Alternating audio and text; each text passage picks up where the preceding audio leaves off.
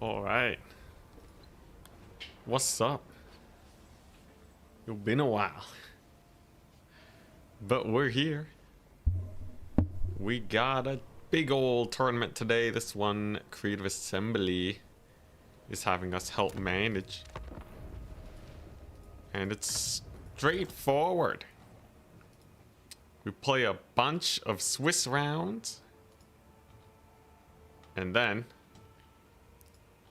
after the top four is decided, we all play against each other. And the top two make it to the big tournament that Creative Assembly is hosting in a bit. Very exciting. Now, for anyone waiting for the tournament to begin, we're dealing with last-minute check-ins. I myself am checked in. We have a few people who are not, though. You should double check if you are playing in this tournament. I'm just gonna make one more announcement.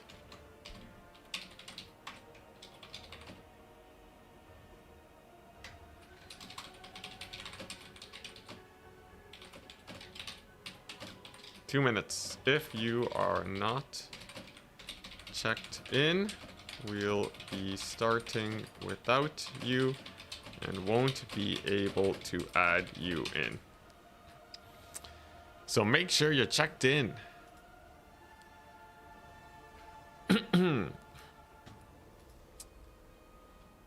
Oh boy. Come on in, I'm rooting for you, thank you.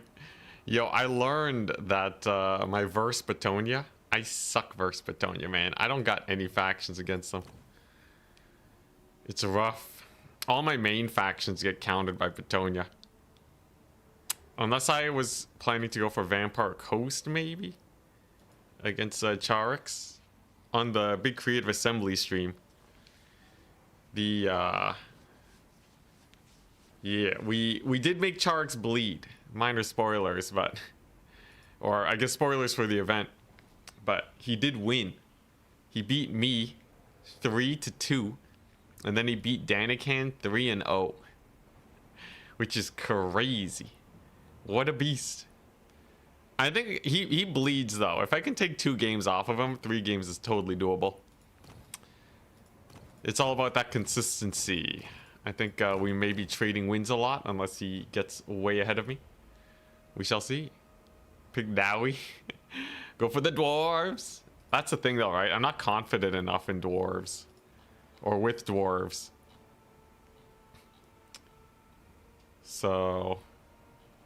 lots to work on. But for today, we're just gonna focus on... having fun. Bringing out the top tier factions. Gonna be playing a lot of Norska, that's for sure. Make use of the Chimeras. And then hopefully I don't have to play in turns qualifier tomorrow. I just want to get this done today. And then let turn stream for tomorrow. How does Corn do against Batonia? Not bad. I would have like a fighting chance. But like, I'm not like an expert, you know? I'm not an expert.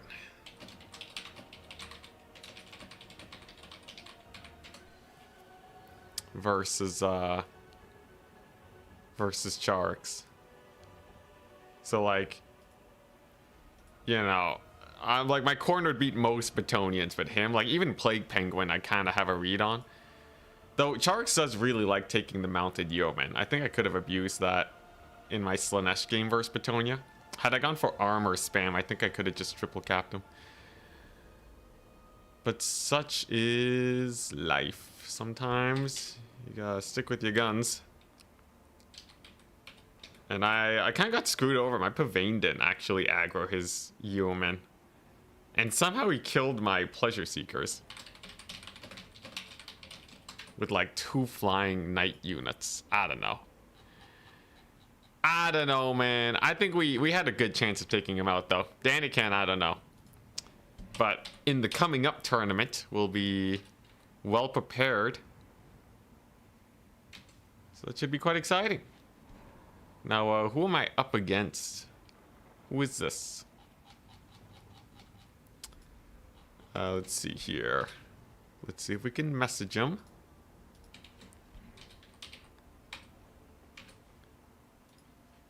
Yo, yo. We are up. All right. Got my opponent. We're gonna be a facing off. This will be a good one. All right. There we go. And then I'll go ahead and... Where's he at? Map is Chateau. Chateau Roquefort. Yeah, Corrin is really good against newer players, but as people get better, they are able to clear out armies faster and faster.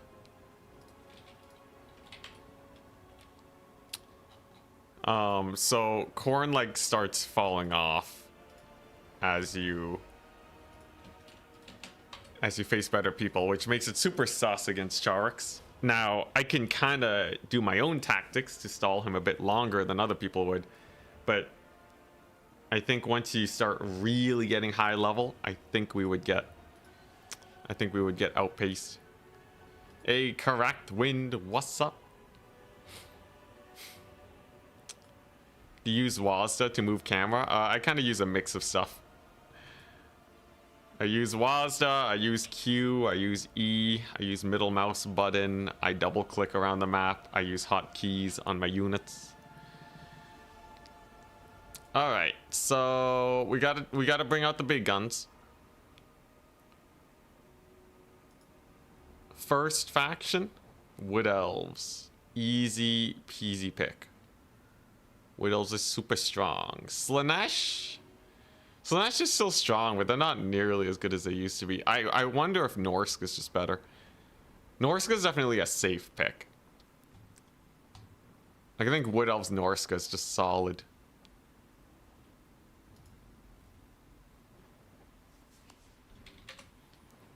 Okay. Tzeentch. We got some Tzeentchy action. He's Chaos and Tzeentch. That's not terrible for Slaanesh.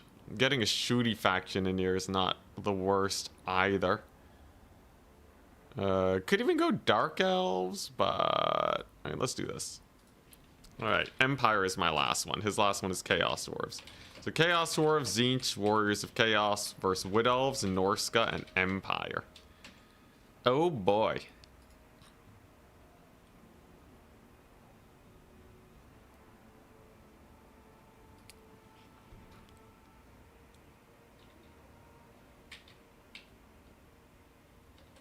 Alrighty.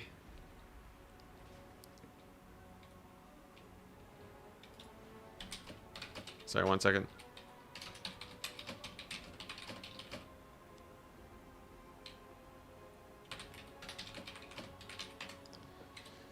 Gotta do some adminning. This is a big event, lots of signups. So lots of adminning. Oh crap, I messaged the wrong person. And there we go. Alright. You're first. Gonna listen while I conquer Dark Elves as Acelin? Ah, hell yeah. Yeah, you guys enjoying the campaign? How's it feel?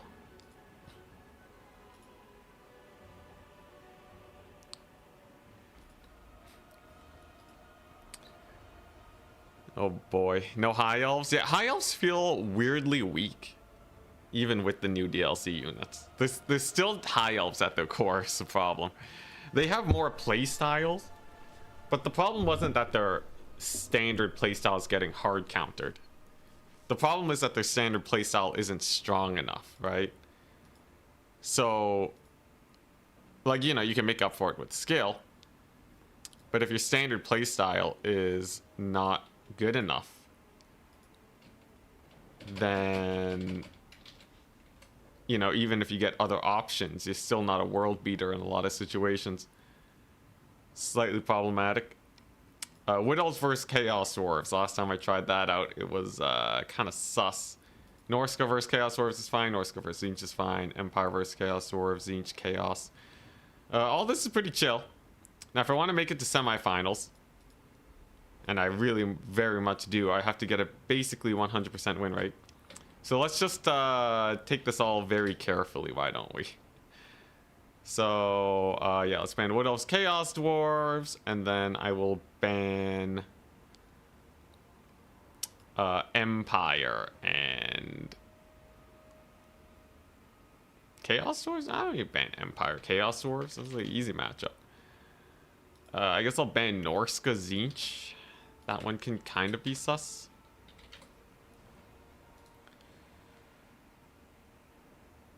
The Druchii Anointed is sus in competitive, but it's a game changer for Slaanesh Monogod in PvE because of the casualty replenishment. Yeah. The casualty replenishment is so good. It takes a while to get him, though. Or her.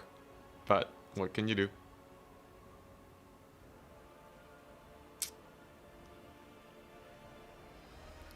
Didn't know there was a big official tournament on. Yeah.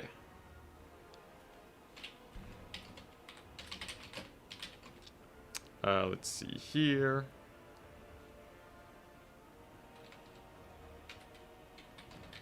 More minutes. And if they don't respond, you can take the win. Alright, lots of adminning. Empire Chaos Dwarves and Empire Warriors of Chaos. Nice. Honestly, I think I have a fairly safe lineup. As long as people don't play Betonia versus me, man. Dude, screw Betonia. God, Betonia is rough. Although it's literally only Charix's Betonia that gives you pause. Like, I can beat Blood Penguin. Right? It's just freaking Charix, man. He just makes life so hard. Alright, so we're either playing Empire versus Tzeentch or Wood Elves versus Chaos. These are both matchups I am comfortable with. Should be fairly straightforward. Oh, and you're worried you might get stream sniped? Not that much. I have a screen blocker here. If they're listening to me talk about my picks and bans, it's also not the worst. Even if they do get that information, it's pretty inconsequential. At most, it would be a minor advantage, but yeah, I'm not gonna show my army. There is a stream delay. We'll be fine. You surprised people are saying Dakala's campaign stuff is irrelevant? Pleasure Palaces are insanely OP. I never really got super far into Dakala's campaign. I just like that she can have 2 weapons. Warriors of Chaos and Wood Elves, man. It's Empire versus Tzeentch. What a classic. This will be interesting. Tzeentch. They do have a pretty nasty build-up strat if you don't bring skirmishers. That's something to consider. But in general, right? Like, okay, yeah, they're gonna have some soul grinders, I guess. In my head, Tzeentch is pretty chumpy. They're pretty chumpy. I don't think I gotta worry that much about them. Dakala is just a blender? Yeah, man. Yeah, the video I put up, Dakala cooked super hard.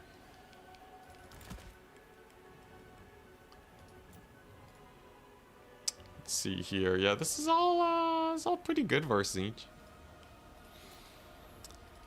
You just need a little bit of cavalry to run down the blues and pinks and all that.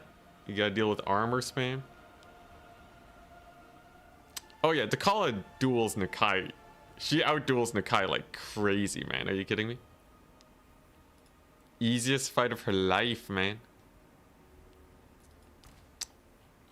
Let's see here. Ooh, Middenland Runefang doesn't give Boris fire weakness. That's kind of hype. Do I need a Boris, though? Do I need a Boris? Boris is really good poke. I'll give him that. Yeah, he is really good poke. So if we do face like a stall strat, that'd be good. Just gotta make sure he doesn't die to like soul grinders or something like that. And life should be fairly simple. Honestly, Tzeentch ain't too bad.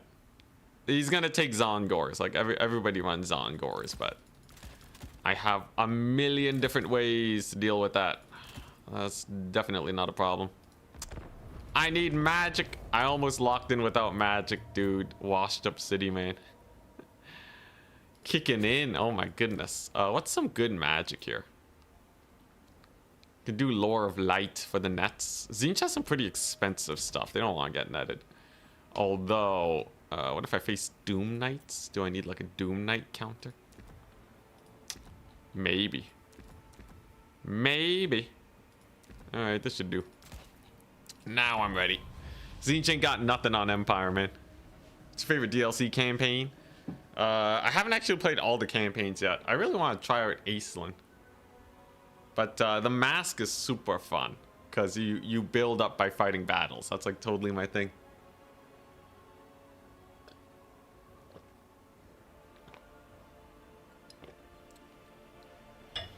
Yeah, I was gone for a while. I was a little busy. Had to do some editing, some IRL stuff. It was busy. Whoops, daisies, come on. Yeah, it was super busy. Oh, hey, Blood Penguin's in this tournament. Nice. If we both qualify today, that'd be hilarious. Anyone know who qualified for Dov's tournament yesterday? I heard there were a lot of signups.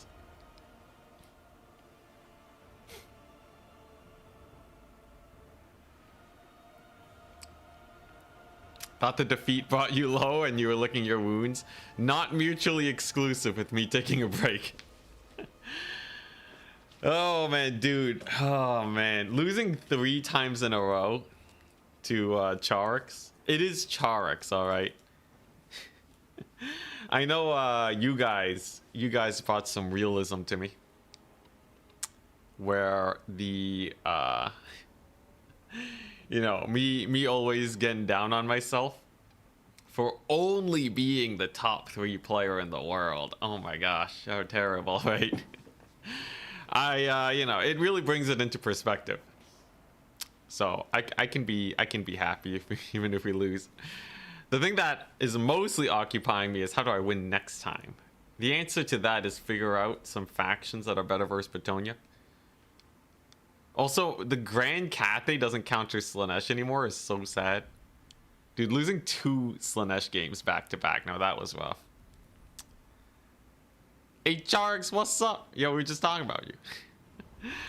Today, I'm gonna be super locked in, man. Super locked in. Okay, maybe half locked in. But I shouldn't have too much of a hard time today, right? It's not like you or Danican are playing because you're already qualified, so... Surely life has to be simple now. Surely, surely. I was just talking about how I made you bleed. I took 2 games off of you. Dude, seriously though, what did you do? Did you like... How did you win 6 games back to back against me and Danican? That's crazy, man. That's crazy. You cooked us that day. Oh my goodness. Unplug his PC. Yeah, don't worry. I got the Hitman locked and loaded. But yeah, no, seriously. Oh my goodness. That was some crazy play. Yeah, get ready for my Bretonnia counters though, alright? No more Slaanesh v Bretonnia shenanigans. Danican got lucky. I still think you beat him most of the time. Yeah, I have. It's pretty close between us. I would say just based off vibes, it feels like they have better basics for sure. Like they're just better at microing, Charax and Danican, but not so much so that I can't take wins off of them. But it's the same way the other direction too. Like they can absolutely take games off of me.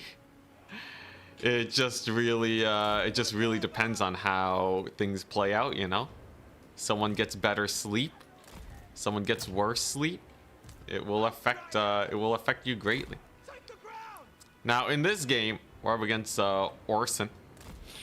They have a pretty standard Tzeentch build. You got some blues, some exalted pinks, wow, and a heavy spellcaster. We got the Golden Hounds, the Rust, the Searing Doom. All pretty standard fare. This build in particular is screaming at me to get the kite game going. So naturally, we bring in the wagons, and they should be good. Stop coping, he cooked you. Hey, I took 2 wins off of him, eh? Bro, what do you mean? My goodness. Although I will say, we had 2 close games that I won, and then he had 3 very devastating games. That was pretty rough.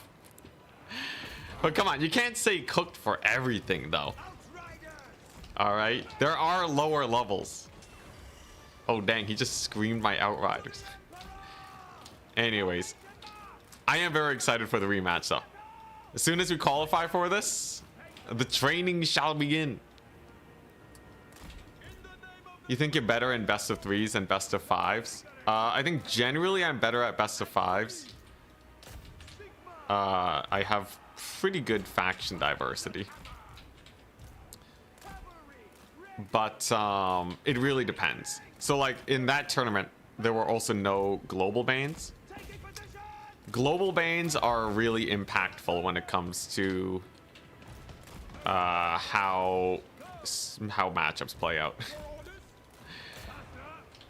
Like, you know, I already said before, but Charax's Bretonnia gives me a lot of trouble. I think I actually misplayed my picks and bans there. So it kind of depends on the player.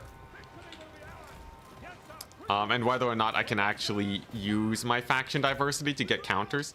So like in a best of 5 against, like, let's say Danican, I have my undead factions to play, which is good for me. I think like I would be better in a best of 5 versus Danican, worse in a best of 5 versus Charax. The reason being is that Charax has Lizardmen, he has Skaven, right? Ooh, man, what a crazy volley. But yeah, he has Lizardmen, he has Skaven, right? He has Bretonnia. And those counter my later factions. Those counter my Undead. It counters my... well, Bretonnia counters most of my stuff, at least when Charax is playing them.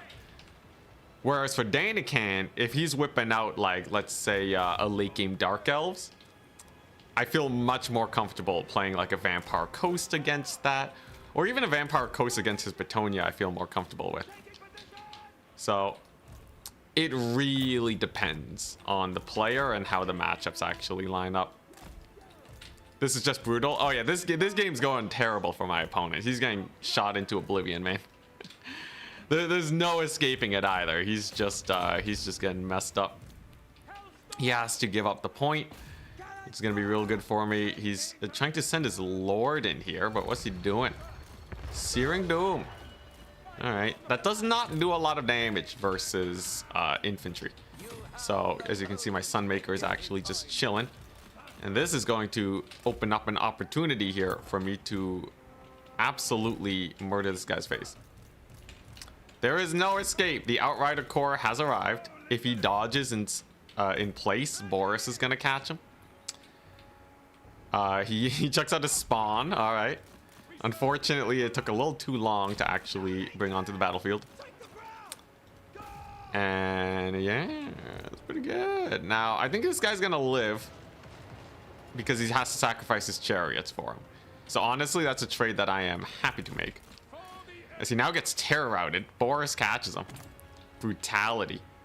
And he's now routing off the battlefield. Well, that's real bad. That's real bad for him.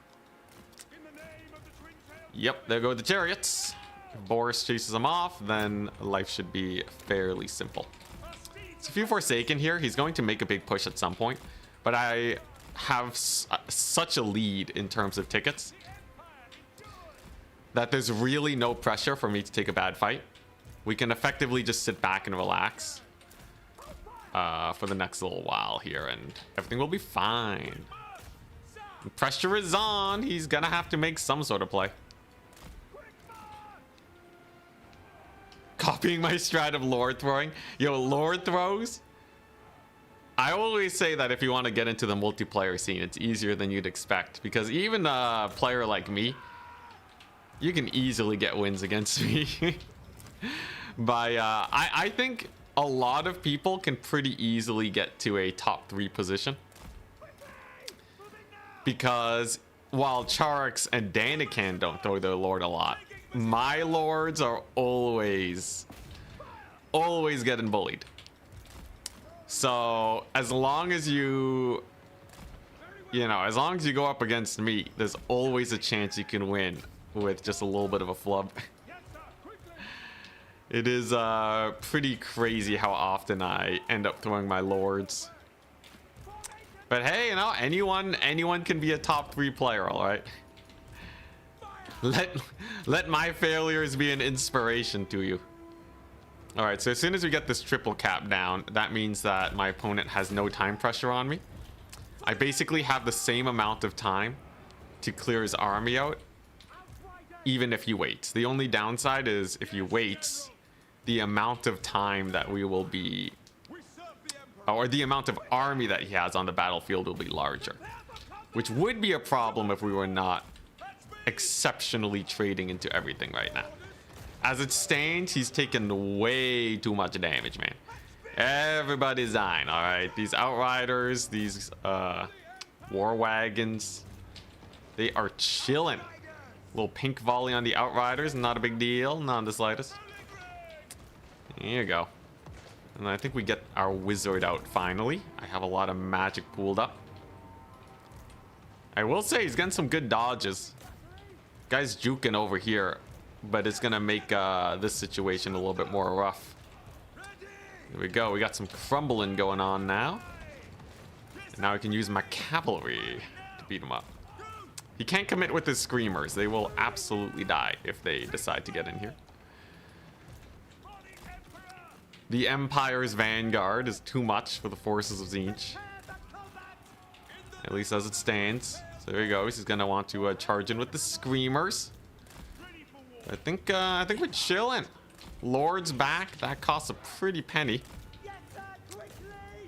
Let's just yeah, get our cav in here. The infantry's just here for the show, man. They just they just want to have a good time. Good spectator position here. Outriders are a really good counter skirmish, by the by. And then I'm just gonna save my Bunas. Although for the Forsaken, it's not the worst. Just to really secure the victory. I don't want a situation where we start losing and I have a ton of magic in the pool. We absolutely need to make sure that when he rushes, I'm not just sitting back with a ton of resources, right? I might as well also enable these infantry units, but I don't want to get caught by his infantry, so maybe we do keep them far away. I think that's the safest play. Distinct lack of harpies in his build. Well, he can't have harpies. I imagine you mean Furies? Furies are certainly... Oof, the friendly fire? No! Furies are good. They're not that good versus build, though. The problem is that they crumble really quickly. So you can't really play the trading game super well if you decide to go for that. But yeah, this is certainly rough. This is certainly rough. Can we get another volley? I would love another volley. Yeah, like you see the screamers, right? They're just getting bullied. Alright, desummon that bad boy. Get some mana back. We'll just back it up.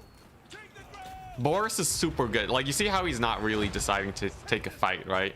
If I took a Gelt or something, it would be a much worse position for me.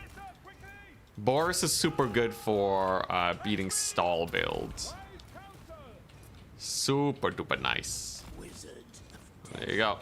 He's maneuvering. He's getting sandwiched.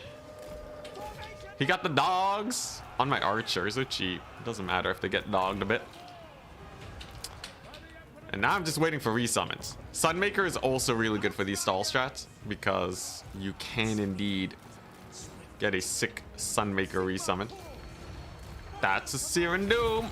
We can get a partial dodge at least. Oh, actually, that was a great dodge. That went wonderfully for me. Very nice. Can I catch his Lord? He's going for the big play now. Kind of has to go for the deep dive. Oh, dang. That's the Tzeentch army ability. Didn't catch it in time, so it's going to do a little bit of damage, but I think we're still very much so ahead. But yeah, you can see we're running out of units to summon onto the battlefield. So it is really important that you get something like the Sunmaker that you can de-summon. Otherwise, you may be in a little bit of trouble.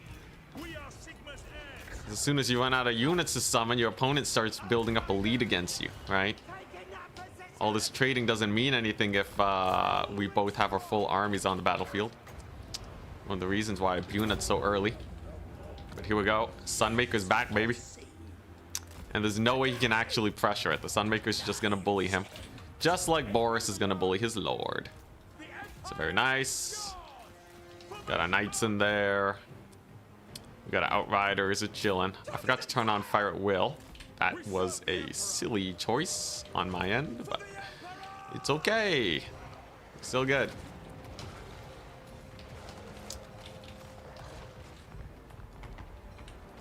Debug camera? What about debug camera?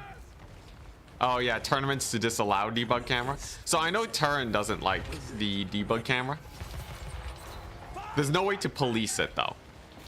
There's no like feasible way to properly police debug camera shenanigans. So there's no point really. Yeah, there's no point really trying to fight it as it stands.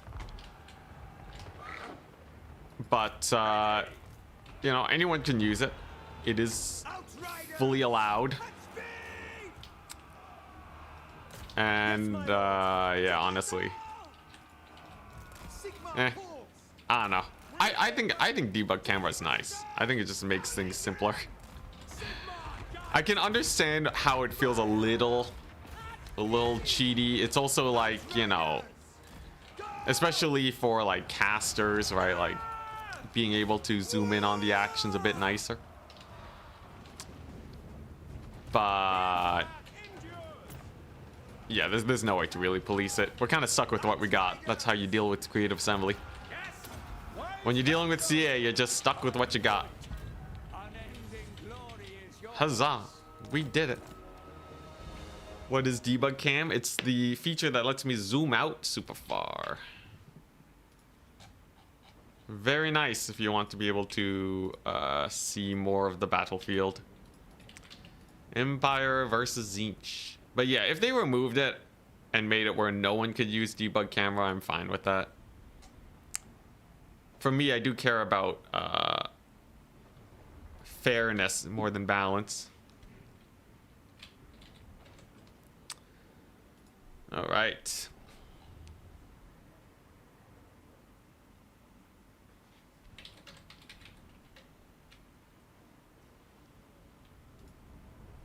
Back to adminning we go. Thankfully, we have Trizic/Storm helping us out.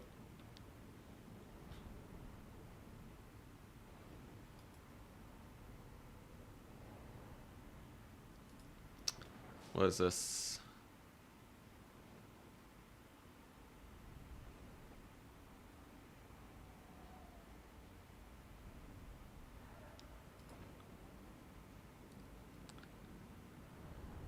Looks like some people are having lag.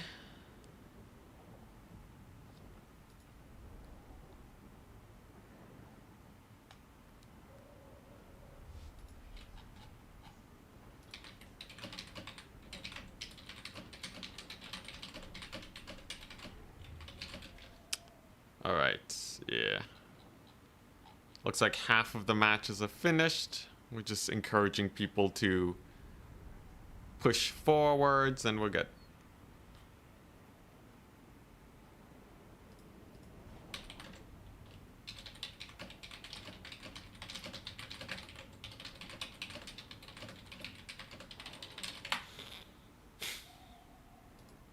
All right.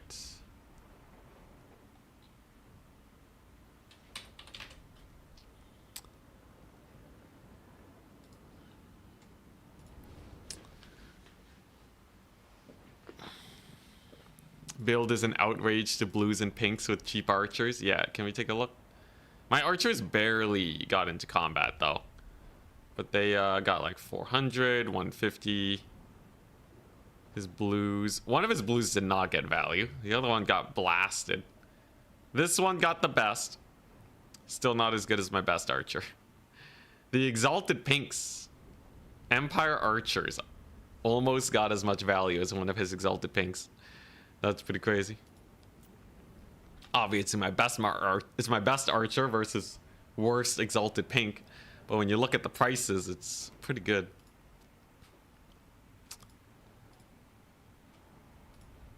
All right. Outriders were great, by the way. Dude, I've been really liking Outriders on Empire lately. By the way, Bretonnia also is good versus my Bretonnia. I mean, Bretonnia is also good versus my Empire. I swear, if you want to beat me, play Bretonnia, man. Just play Bretonnia. The only reason I beat Charax in the finals that Turin was hosting is because I got a global ban. So I just banned his Bretonnia. Global bans significantly benefit me when it comes to the Charax Danican matchup. Significantly benefits me. Because I'll just get rid of that one faction that I don't play, and then we're good.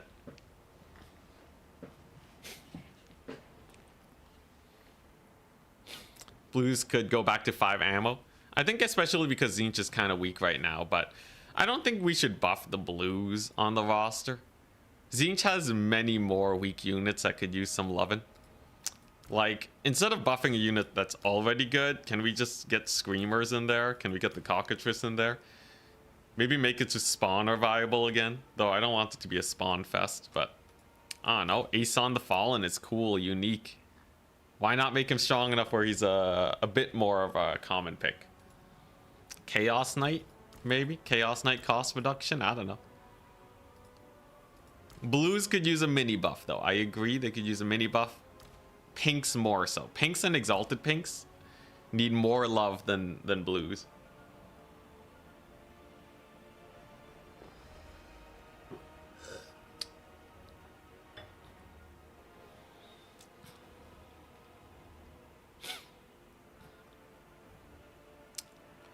Yeah, debug camera is debug camera. It's pretty well known once you actually start getting into the tournament scene. Yeah, for like your average new player, like I think it should just be an option you can toggle.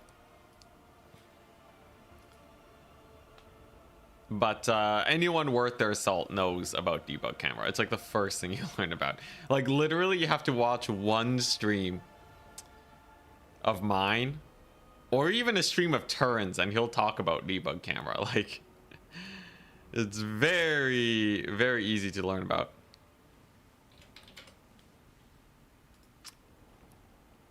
Pink's model count hurts them. What, it's 80 versus 160. Ugh. It's a lot. Low armor, low range, low model count. The only thing they have going for them is their HP pool. But that is not that important. Like, yeah, maybe you're doing Tzeentch versus some low range faction, right? And you can make use of that. But most of the time is kind of rough.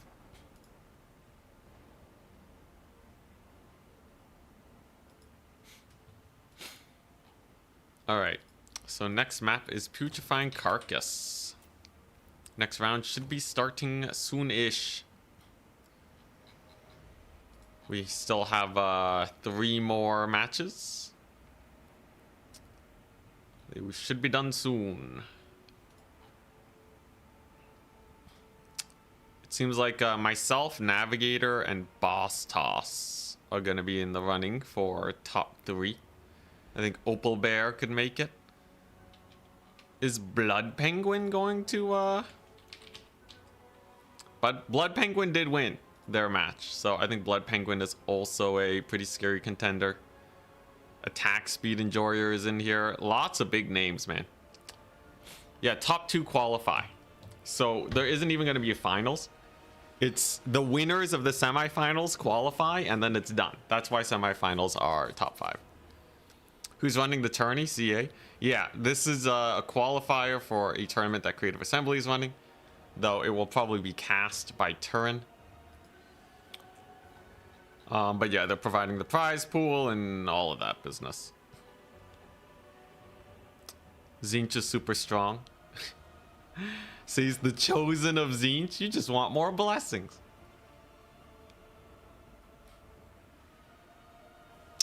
It makes thematic sense for them to have half the entities of blues since they split into 2 blues in lore. Yeah. Well, you know, I think if you just give pinks, you know, more damage, you don't have to break the lore. But like, this is really low deeps. 15 base, 5 AP is pretty bad.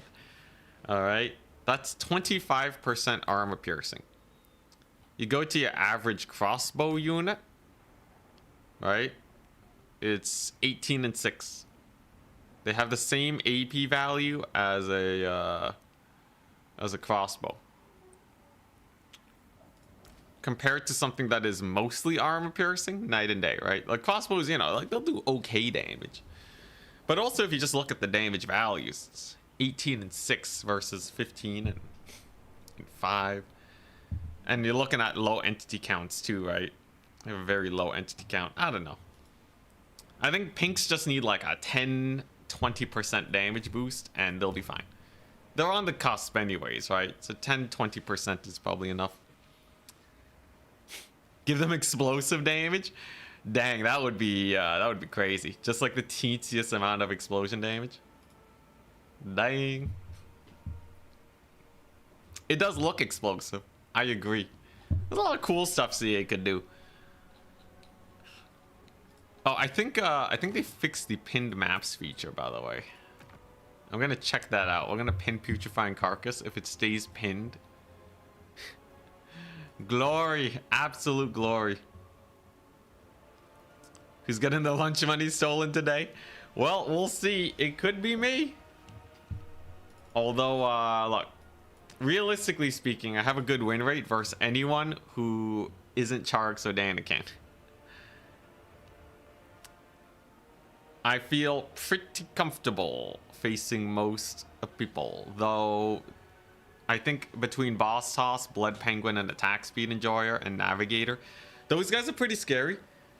They can definitely take wins off of me, but we're talking in like an SFT context, right? Those people don't have the faction diversity that Daniken and Charix have. I keep talking about them, but they are the top dogs. But yeah, they just don't have the faction diversity. Like Blood Penguin is a Bretonia main, right? Attack Speed Enjoyer is a Wood Elf main. You know, Boss Toss likes to rush, Navigator likes to kite, right? They play elves, you know, it's very straightforward. You don't have freaking Charix with the rogue Skaven pick counter picking my dwarf counter to Bretonia. Alright. Honestly, Charix knowing Skaven is the worst thing ever. I swear. I hard countered his Wood Elves and High Elves, and then in one of his picks he had Skaven. And my hard counters all sucked versus Skaven. I had to burn 3 Banes for them. He said he was going to take a screenshot of that. The triple Skaven Bane.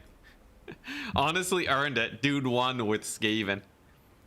He won the biggest tournament of the year so far with Skaven.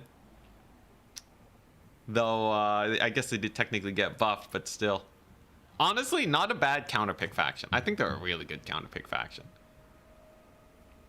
Is Tim playing? I don't think so. I don't see Tim. I think he's on a break from the Warhammerage. You lost the first round, so you think it might be out already. So with the number of signups we have, this could be a 6 or even 7 round tournament. If you win your next 6 matches, you definitely have a chance. The way this one works is that we keep spawning rounds until the top 3 players is very clear. You know, none of this tiebreaker nonsense, all right? Top 3 players will make it off of wins alone. Not just Skaven, melee Skaven into Khorne. I know, right? Dude was insane. Dude was insane. Oh my goodness.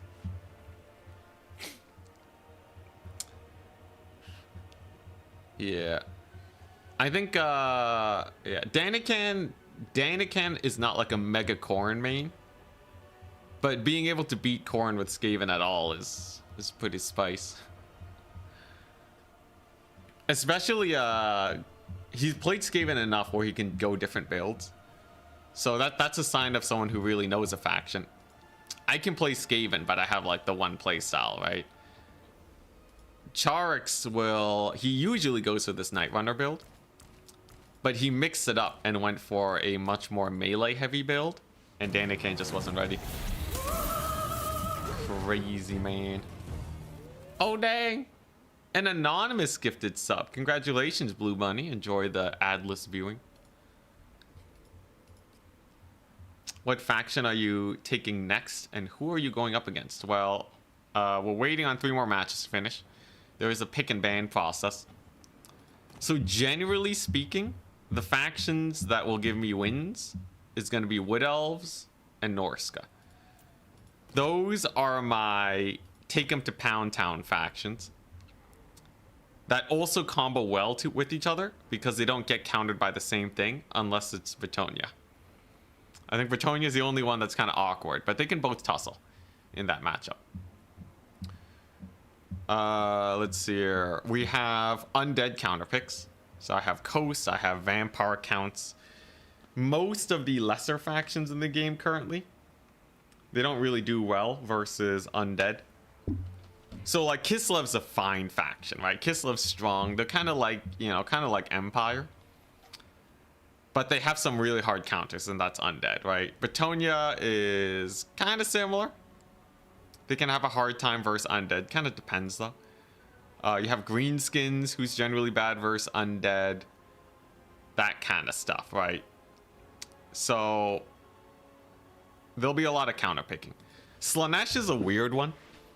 I think Slaanesh, if you just take the mask, you're probably fine. I think my mask in even against his Bretonnia got like 4,800 value or something. It was crazy. So I think if I just run this one, it will be totally good. What's your favorite SC heavy faction to play? Lizardmen. Dude, the Mazda like is already loaded, the Shredder of Lustria.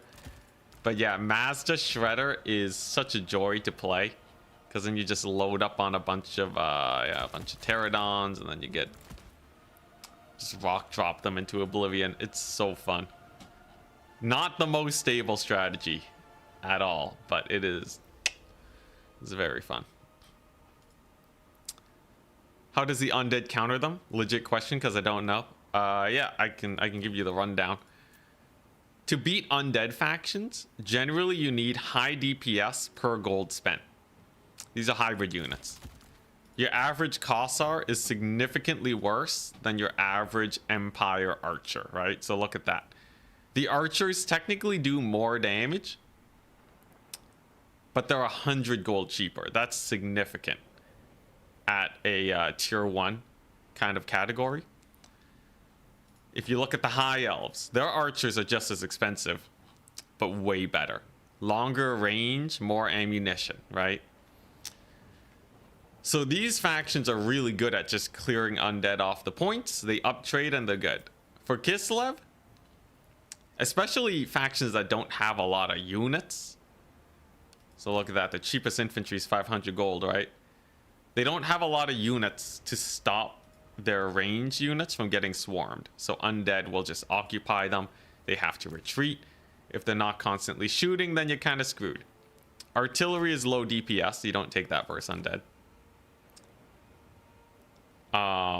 Yeah, and it's similar to Greenskins, right? So Greenskins, there is a bit of a meta shift recently where they're taking Savage Orcs. These guys do clear undead pretty well. But generally speaking, right, older Greenskin playstyles, they would run into a lot of issues because their units are constantly routing, so they can't sit in the fight and get the deeps on. Goblin archers are really good at DPSing for the price, but they route so easily that they're not going to be shooting much once the scab scrats get going. That kind of stuff.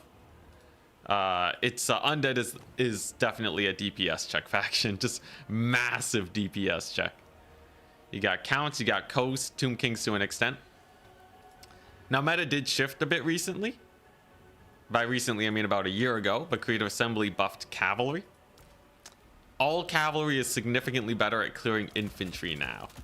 So these kind of mass, you know, infantry playstyles, they used to be really good. Sleds? Nah, sleds are too expensive. Think about it. A sled costs you 1,150 gold. That is over 10 zombie units.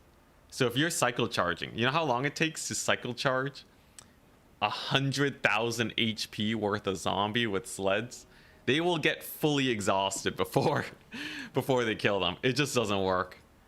Though they are better at DPSing than other factions. I was about to get into the mass issue though.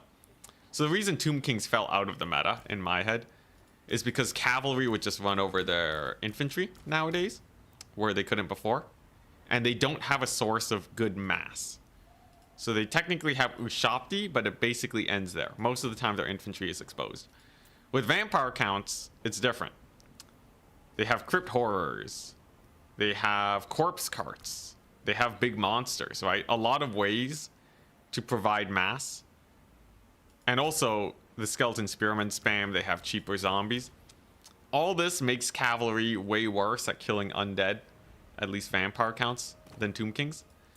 Vampire Coast, they have zombie deckhands, they have rotting Promethean gunneries, animated hulks if you have to, but usually it's Mourngulls with their slow.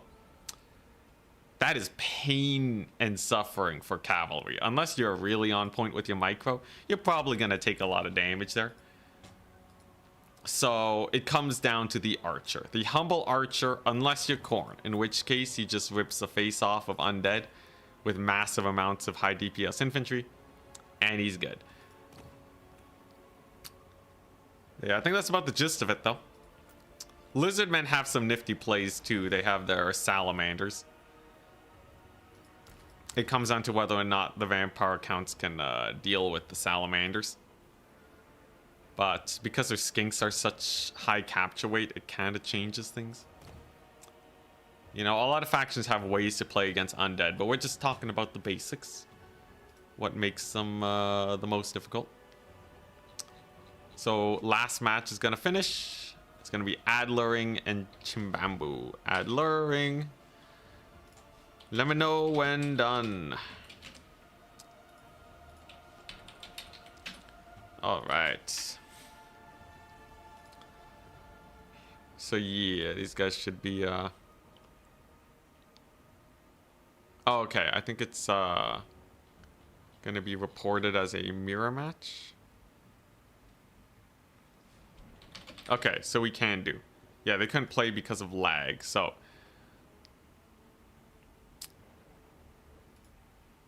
okay, yes, they can't play because of lag.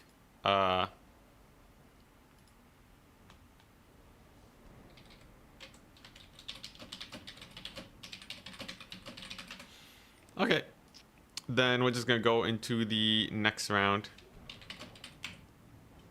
All right, so next round will start. We are advancing the Swiss. Announcements. Attorney at Goblins. Round 2 has begun. All right, here we go. And we are up against Hitman Hippo. Big name. Very big name. But we gotta take out big names if we want to qualify. Yo. We are up. All right, so it's going to be on Putrefying Carcass. So that means factions like Empire and such are going to be weaker. Not the end of the world by any means. But I'd rather play factions that are stronger here.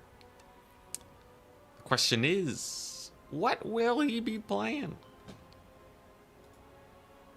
Lizards get any buffs this patch? I actually didn't look at the patch notes.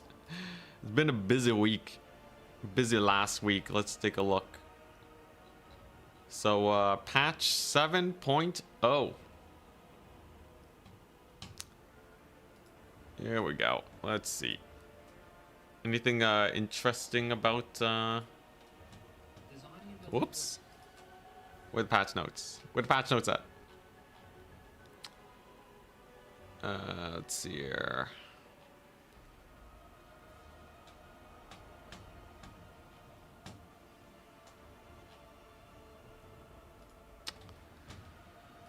Warhammer 3 7.0 patch. Update 7.0. What we got here? Lizardmen. Yes, the Dread Saurian and the Shredder of Lustre. I got +5 leadership, which is actually hilarious. It's hilarious. Yeah, so technically Shredder of Lustre builds are better. I should try a Shredder build at some point when I feel like memeing. And Horned Ones got +3 melee defense. Does not make a big difference. Honestly, most factions are basically the same. Yeah, most factions are basically the same. Some dragons turn slightly better, right? But you need like really big changes here, right? Before you actually notice. The engineer got slightly less damage. He does like literally 10% less damage. That is not gonna make a big difference. All these are the most minor of changes. Apparently Norscan Ice Wolves went from 650 to 600 gold, but they were always 600 gold in multiplayer, so I don't know. Unless I'm going crazy. But Ice Wolf Chariots are more expensive, that's fun. Nurgle. The Toad Dragon buffs. Huge. Toad Dragon -100 is not the worst. That is actually mildly helpful, but Nurgle kind of needs more than that. Rotflies basically feel the same too, so. Yeah, a lot to consider. But unfortunately, I think we're kind of looking at a very similar patch to last time. I think Slaanesh, though, the army ability, it feels so much slower than it used to be. I don't know if that's actually recorded in the notes. But the Slaanesh army ability feels so much slower, man. It night and day difference, I swear.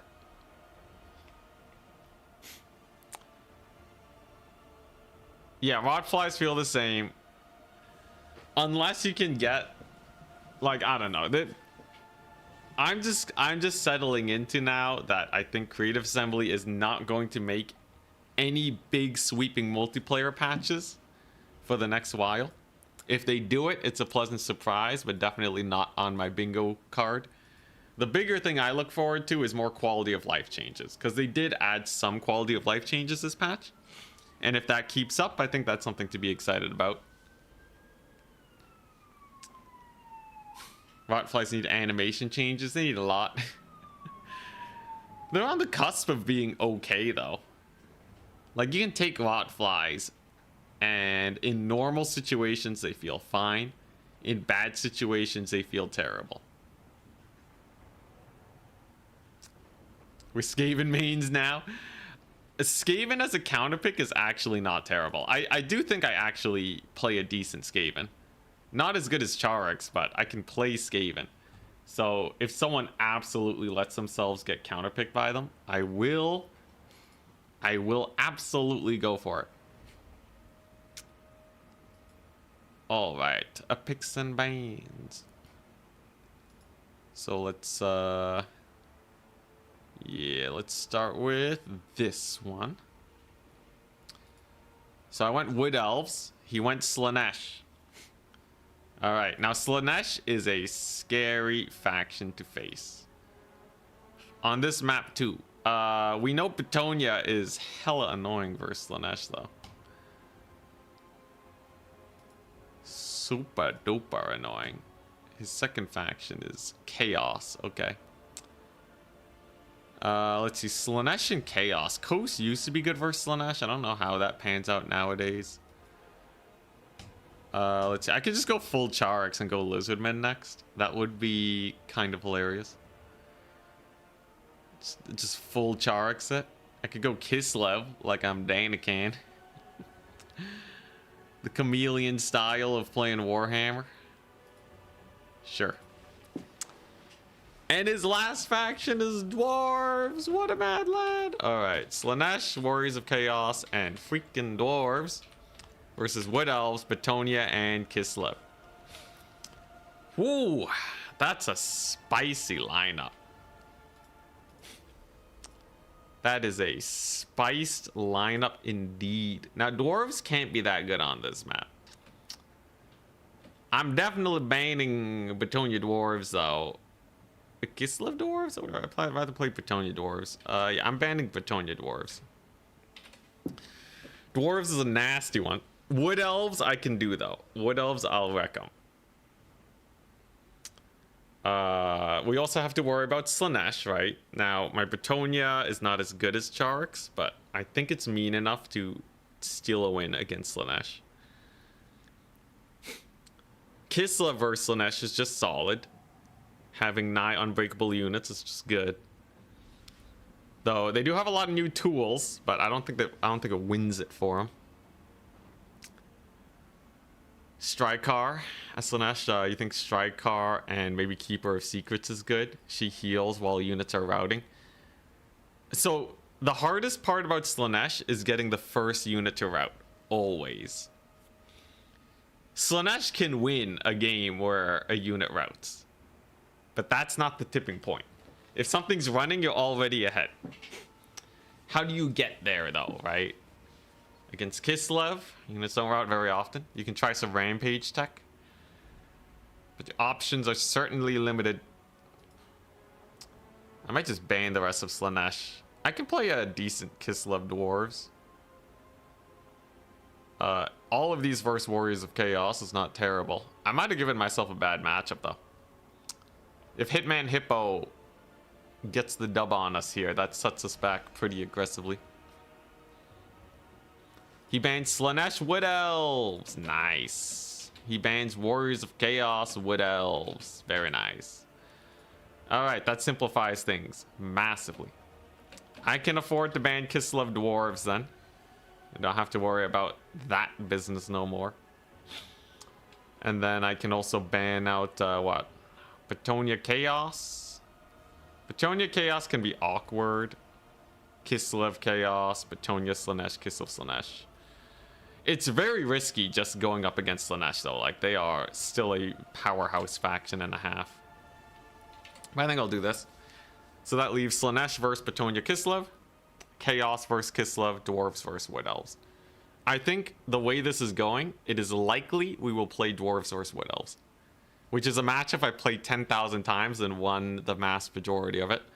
On a favored map like this, it should be even better, but Hitman Hippo plays a mean Dowie. What are your top factions after the patch? Slaanesh and Norska are very high up right now. I think Slaanesh and Norska are super high up. Chaos and Beastmen went up because of the Chimera.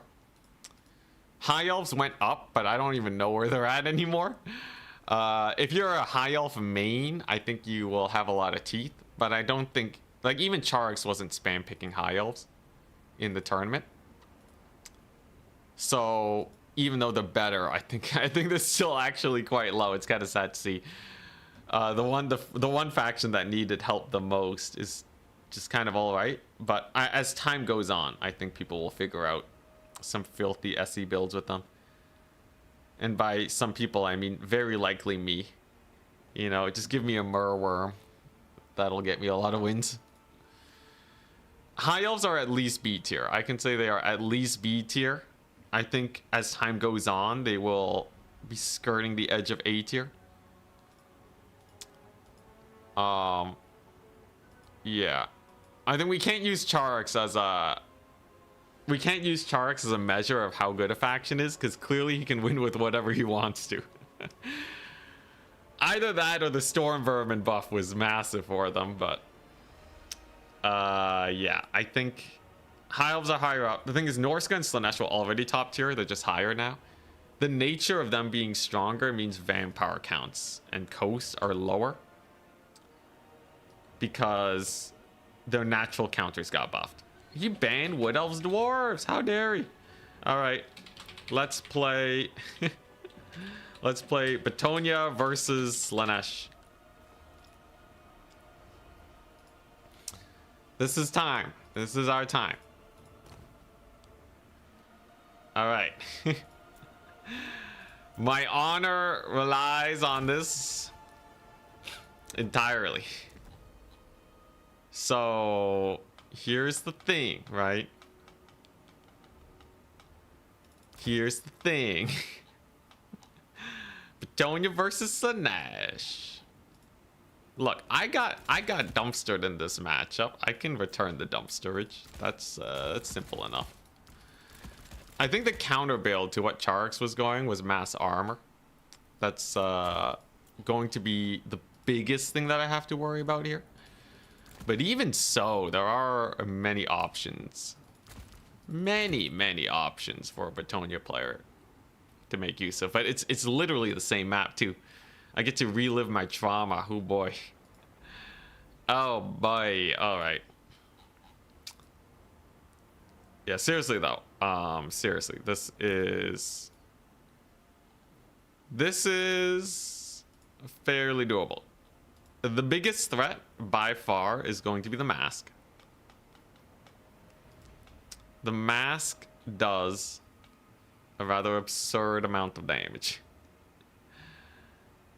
They do a lot of damage, all right? So I'm just gonna have to figure out how to manage them. Worst case scenario, I learn how to beat Charax's Bitonia. I get some inspiration from this. Best case scenario, we reaffirm to ourselves that this is a bad matchup for Slaanesh. The Green Knight arc not prepare you enough. It's I would be fine if this was before the update. Post update, it's a lot scarier. But I think I have so many great tools here. We got so many wonderful tools. Slaanesh ain't got nothing on this. Yes, I'll just run this. We will do, yeah, just a bit of that action.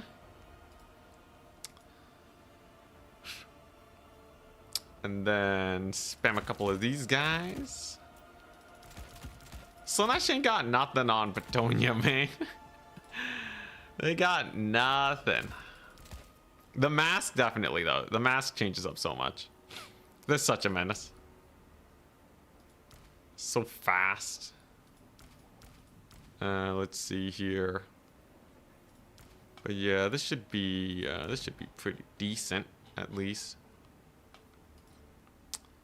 I have to be super careful about sending Alberic onto the mask, by the way. If I do that, he will just die. Like, it's not really worth it to send Alberic onto the mask. Just as a general heads up. That would certainly lead to a little bit of pain. I will need some sort of way to clear out mass armor, if that is the option that is gone for here. And mass light.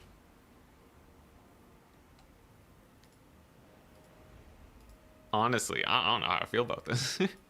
I think I can handle armor. I'm pretty sure I can handle armor just fine. The mobility, I have some pretty good options. It is literally just the mask, but I should be able to kill off the rest of the roster, right? Royal Pegasus Knights just cook so hard. They just cook so hard, man.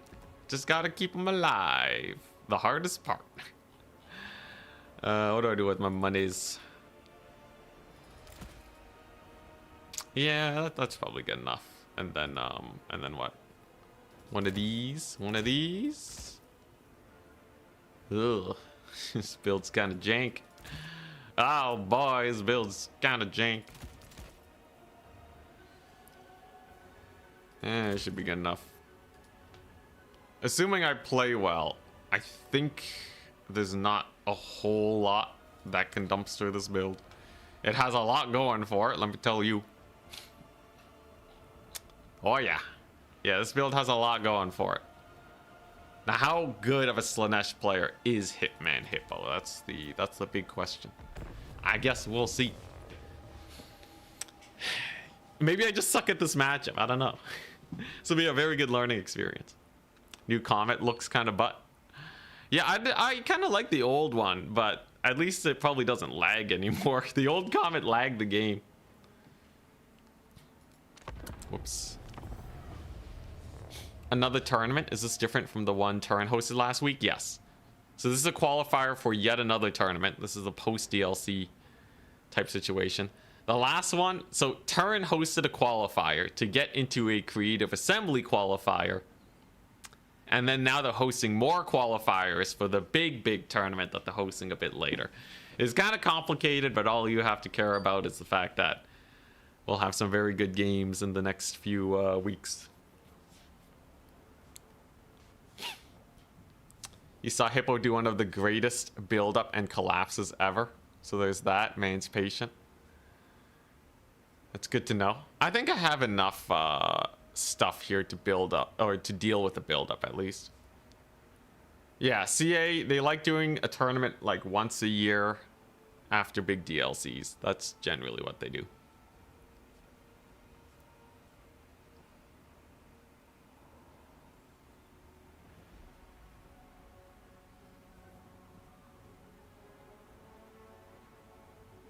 You gotta win this one. I'm gonna try. So currently, in the last 4 tournaments, the winners in order, I won twice, then Danican dethroned me, and then Charx dethroned Danican. So out of the last 4 tournaments, I still have the most wins, but not the most recent wins. It's scary. It's scary, but I think I got teeth. We'll knock them out. Just need a little bit of luck. And I gotta be really zoned in. Surprised they found the budget for more tourney sponsors. I think tournaments, they've never felt like huge, like in terms of budgeting for Creative Assembly. I've always gotten the vibes that tournaments are more a do they have time to manage it type of thing, because they're not used to managing tournaments. So you got to dedicate a few people to deal with that and to like pay out prizes and all that. And like, I don't think they have people in there that are just constantly begging for tournaments. So I think that's the main thing. Money wise, they're a big company, they have money. What tournament? What's happening? We're trying to qualify for the Creative Assembly big tournament coming out in a little bit. Let's go get some water.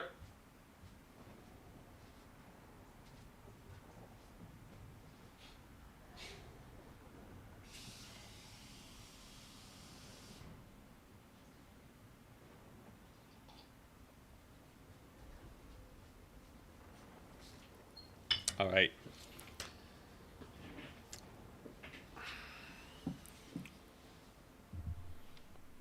Great fun to have good competition as a viewer. Yeah, man. It's really nice that CA gives us anything, honestly. Even the tiniest of gazes from the Creative Assembly gives us hope. But yeah, yo, anyone excited about the DLC next year? Who's gonna bet against Delayed? We'll see. We'll see. I don't want to be pessimistic for the sake of pessimism. If it does launch well, though, that would be sick. Imagine not having to wait a year for a DLC. I just have to wait half a year. Broke. Yeah, and they're gonna announce something on the 10th, was it? There's gonna be a big announcement. Yo, come on. Give us Total War 40k, man. Come on. It's probably going to get delayed. It seems pretty big in scope, right? The way they were describing it. Hey, good news is still good news. We'll see how it actually pans out. But it's much better than we're shutting down Warhammer in a year. That's good. They're not shutting down Warhammer, all right? Honestly, a lot of people were starting to sweat. So, I'll take it. I'll take it. I don't have to be happy, all right? I'm not telling you to be happy, but we can take that, all right? That's, that is getting places. All right, I gotta have some reserve peasants in here. It's nice to have a unit just to body block every once in a while, but I don't want to have too many peasants. Otherwise, we can get super screwed over. Healer over here. And we got some Royal Pegasi. So they're just gonna harass on the flanks. Ready, good luck, have fun. He has 7 units, which is awfully low. And the idea is that these guys, they just win the frontline fight. If he spams armor, this is really hard to chunk through. His cav spam's not gonna make it through the infantry here very well. If he has a lot of cav, I can take mounted yeomen. We'll be good.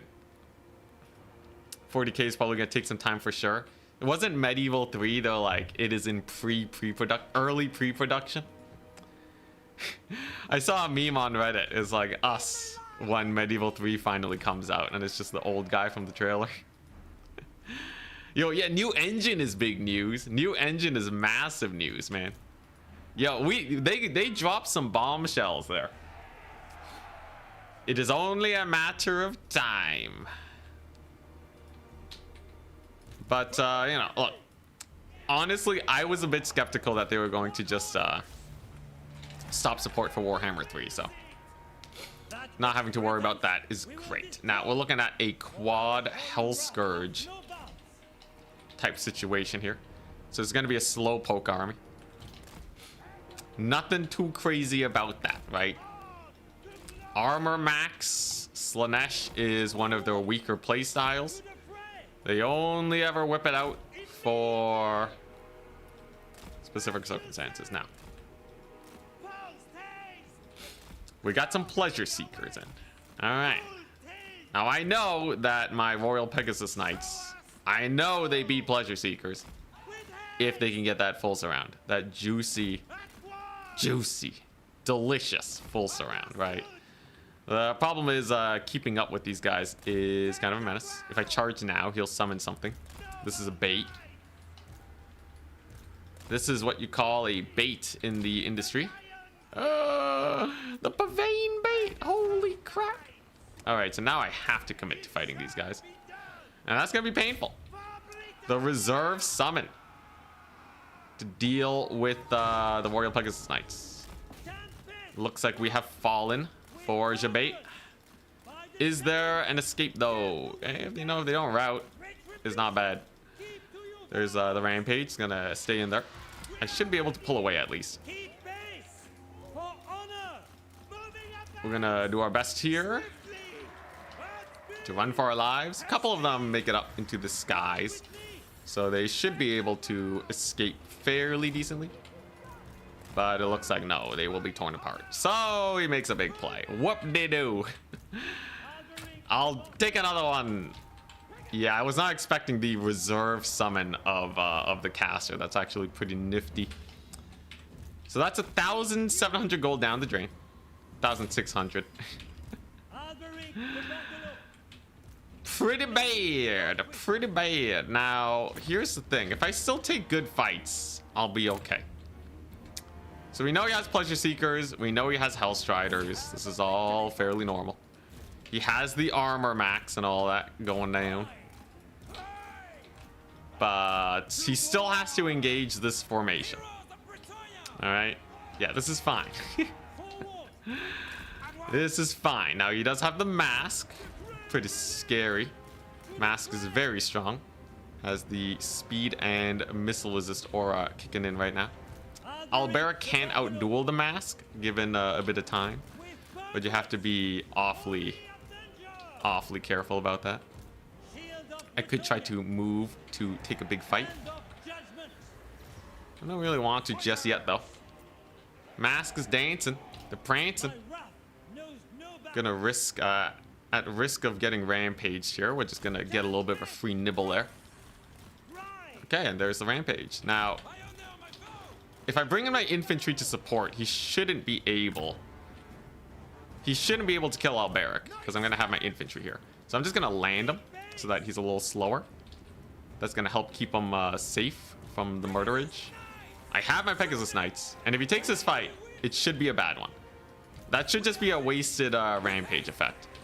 Okay, yeah, and Alberic does live. Okay, we're goodies. Alberic survives. Now, I did have to reposition my army a little bit, but at least a triple cap is underway. And he summoned a Chosen, which is not going to be ultra effective. Sturkar over here is good, but he's not insane in this situation. So we're going to try and make use of that here to our advantage.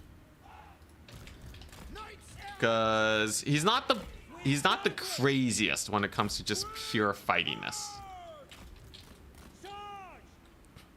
He's not the most insane. So if he just gets bogged down with infantry, it's really not the end of the world. There's the Mask, right? So you just want to bully her a little bit.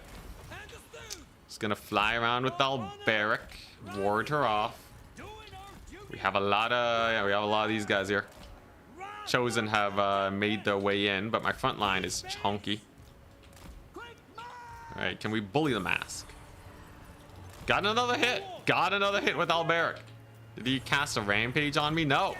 That's a free hit. Hell yeah. Honestly, kind of such a sketchy situation. Like, that early pick was brutal. But if I kill the Mask, like, he's as good as dead. It's not like he has a ton of magic either. And this is a triple cap situation. So that's pretty good. I think this will mostly depend on how his front line fares against mine. His front line's scary. His front line's absolutely scary. He might want to try and take a fight in the trees here too. That'd be bad. How'd he damage these guys? Right, my halberds took a bunch of damage. I don't know how. Was that the Mask poking them? Oh yeah, with her ability. So she's healed up a bit. That's not the end of the world. Not the end of the world by any means. Trying to bait out that rampage cast. Come on, Alberic. Get that nibble. No rampage. Oh. You got the counter nibble with Sturkar. Hey, I'll take a triple cap though. Triple cap's fine by me. He's gonna have a lot of capture weight though, so I must be at least a little careful. It's a very slow game. You get another Pegasus Knight going. Whoop. Very slow match we have going on here. Very slow match. So this is a build up, but build up against a triple cap is a little awkward. He's gonna have to summon a lot on the flanks to deal with me. Have a lot of cav there. This is a very slow build up though. Guy's taking his time. Is he looking for a Pavane target?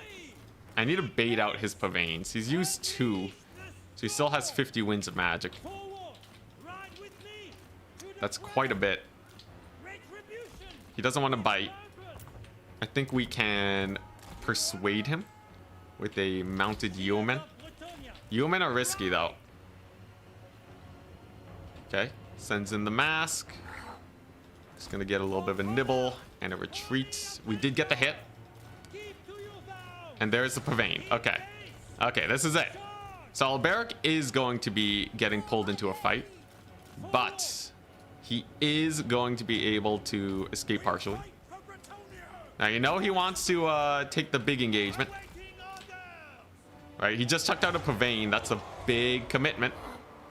Alberic gets in. But will he commit? Seems like the answer is no, quite possibly. Okay, so no big commitment just yet. Alberic is rampage, but he is going to live. As long as my guys don't rout off the battlefield, we'll be okay. He is going to survive with a solid regrowth. So I just have to use my cav here to my advantage. They can definitely take a fight right now. They have more than enough here to help out. And if I just go in for this, maybe we just kill all his dudes. He's gonna have to send in his cavalry here if he wants to protect his single entities. This is not a very pretty situation for them in the slightest. Yeah. There you go. Little sorcerer dude's getting beat up. That's not bad. That's not bad at all. Stirkar is also taking a lot of deeps. And then I can just disengage with my Pegasus. We just gotta give him no quarter. Alright, this guy, he's gonna want to try and rout off my guys to try and build up Stirkar's ability. But these pleasure seekers are awfully exposed. If we kill them now, that is a massive advantage for us. We're also at the point where a triple cap is going to be needed by my opponent very soon. That's not a very pleasant situation to be in. These pleasure seekers are taking a lot of deeps. We're going to pull back. We're going to make sure he does not capture the points. He's just going to slow grind him. Ooh, does capture one of the points though. That's unfortunate. Pegasus Knights are brutal though. Stirkar is dead. He is very expensive. You don't want to lose that guy before the Bretonnians start routing.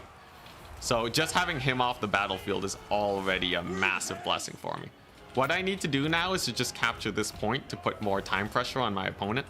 And then I think we're okay because time-wise, we're kind of cooking. Alberic lives.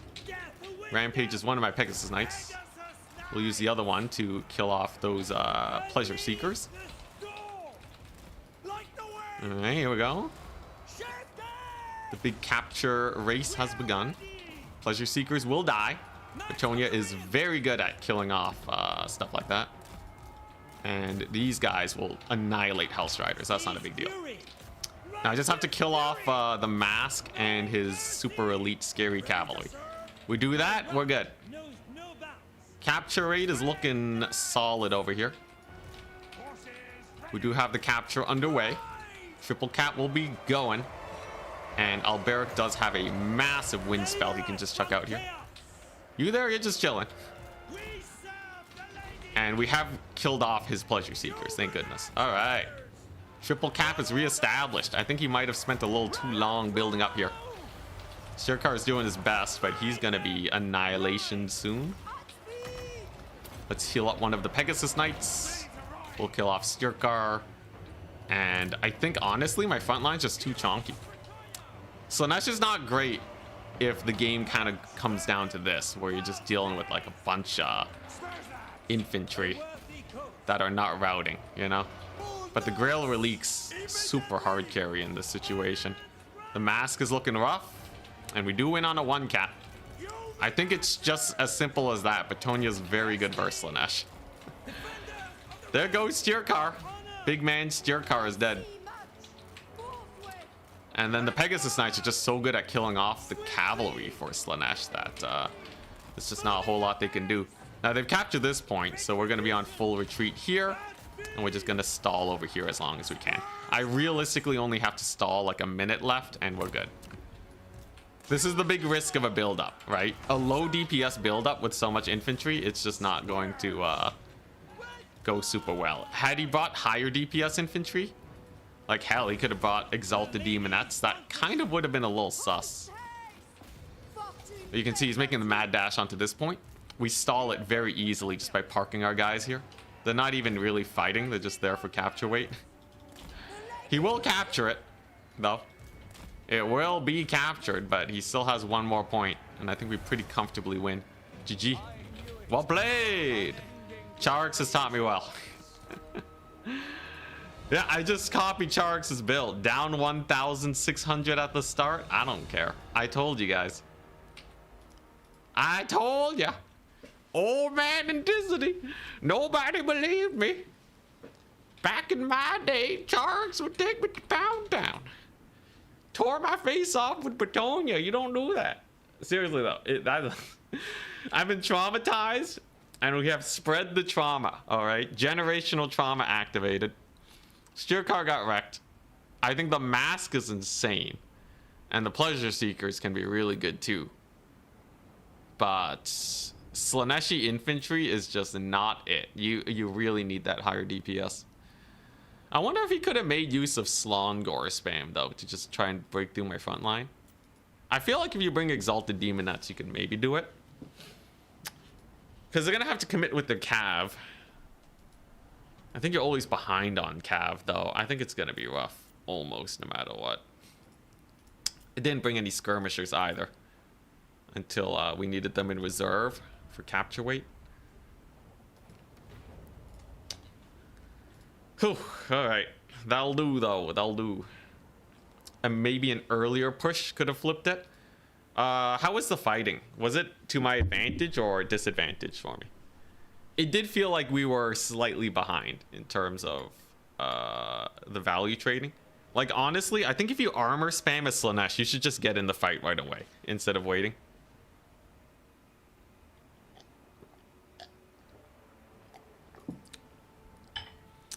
I don't even think you need Pavane. I think you skip Pavane and you take Pendulum and you just nuke the elite infantry. And then you armor spam triple cap. Like, I think this is actually winnable for Slaanesh. Is Slaanesh still an S tier faction? Absolutely. Though they might be weaker than before. Still an S tier.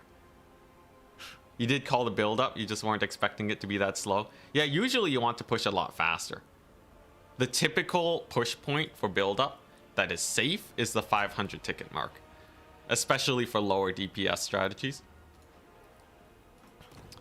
But yeah, I would say, like, if I was playing Slaanesh versus Bitonia, I think what you want to do is you just want a bunch of Chaos Warriors for the cheap armor.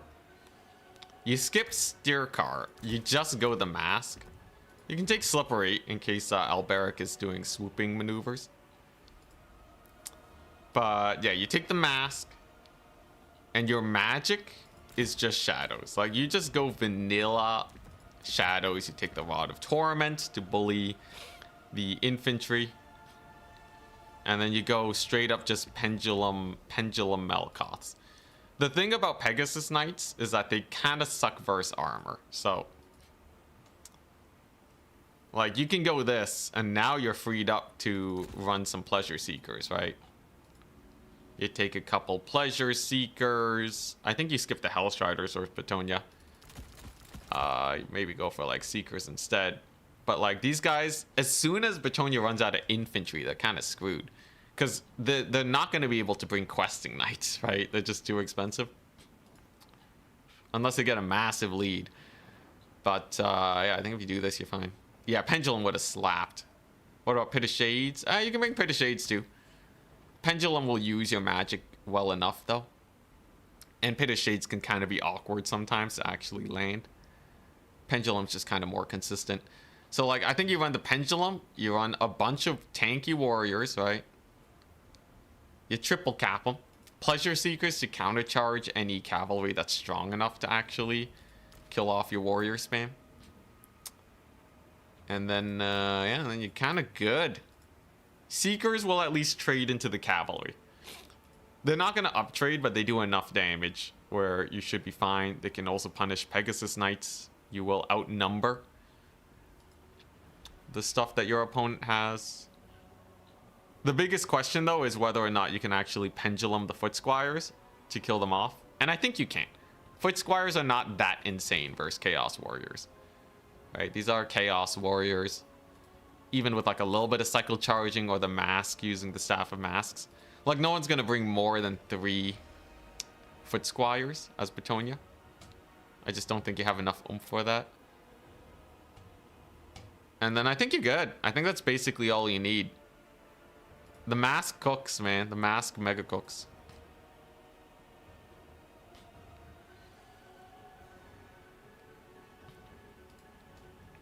Good stuff. When's the next round? So let's refresh. And it looks like everybody's done. So we're going to advance the Swiss. Sorry, my eyes are a bit dry. I know my blinking can be a little distracting sometimes. But yeah, I think Slaanesh is just a safe pick, safe first pick. Next map is Borderlow Landing, which is a good Slaanesh map. Good for Norska and Beastmen too, especially. Alright, so bracket should be up. Goblins, round 3 is up. And we're up against Evergarden. Alright. Evergarden. Yo, yo. We are up. Alright. On Borderlow Landing. Not terrible. Absolutely not terrible.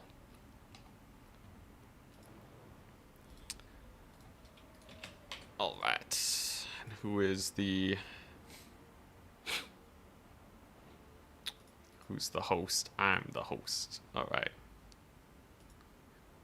Marauder Horsemen are good in that match. Which match? For versus Batonia? Yeah, Marauder Horsemen don't really cook that well. Technically, though, you can use them to bully the infantry if you kill off the archers. That's probably why Charix one's mounted yeoman. But generally, Marauder Horsemen, they just don't really help Slaanesh that much. Spawn plus Warriors was always a good combo versus Batonia in the past. Maybe could work here as well. What? The Spawn have a Soporific Musk, right? That's kind of funny. Versus Charix kind of mounted Yeoman type playstyle, the Spawn probably are way worse. I could see them getting skirmished to death. They are a little hard to get around, so probably not as good, but could be fun. Did Slaanesh meta change with the DLC? I think they're more or less the same. They are using the new units though. Like the mask is just so freaking good, man.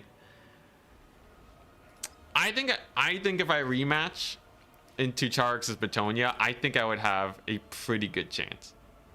Assuming he doesn't counterpick my counterpick, but like I think yeah, if you bring Pleasure Guard and just don't run them into spears. They do have to be really careful about the Pegasus, but like I think you could get a lot of work done with Pleasure Guard. Like you need Pleasure Guard defended by some cavalry. So either Pleasure Seekers or Seeker Spam. Maybe just go Seeker Spam.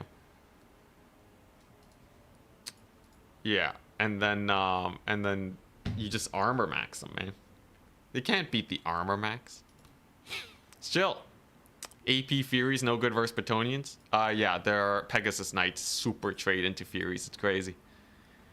They murder those poor guys. Now, my first pick was Slaanesh. His first pick was Norska. Alright. I think strong faction, Slaanesh Wood Elves. He goes Norska Khorne. So this is likely a melee-esque player. Khorne rules out much of my undead. Empire's not good on this map. If he's going Norska Khorne...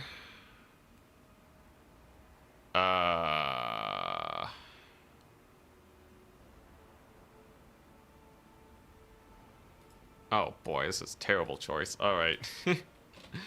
Wood Elves, Slaanesh, and High Elves versus Norska, Khorne, and Kislev. Not my best counter pick I've ever done. Now, High Elves have some oomph to them. They have some push and pull. I'm gonna ban Wood Elves versus Norska to start. Wood Elves is apparently bad versus Kislev, but I'm just really good at Wood Elves, so I'm gonna ban High Elves versus Kislev. How does that pan out now? It may be better than I'd expect. Yeah, I'm gonna ban Wood Elves Norska. We're gonna be playing some newer matchups, but hey, it's good practice. Well, we got Wood Elves Khorne, Wood Elves Kislev, Slaanesh versus all of them. I'll take it, except for maybe Slaanesh Kislev. High Elves though, High Elves is nasty. What am I doing with High Elves? The problem is I would have gone Empire if the map didn't have a giant hill in the middle, breaking my line of sight that is not improved much. Excuse me. But yeah, I think if you go for a Disgusto SE build with High Elves, I think Silac makes High Elves kind of like a pseudo Lizardman. You get a pseudo Lizardman action here with Silac. So they might actually be able to beat Kislev where they weren't able to before. And you got the ship's company. You got this guy that no one's ever gonna use. Oh my goodness. He bans Kislev Slaanesh and Khorne Slaanesh. This man fears Slaanesh as he should. I will ban High Elves versus Khorne, most likely. Yes, I think on this map, it's not the best kite map. So we do that. And then I will ban High Elves and Kislev. No, let's leave that for the fun of it. What? Wood Elves Khorne, Wood Elves Kislev. Norska Slaanesh. Norska High Elves. Yeah, we're banning Norska High Elves. There we go. Okay, 4 more.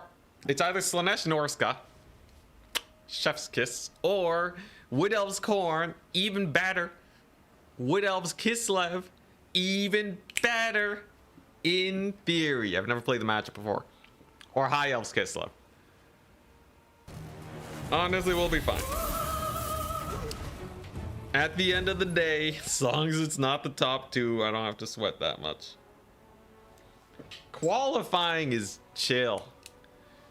Grand finals is where the sweat happens, man. I'm having a great time today, though. And Exapol, thank you so much. 9 months, holy crap. Thank you, man. What's the verdict? Is this a win for Warhammer, the DLC? I can finally give a review, holy crap. This DLC, I think, is the most par for the course DLC we've ever had, all right? It's a DLC. It's fine. It offers what CA has been giving us for years. The DLC itself is fine. What the DLC says about CA's priorities is what is a little sad for me. Because they are not shifting to appeal to the more hardcore players, right? Us old guard, they're not gonna do it, right? If you enjoyed playing the Changeling in the previous DLC, if you enjoyed the power trip of Tamarkon, right, in the last DLC, by all means, you will likely enjoy this. If you didn't like how easy those campaigns were, CA is going in that direction, right? As far as I can tell, that is the market they are appealing to, right? So it really depends on where you're at, right? If you're a new Warhammer player, this DLC is probably just as fun as the DLCs the old guard enjoyed way back in the day, right? There's a lot of mechanics, there's a lot of power tripping. It's a good old romp. But yeah, if you are like super hardcore, nothing new for you, all right? It's basically the same game, all right? There's no extra modes, no nothing.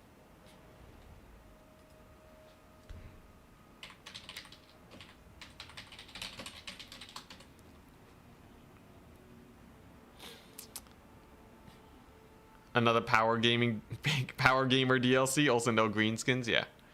Now, like, it's not like it's worse, right? It's just what they've been doing for the last 3 whatever years, right? Last decade. Like, just stop expecting CA to change, all right? That's the gist of it.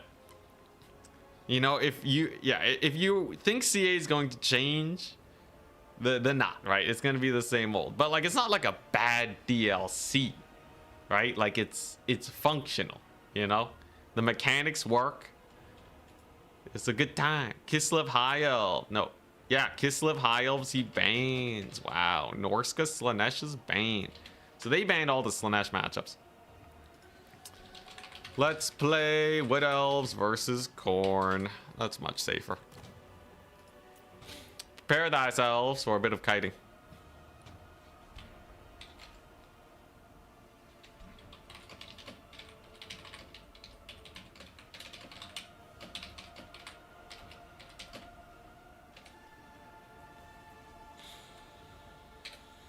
All right.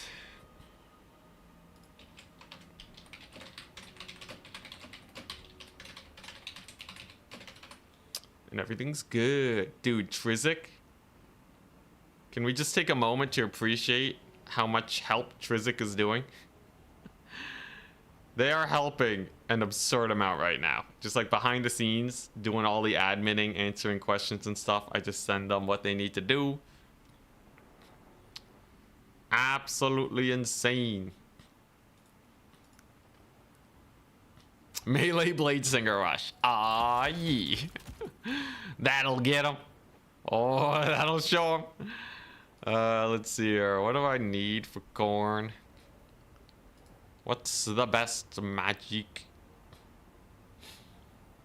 Do I want one of these on this map? Maybe not. Ooh, one of these. Yeah. Yeah, this is where it's at. Alright, he's cooked. Mega cooked. Magic wise, the options are actually less plentiful than one might expect, but what do I realistically need? What do I realistically need? I think if I just take this, it's honestly probably good enough. Maybe I do this. Honestly, okay, you know what? I kind of like where this is going. And then I just need a little bit of this, just a little bit of love. Dude, Wood Elves are chill though. Wood Elves, such a strong faction. What an absurdly strong faction they are. I just have to be a little careful that I don't get full rushed or something. That can mess me up real bad if I'm not careful.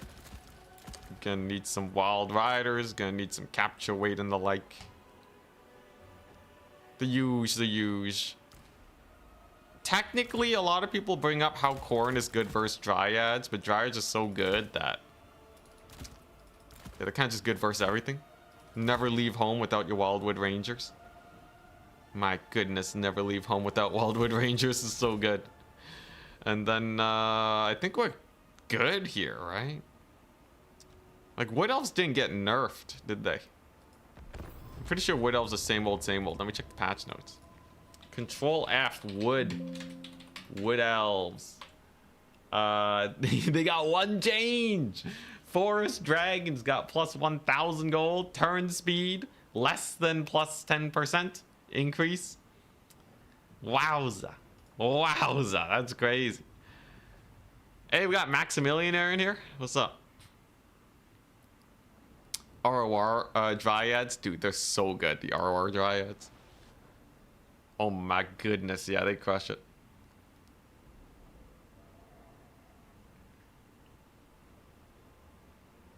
Luckily, you can always use mods to make the campaign more challenging. A lot of the power tripping stuff becomes a lot more fun then.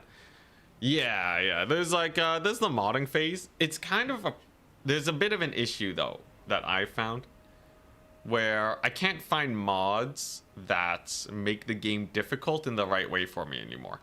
Like previously, I would have a great time doing only war campaigns, where we just declare war on everyone and the like. But even now, there's some core issues with the game that just can't really be fixed without removing features. Like, at the end of the day, you can doom stack with one lord, right? But then, like, if you remove that from the game, it doesn't feel fun, you know? And the AI just can't micro in battle well enough. At the end of the day, you can out micro the AI so hard in battle, and there's no mods that change the battle AI. You can kind of just swarm yourself with enemies, but you're still just doing the same thing, right? It's like, oh, now you have to cheese the AI even harder with your single entities, and that's not like, it doesn't hit the itch, which is why it kind of feels like, at least where I'm at, Creative Assembly needs to do a bit more. But if you're at, like, you know, the 1,000 hour mark, you can use mods. Even, like, you know, the 2,000 hour mark, I'm sure mods will still be very new for you and interesting. But regardless of all that, I think my point still stands. Creative Assembly is not changing anything. So, yeah. We need a good multiplayer mod. Total Tavern map pack is the best we got. Yeah, generic factions are pretty fun. Like, you know, restricting yourself to not playing with all the cool toys is not bad.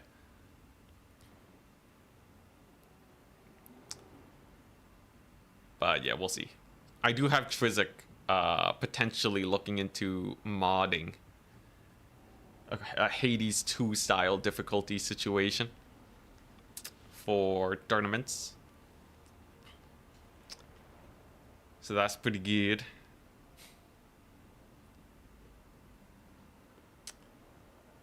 Since they're the same engine, I'd love to see a mod that just ports factions from other games like Troy or Pharaoh.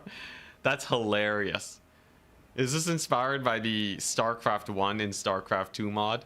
Or the Warcraft 3 in StarCraft 2 mod? It's the same mod. What's TTC? Toronto Transit Center? See, so you say tabletop unit caps, or tabletop caps is good. I think for the vast majority of people, tabletop caps are good.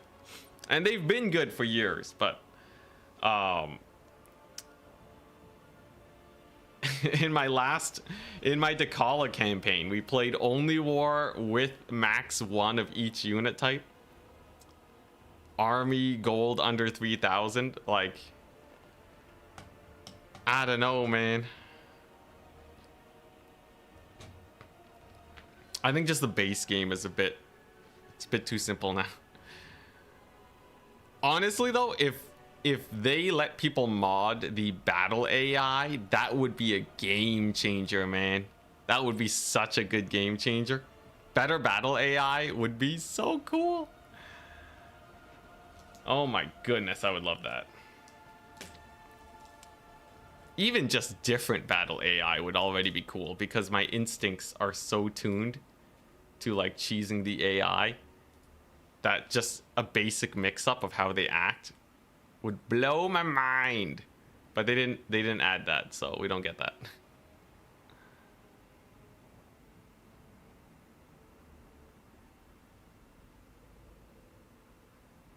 Transit Commission? Dang it, so close.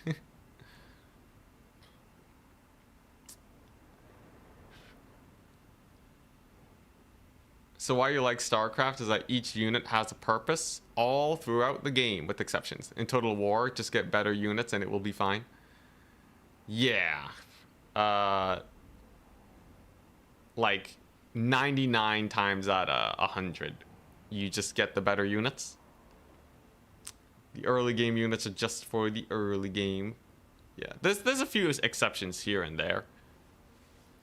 But you kind of just want a doom stack. It's the nature of the battles being like 20 units v 20 units. It's the nature of the supply line system. All stuff we talked about, but like, that's not what C is working on. So we leave it to the community. The prize is in our hands to take.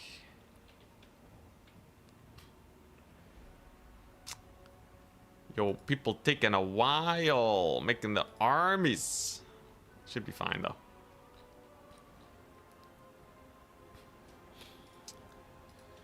Khorne vs. Wood Elves is pretty fun. I will tell you that. This map has a lot of trees too, which helps us.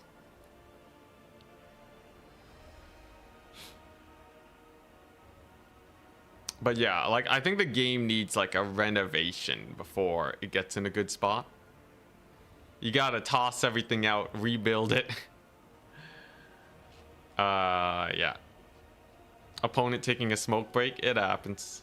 My actual battles tend to be quite fast though, so it's fine if they take their time. Maybe I'll just send a message though. When did we, okay, he's been building for 10 minutes. Honestly, not the most amount of time in the world. I've had worse. By the 15-minute mark though, we're gonna ask him to hopefully get an army out.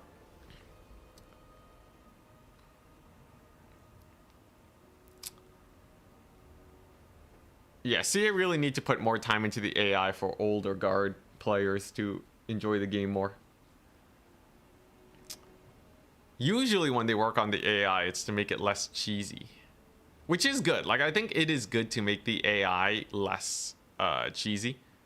Where it feels like, oh yeah, they just have money hacks. Oh yeah, they just have, you know, they just have perfect artillery dodging, right? But the original designers, I would guess, the original designers implemented that because it's an easy way to introduce difficulty. And to test the player. You know, it's cost effective to do that. So I don't think it's... They basically, they removed the band-aid, but they didn't fix the wound. The gaping wound is still there. They just ripped off the band-aid. Anyone else? Yeah, I think that's a perfect analogy, actually. That's a perfect analogy. Whatever. I got multiplayer, man. And I got... The one thing that does give me joy in campaigns are campaign speedruns now. One big thing about the game getting easier is that speedrunning Legendary can now be done in an afternoon, which does make for good content. When life gives you lemons, right? Boom. 'Tis but a flesh wound. You think casual players do want better AI, but they want AI to behave in a more human way? Yeah, you know, they want, we want a lot of stuff.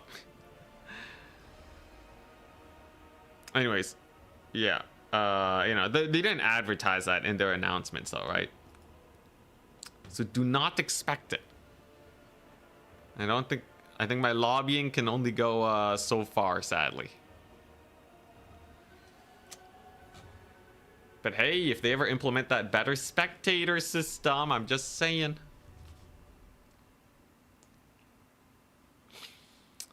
If the AI could use Vanguard deployment. So the AI would have to use it smartly though, right? If they always Vanguard in the same position. I've played the game so much now, I know where they're gonna deploy. I know where they're gonna move after they deploy. Right? If there's a reinforcement point, they deploy in a straight line by the reinforcement point. When the battle starts, they will move towards the nearest hill and then hold position there until you deal enough damage. Then they go into attack mode, right? I can basically recreate the entire AI decision tree for all the hours I have. And if it ends up getting to the point where like you Vanguard right on top of them because you know where they're gonna be, that's, my dear friend, introduces some issues. Now, take a look-see. So we got the classic, right? Way Watchman. We got the Glade Guard to give some poison. We got our caster here with Pit of Shades. Korn doesn't really have a lot of magic that's good against them.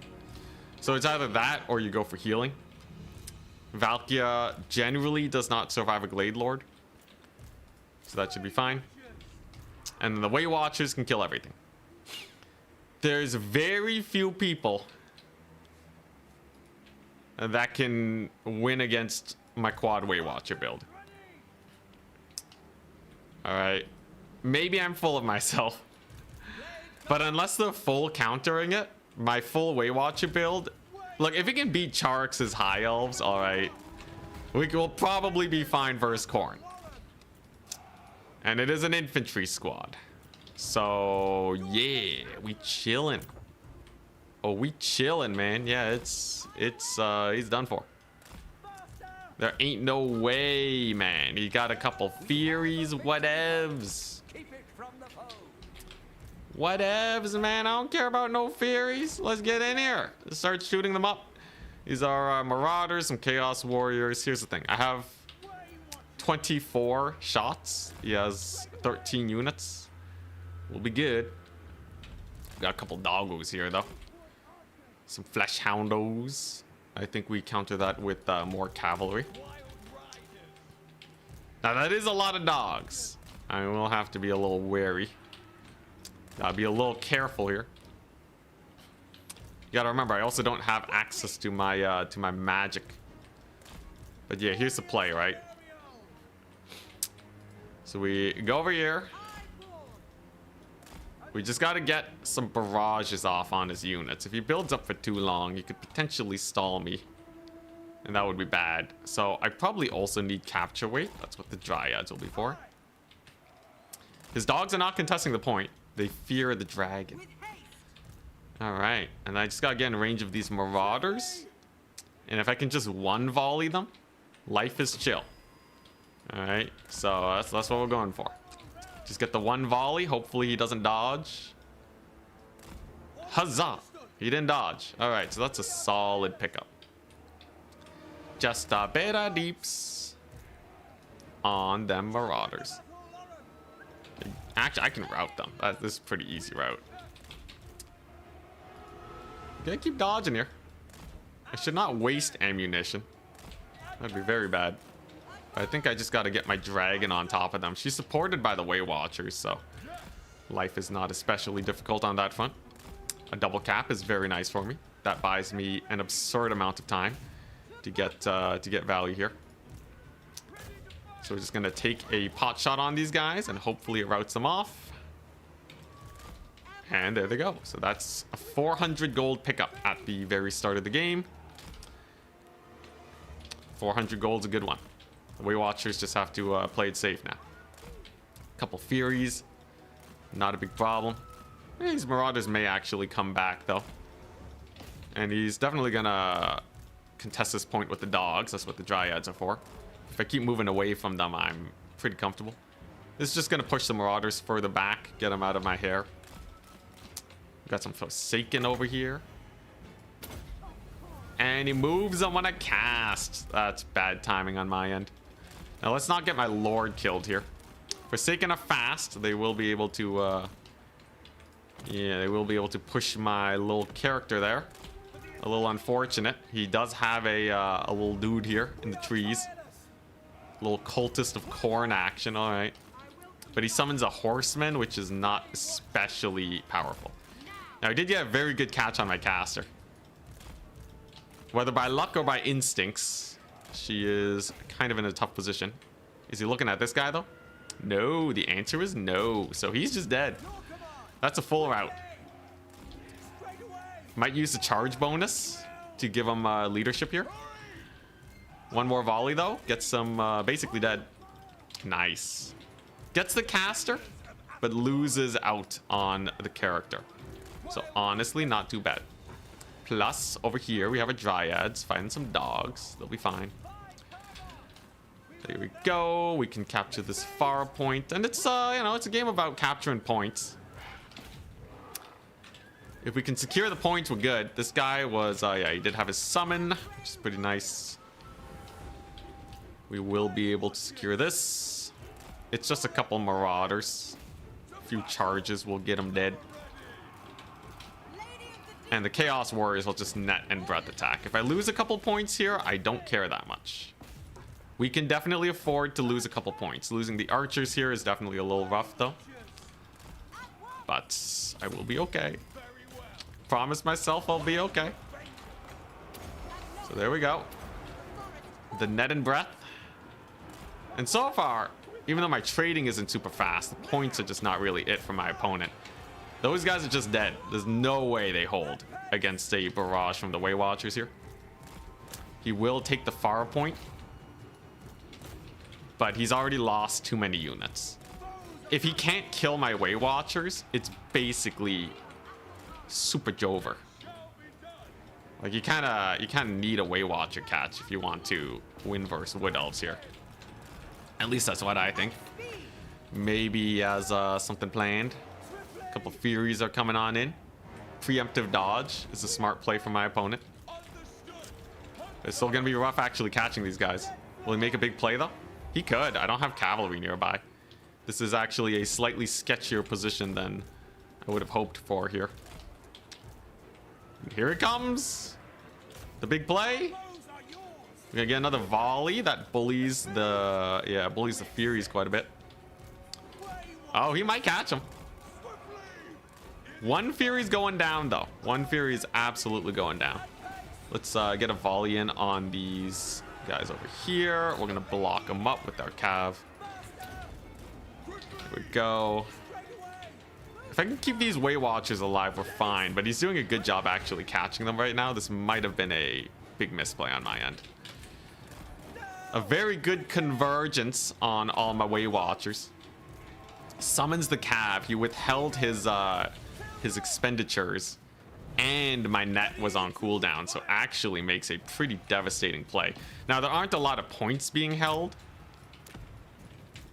by Khorne. So that's gonna be pretty decent for us.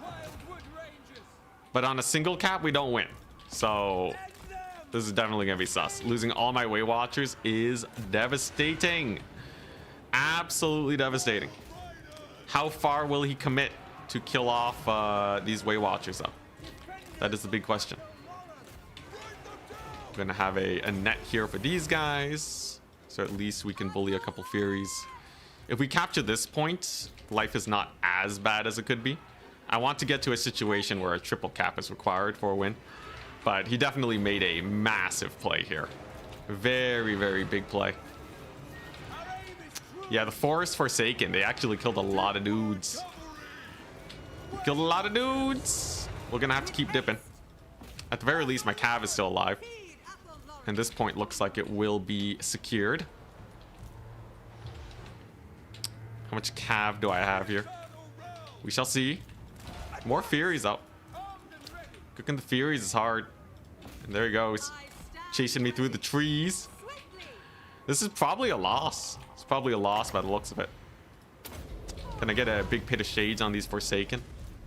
Okay, I kind of needed that. Kind of needed that.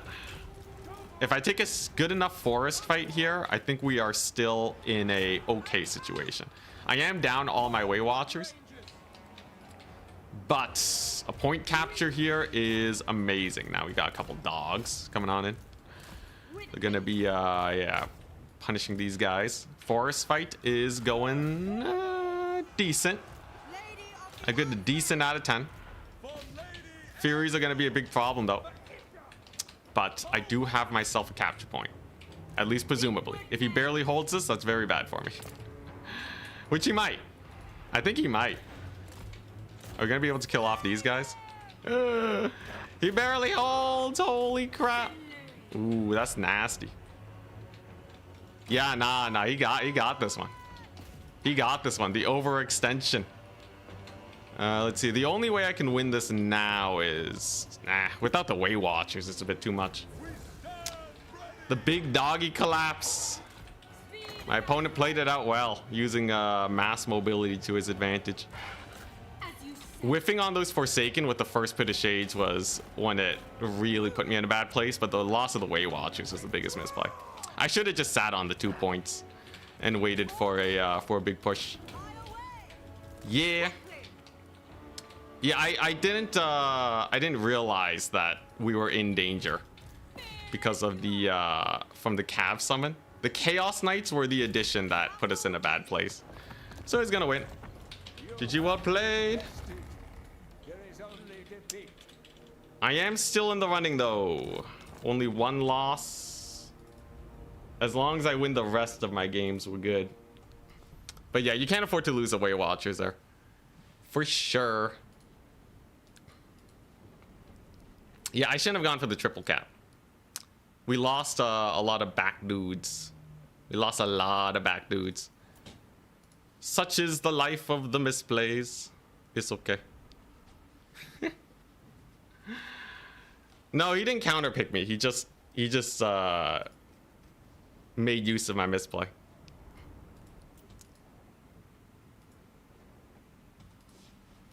Let's see here. Yeah. Dude, that Forsaken in the forest though gave me so much trouble. Let's take a look. He had 4 Furies and some dogs. Yeah, but this is way too low value on the Way Watchers. Way too low. It happens though. He's a top 2 Russian Warhammer. Ah. Such is life.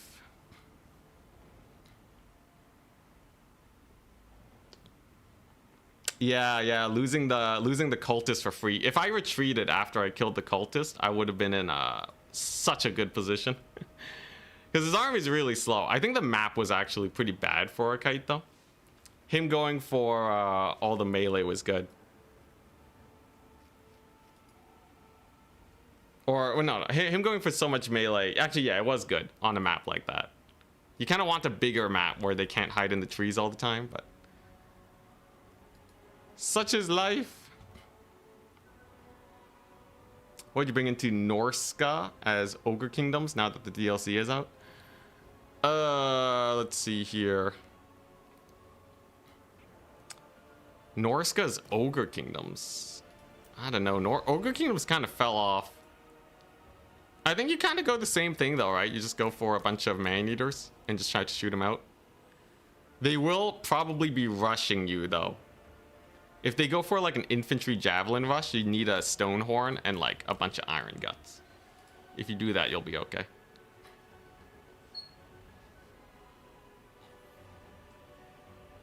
Your Weight Watcher games are so stressful to watch. Yeah, I need to be careful that I don't get too comfortable when I go for them. It's okay though.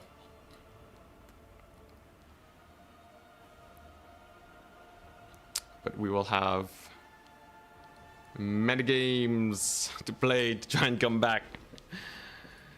That puts us in a spooky position. What tournament is this? This is the qualifier tournament for Creative Assembly's big one. The big one. But yeah, I just need to not overextend with the Weight Watchers.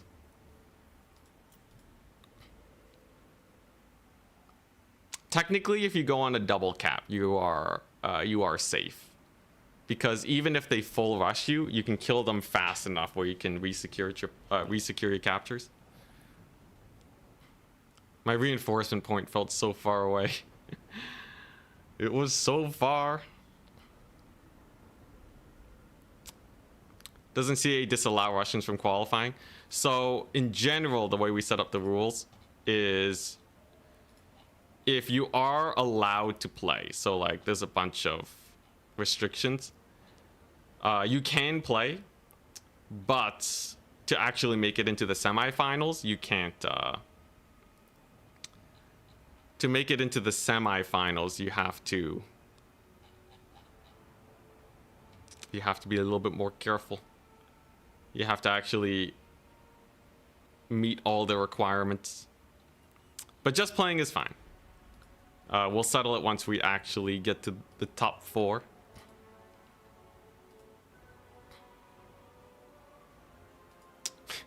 He'll probably claim to be Ukrainian. Well, that's for Creative Assembly to handle. At the end of the day, it's not my tournament. I am just helping for the qualifiers. Though, if they are suspicious, I do have the right to just call, you know, a ban. So it's kind of up in the air. I've been there before. Why would they disallow Russians?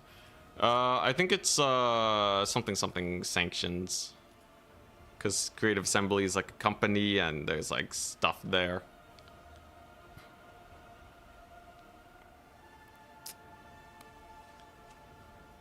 It's politics. Woo! At the end of the day, though, you can literally do whatever you want when it's a tournament. Like, I know a lot of people will feel kind of weird about restrictions for tournaments for players. But, like, literally, in sports all the time, you can have a tournament that's like, this is the Canadian tournament for the top Canadian player. If you are not Canadian, you're not allowed to play. And it's like, what? You're not gonna let the British play? How dare you? Right? Like, I don't know. You can do whatever you want. But let's not dig into the politics. In fact, I will go and say it right now. Moderators, you can just delete messages and give a warning if people go into politics. If you have a problem with it, you can take it up with Creative Assembly. Send me a DM. I'll connect you to who you can yell at. But that is literally not my job.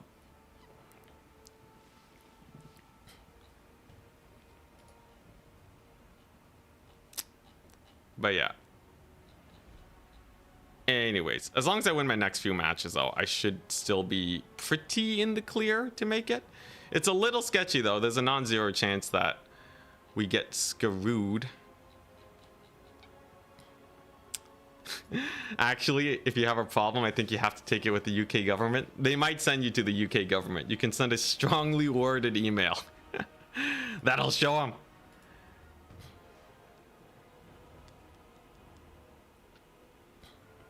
Politics of Aztec Society. Yo, I feel like, do we have a lot of written stuff about Aztec Society? We know a bit about them, but like, do we know like a lot about the culture, or did it all kind of get ruined? Falcon was Russian. I don't see how that changes anything. Also, I'm going to delete that message and give you a warning. If you keep if you don't talk about it, I already redirected you. We move on, man. We move on. It got burned by the Spanish. Yeah, rough times. There's a lot of info about the Aztecs. All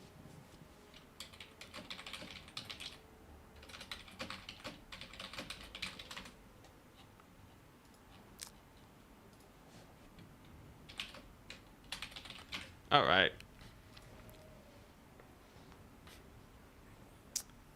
Everything we got is basically Spanish sources. Dang. That's rough.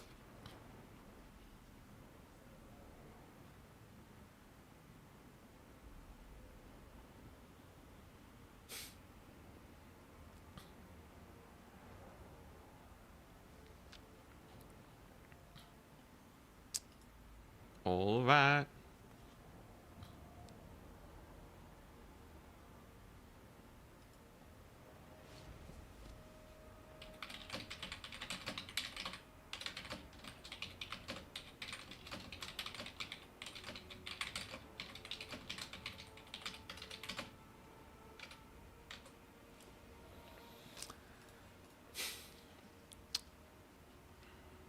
Next round to be starting soon, by the by. Then, if we make it top 4, then we get to cook. Though that loss is kind of rough. I was hoping it would have been around 4 loss. That would have been much more comfortable. What do you think they need to do to make it so Skull Taker isn't picked 95% of corn games? Well, it depends. There's an easy solution. Just replace him with someone else. Very easy solution. Buff up another Lord and you're good.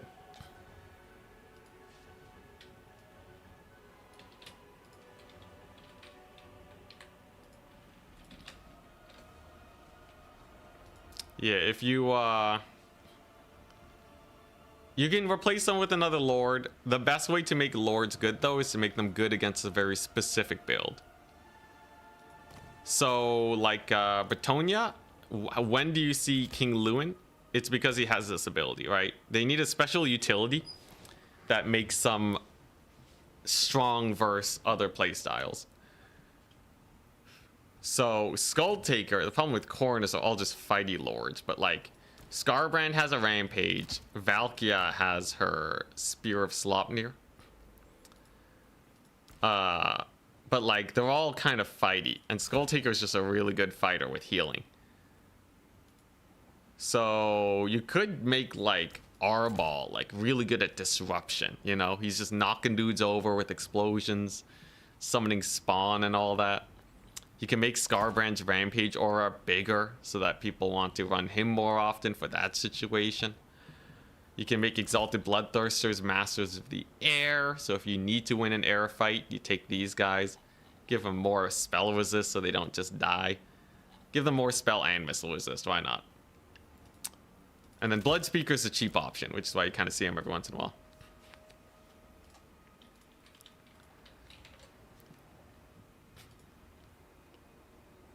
How far into the tournament are you? How many games you need to win to qualify?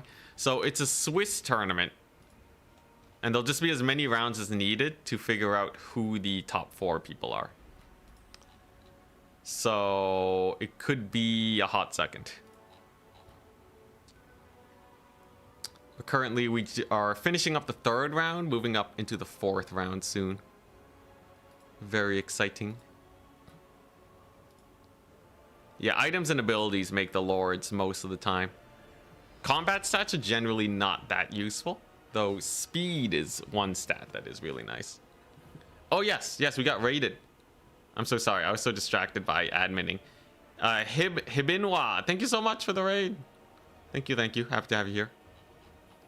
We're just chilling. Sorry I missed that earlier. There's a lot of adminning to do in these big tournaments, man.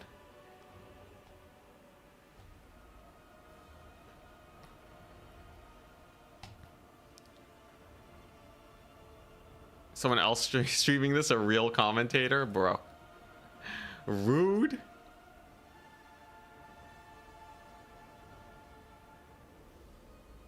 Let's see here. Alright, we'll just time you out. You don't have to watch, man.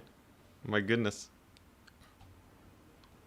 Not using the OGCA maps. Oh yeah, no, they trust the people that are actually running tournaments on the reg to manage things, thankfully.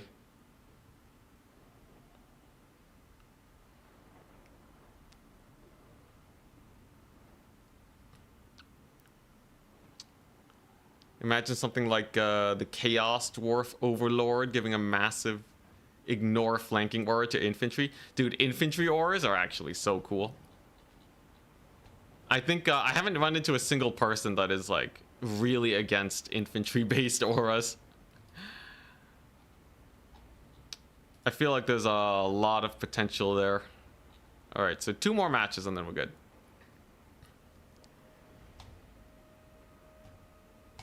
Can I be timed out for like 5 minutes, Pope Patty? Wait, if I time you out, does it?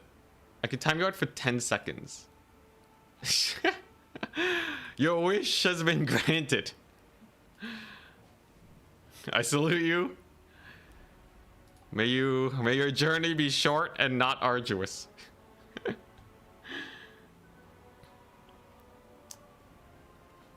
The only issue you have with infantry auras is too many of them are so small, yeah. Oh, he's back! Dang, that was a fast 10 seconds. Yeah, I think 55 meters is nice for base auras, but it'd be cool to have like some 100-meter range auras or something, you know? Just some ludicrous buffs.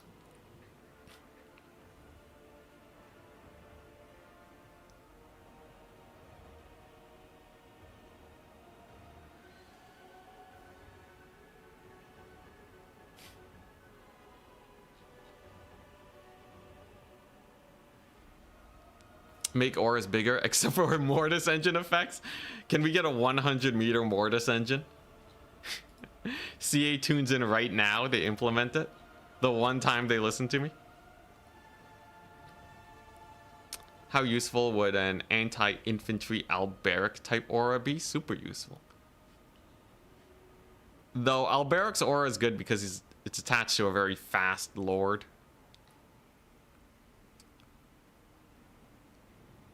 Yeah, there's some like even global map auras, but it is just miscast chance. It's pretty bad. Only applies when you're overcasting. It's kind of sad. Infinite range Mortis, but it does 1 to 2 damage. Most battles, almost all battles are under 20 minutes. Most battles are under 10. So what's the math on that? 1.5 times 10 times 60 is 900 damage to all units on the battlefield. Yeah, it would be, you know, it would be good as like a 200 gold ability. It'd be bad as like a 1000 gold unit. Although, if you're kiting, it would be pretty funny. That would be the ultimate kite item, man. What would you even do against that?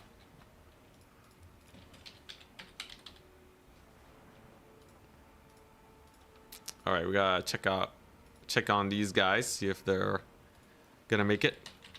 Tama, let me know when done. And then Skull Taker.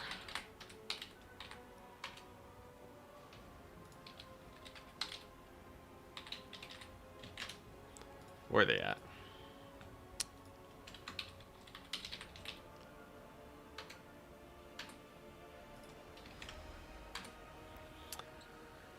All right, we sent the message. Now we wait.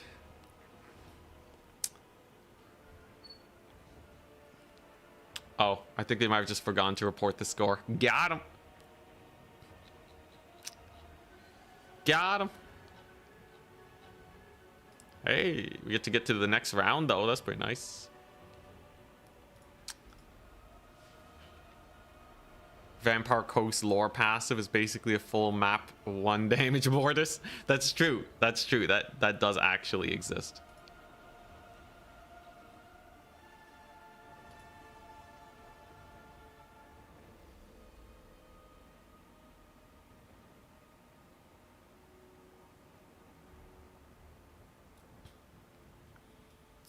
All right.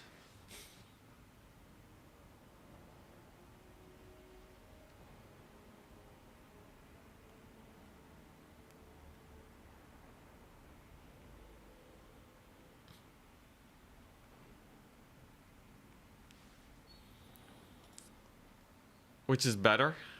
Oh, I don't know, man. I can't answer that question. From a lore perspective? Pierogies are the superior dumpling? Oh boy. Alright, did they report their score? I think they did.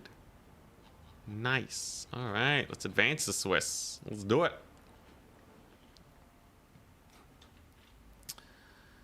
Alright, so as soon as that's done.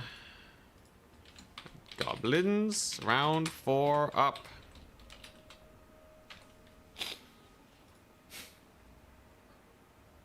Controversial dumpling take. These are the spiciest conversations we will allow here.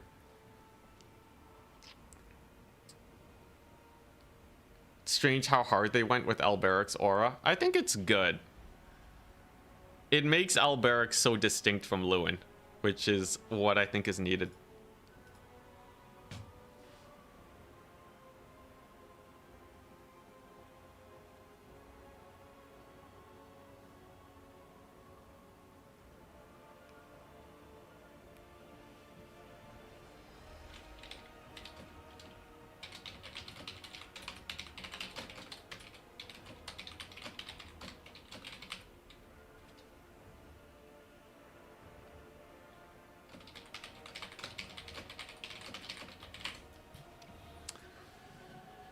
Makes it Alberic a little too good.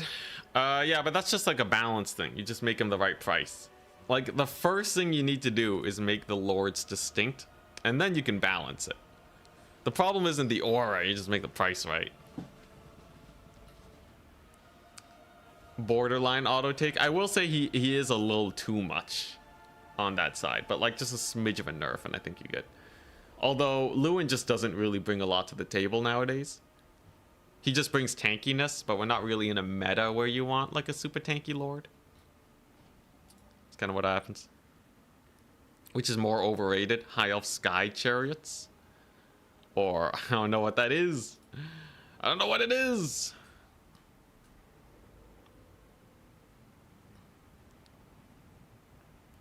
Alright, but we are heading into round 4. So if I win this game and the next game, I have a pretty decent shot at making it. Though with all these signups, top 4 is going to be a close call. It really depends on how many rounds we have. Maybe there won't be that many rounds. Maybe we just have a bunch of players with a perfect win rate. And then we cast our games and we're good. Don't nerf Alberic. No one's suggesting... Well, maybe some people are, but... Blood Penguin! Weapon against Blood Penguin. Hey. Alright. If Blood Penguin beats me here, there's no way we make it. There's too many signups. But if I can't beat Blood Penguin here, can I even Can I even, you know, feel comfortable going up against Sharks and Danican? I don't think so. So, round 4, gonna be Crystal Lake, big old flat map. This one's fairly good. Blood Penguin was the person that we beat to get into 3rd place in the last tournament. So he shall be the one that we deal with. He's a big Bretonnian player, I'll tell you that.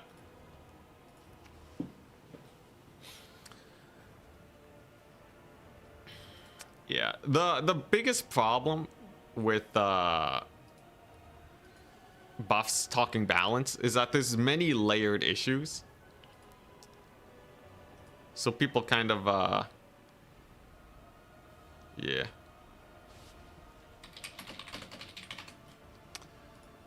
Yeah, there's many overlapping issues that can kind of screw you over.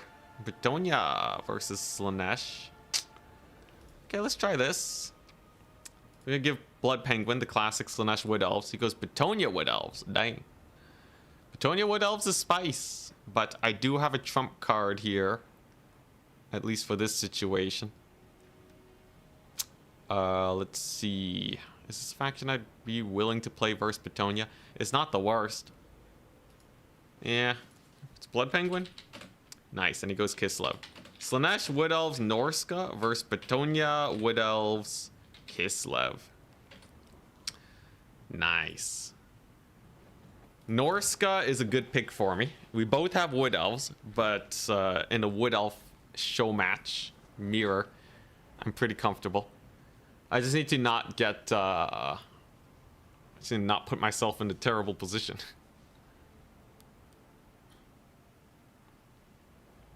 Is there a competitive clan Eshin base build in the current domination meta?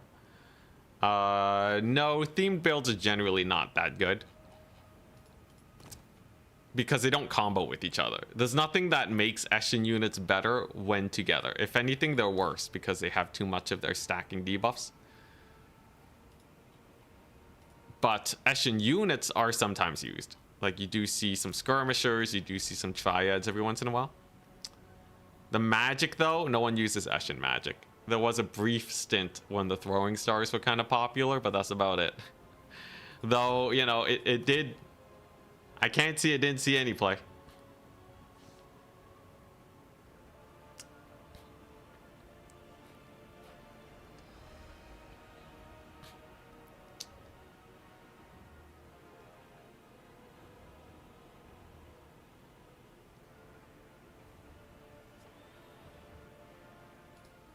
Death Runners. Death Runners are good versus dwarves and only dwarves.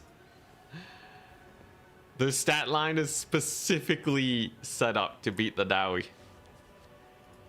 Alright, so he bans Wood Elves versus Norska. That's a good starter ban. Do I play Slaanesh versus Bretonnia? How many times do I have to lose with Slaanesh versus Bretonnia before I give it up? I'll ban Kislev Wood Elves. Kislev Norska is definitely playable for me. We have Wood Elves versus Bretonnia. What's this? Yeah, I don't want to play Slaanesh into his Wood Elves. Get that out of here. All right. Hey, Fiery Domus. Flory Domus, thank you so much for the Prime sub. Guy called Corsair, who uses Eshin magic and rattling guns. It's amazing. Nice.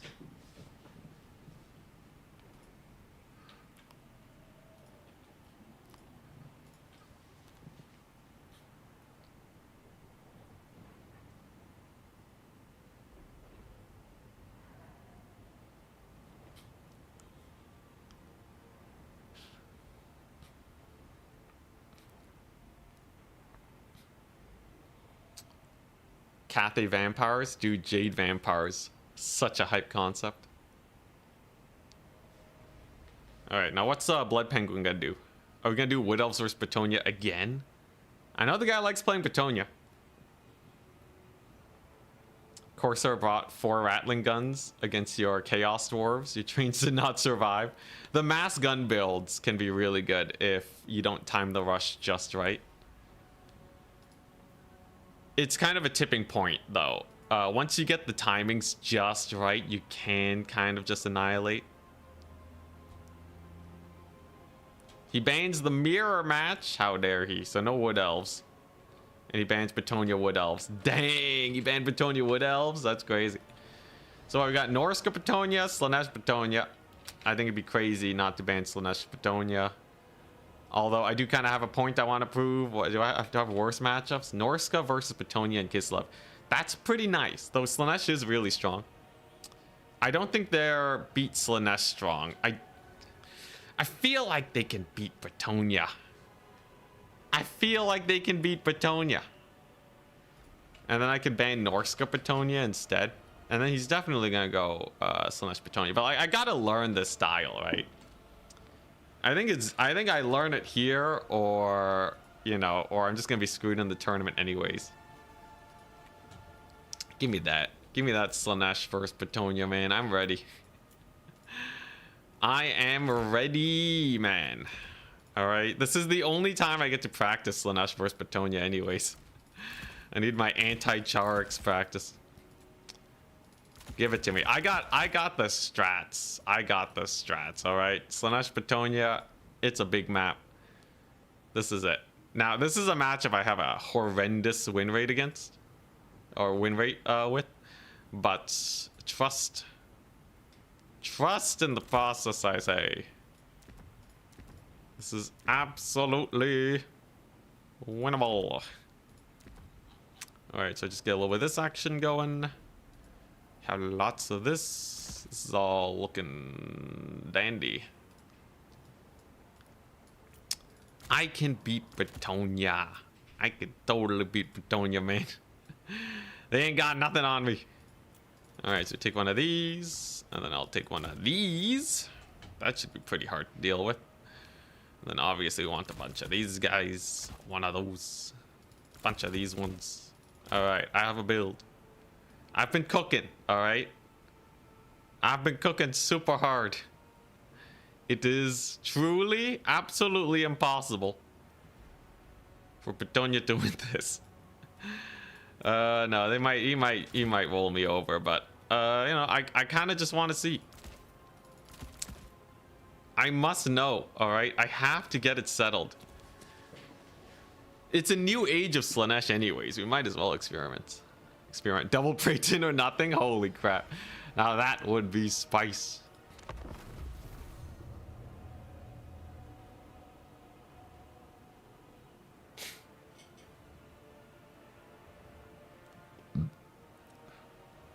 Yo, Dogs of War.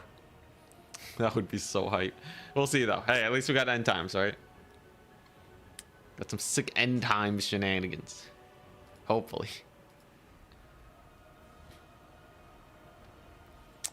Alright, but yeah, this build should be good. There really isn't that much Betonia can do versus, I don't think. Slaanesh OP, yeah, Slaanesh is just too good. Slaanesh is mega strong, man. Ain't no way Betonia can beat this.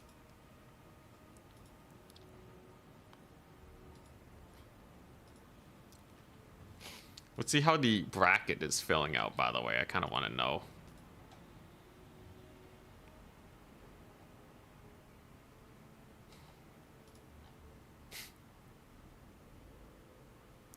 You lost to Betonia last time. I know. But I didn't bring a good build. My build was positively terrible. This one, on the other hand, is much better. This one will cook. Just bring Fiends, easy win. Fiend it up. Fiends are pretty good. Oh, he ready. Alright, here we go. The question of the day. Does Slaanesh have any teeth versus the Betonians? In my head, this matchup is good for Slaanesh now. I think the meta just needs a little bit of time to catch up. I need a little bit of time to cook. And then we're good. Okay, here we go. Pegasus Knights and Alberic. So my plan here is to, instead of going for Pleasure Seekers, I'm going for Seekers. If I outnumber him on the ground for cavalry, there's not a lot he can do, all right? My ground cav game, if it's equal, he can't cycle charge me because we can counter charge and then he'll counter charge and then I'll counter charge. So that's not going to work. His front line will collapse, putting pressure on him to make some plays, right? If your front line goes down, your cavalry have to pick up the pace. And if your cavalry have to pick up the pace, then my cavalry can get a lead. That's pretty good, right? And at the end of the day, even if 3 Pegasus Knights is winning versus 3 Seekers, there's no way that 3 Pegasus Knights beat 4 Seekers, okay? Quantity is king. I have Chosen of Slaanesh. I like never use this unit. This is very experimental, but I think this is good. We have the mask. I got my Shadowcaster. Ready, good luck, have fun.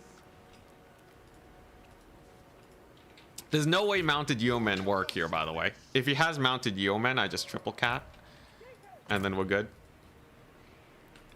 And in general, we should mostly trade up. I just need to force him onto 2 points. And then we're good. Sword over the whips, way cheaper. Way, way, way cheaper. I just need that quantity.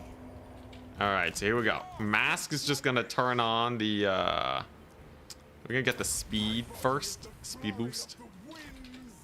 So there's Alberic. There's the Royal Pegasus Knights. He has a Paladin.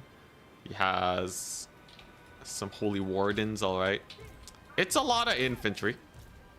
1,000 gold has been put into mounted yeoman archers, though. So that's going to be pretty painful. Royal Pegasus Knights, we can absolutely bully. He has a Damsel of Life with Earth Blood. Pretty standard fare. Nothing crazy over there. And we just want to capture some early points. He can't be too aggressive with these guys. Melkoth's just a little too painful. And I just got to maintain that cav advantage. If we maintain the cav advantage, life is good. Alberic cannot kill the mask. He is an anti-large specialist. Nothing else. So, first things first. I'm going to get some Fiends. They don't have Vanguard. So they're pretty nice for this situation. He goes for the deep dive against the mask. All right. Let's change our dance. Mask hits hard, man. Mask hits super hard, so I don't know if he wants to take that fight. Yeah, Mask is super painful. We're gonna heal. We're gonna charge these guys. We're gonna take a big fight. So what's he gonna do with these guys, right? There's really not that much. We're just gonna bully them. We're going to get into the fight here, get into the tussle. Get a fat pendulum on all of that there infantry. And then what? I think his leadership is gonna suffer. I think his leadership is gonna suffer pretty hard as long as Alberic doesn't kill the mask. Gotta be a little careful about the Pegasus Knights though. But the mask, they live currently. We're gonna bully Alberic with a bit of a charge here. Gonna pull the Seekers away. I am losing out on the Seeker battle. That's not the prettiest thing in the world. Dang, they're getting bullied. I do have Fiends, though. We have Fiends for the counter charge. As long as my infantry do well, we'll be okay. So there's a big heal. But does he win this infantry fight? How's Alberic doing? He's charging in, all right. He's getting a bit tired from all the charging, though. Where the Pegasus Knights going? Oh, they're coming for my cav. Okay. I can pull away, though. That's fine. There we go. That should be a decent catch on them. As long as the mask doesn't die. Oh, that's not good. Okay, mask is getting absolutely taken to Pound Town. My infantry are not winning the fight. They're not winning. They're not winning the fight at all. Oh, lordy. All right, that's not good. Some more Seekers. All right, these guys gotta book it. All right, plan B. Armor spam them. Armor spam him, get on the point. It'll be fine. The mask has her aura. That'll be good. Let's just keep beating up Alberic, right? We got a bit of a route there. I have a pendulum. He doesn't have that much elite infantry here, so that should be pretty decent. Yeah, I'm just gonna get that pendulum. We're gonna walk onto the point, and we're just gonna stall. The mask does not die to Alberic, all right? The mask cooks. All right, we got the Mortis engine. We got the stalling. Oh, crap, my Seekers. I YOLO'd them into the cav. That's bad. Oh, that's so bad. All right, well, I have a bunch of warriors on the point. You think his cav can beat them? How's Alberic doing? He's taking a lot of damage. Alberic isn't looking too pretty, at least. And he's stuck with a bunch of Pegasus Knights. That's not bad. That's not bad. That's not bad, all right? Mask is chilling. She has full vigor. Pegasus Knights are getting stuck in. But I have my summons now. The armor could pose many issues. You can see it's already giving him a hard time, all right? And we're capturing the point. I think if I microed slightly better, it would not be so sus. It really depends on if he gets armor piercing cav or something to fight me. But as it stands, it ain't the end of the world. Like, the mask is genuinely cooking super hard, and Alberic just doesn't really have the healing here. Gets my caster though, but it's not the end of the world. We were pretty low on the winds of magic, but we do have a triple cap. Okay, all right, that's not bad. We have a triple cap. Let's go. Mask is chilling. Mask is doing great. He chucks out a wind ability. Does he have the capture weight to close out a victory? Value-wise, it's obviously atrocious for us, right? Value-wise, this is the worst thing I've ever seen in my entire life. But can he kill this many warriors? It's a real question. Oh, he's gonna capture these points so fast. Oh my god, dude. I should have just armor spammed it with the mask. I should have just gone full armor, no cav, man. Dude, the cavs suck here. Alright, we'll see. That Mortis is cooking the knights. He gets one capture point, and he's summoning in mounted yeomen. Alright. Still has a bunch of Pegasus Knights. Alberic obviously heals up quite a bit. Not the prettiest of situations, but can he deal with this blob? Goes in for the mask. Goes in for a big sniping attempt. Actually does get a decent amount of damage. All right. Can we support the mask and maybe kill Alberic?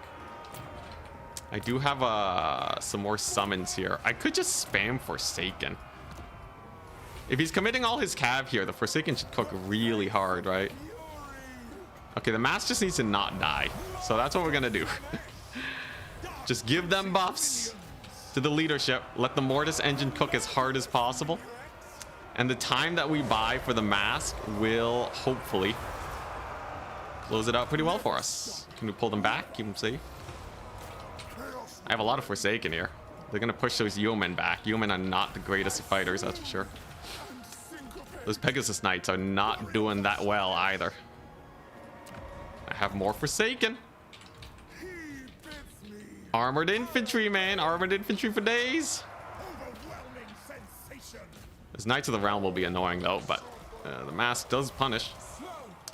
I just have to be careful that the cycle charging doesn't eventually get her killed, and I definitely need to secure my second point right now. Oh, the Royal Pegasus Knights, they hurt so much. I'm gonna need to save up for another mask. Oh god. Oh lordy. Mask down. I repeat, mask down. Oh hey, my Seekers are here. Yeah, the mask is totally dead. The cycle charging with the Pegasus Knights is so brutal. Okay, so this is just a doomed matchup then. Unless you go full armor spam. Full armor spam triple cap, but then you don't have the anti-large. Mask dead is bad, obviously. It's not the end of the world though. I still have a double cap. And we can definitely secure this point. It's gonna take a while to recapture this one, and time pressure could potentially get to him here. Does have one Grail Relic on Death's Bed. I can absolutely kill that though. And the return of the mask and a fairly long game afterwards It's definitely a nice situation. Just got to force path my Forsaken over here. Oh god, those are the Holy Wardens. Oh, that's not good. All right, I'm gonna sit on 1 point. I'm gonna sit on 1 point. You know what? I think I'm a bit more comfortable on 1. Fiend maxing would have won. I think these Pegasus Knights are just so brutal. It's so brutal. Are they gonna kill the Forsaken here? If they can kill the Forsaken here, that's insane. Obviously, we don't have our Lord nearby. Okay, we get a nice little speed buff over there. Can I maintain my leadership maybe? And get the mask in? Hey, maybe he overcommits, loses a lot of units here, and then we're good. Seems like the damage is not pretty though. Holy crap, it's not pretty. I am pulling back in value. Mask has 4,000, man. That's crazy that the mask can get so much. I think seriously, if you just... What if you just go mask and armor max? I don't know, man. I don't know. Oh, this is so painful though. Yeah, having full cav superiority is bad. So he's gonna try and catch the mask out now. We're gonna pull the Forsaken to her. Try and get it to safety. All right, maybe he loses Alberic here. All right, come on. Come on, if he loses Alberic here, I have a chance, all right? Alberic's chump change compared to the mask. And we just, yeah, we just kill off these Pegasus Knights. We got the Mortis. We got the leadership cooking. We're gonna send in the Seekers over here. They will hopefully be able to counterpunch these guys. The problem that I'm running into now, though, is definitely a time pressure problem because he is on his way to triple capping me. The Seekers, unfortunately, they did not cook super hard. Though the mask is in the fight. If I kill Alberic here, it's not impossible to at least come back in value. Seekers are routing though. Mask is not able to push into Alberic because the Pegasus Knights are in the way. Come on. Oh, come on, man. Just catch the guy. He's right there. Oh. Yeah, this matchup is just not good for me. Oh my gosh. And Alberic makes it out. He lives. He lives. Is there anything I can summon to chase him off at least? Can this warrior unit get in range of him before he rallies? I summoned them a bit late, which is my B. We're definitely dead, by the way. It was super dead. Why are Seekers so bad here? They have no armor and these guys are anti-large. So it's just super painful. Yeah, I think Slaanesh just doesn't cook versus Betonia. I think Betonia is like my mega bane. It's good to know though, right? Like this is learning that I gotta do. Worst case, I'll qualify in Turin's tournament tomorrow. Oh my gosh, though. Dude, the mask cooks so hard. 6,000 value is absurd. But, yeah. Yeah, dude, the Seekers don't cook. You need, like, Pleasure Seekers or Fiends. Even they will kind of have a hard time versus the Pegasus Knights, though. So, such is life. GG, well played. I'm happy to finally get that out of my system, though. I think you would need, like, a really different build to be able to win this. But Slaanesh just doesn't really have the infantry killing power to get it done. Chaos Warriors were okay. Mask is insane. It's really weird because the mask is insane, but your cavalry just can't. They just can't win a fight. Fiends, yeah, even if the Fiends get charged, it's not pretty. The only thing I can think of that might be okay is a mass infantry. So like you're literally only summoning in armor. But I think that's the extent of what I can think of. Brutality. Also, you may have noticed we didn't get any army abilities either. Our army abilities are so gimped. Yeah, I did lose a lot of Seekers early on. Technically, the infantry fight was being won by my warriors. So if I had just got the pendulum off, it would have been okay. But that's definitely not like a... It doesn't feel like a dominating position at all, does it?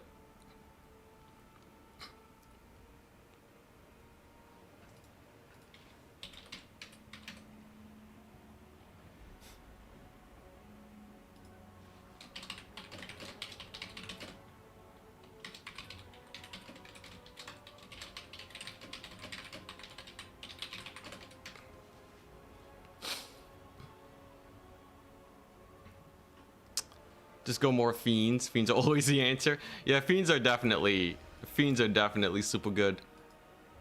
Though if I just committed them the same way I did the Seekers, it would have been bad. Chaos Knights. What if you run Chaos Knights? Just mass Chaos Knights to countercharge them. Definitely Alberic would cook them up, right? Something with charge defense large is good? Oh, absolutely not. Charge only works if they are charged from the front and they don't have anti-large, so they won't do that much damage back. Why does the Anointed look like handsome Squidward? Oh my god, you've cursed me with knowledge. Double Praeton. Ah, yeah, they're not great melee fighters. I'm sure there's text somewhere. Mass armor would definitely give them a bit of a harder time. You could even just say, you know what? Hell yeah, Pleasure Seekers. Although I will say mask and an infinite amount of armor is not the worst. I think if you go mask and just ludicrous armor, the armor will trade roughly evenly and the mask will get you mega value. And then that's probably fine. Praeton are really good against cavalry. I don't think so. I'm pretty sure they're not good versus cavalry. Unless you're talking about like the damage reflect.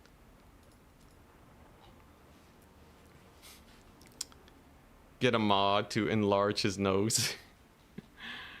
Oh my goodness, the memes. The meme possibility is endless. Why are Sword Knights tier 3 and Lances tier 4? Was that always the case? I don't know. It doesn't really impact gameplay though. But yeah, the problem is you're always going to lose the cav fight against Alberic. Is there, let's see, where is there? There's a leadership boost. There's a melee defense decrease. So you can take an exalted hero to win blob fights with his cav. There's debate situations where maybe you can get a Pavane off, but then you lose the infantry fight. I think you really have to win the infantry fight. Pendulum gets that done. There is a weird world that we could see where you run devotees of Slaanesh. But I think they would just get run over by cav. You lose the cav fight taking them. Chaos War Shrine, Mega Death Blob for Slaanesh. And then you basically have a Mortis engine. Hell, you can have a healing Mortis engine if you take this guy. What if the meta... Okay, no. No, you obviously need the mask.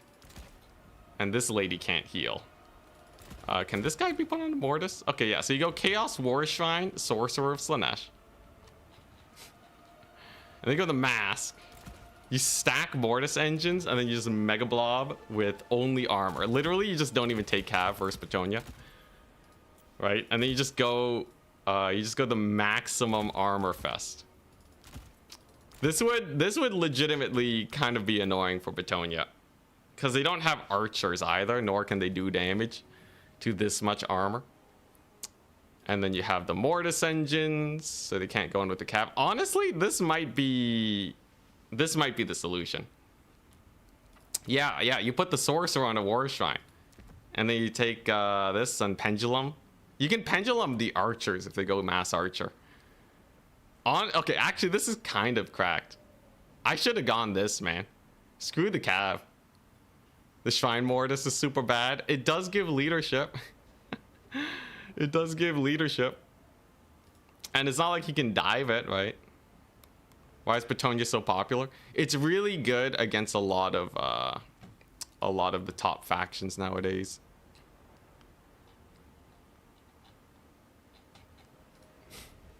But yeah, I think I really need to learn my Petunia counter. They really are my bane as of late. That War Shrine will get rinsed. Everyone's talking about the War Shrine getting murdered. It has a heal though. He heals 5% HP almost every time he casts. Okay, let's say 4%. That's not bad. There's a Rod of Torment now.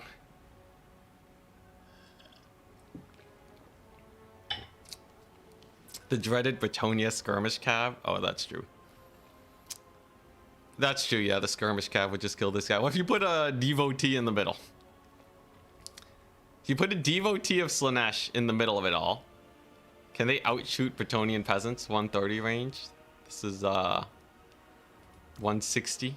Okay, yeah, everything loses to the Bretonnian peasants. I do think a mass armor box though. Surely it gets you somewhere, right? Wish war shrines were like 300 gold less across the board.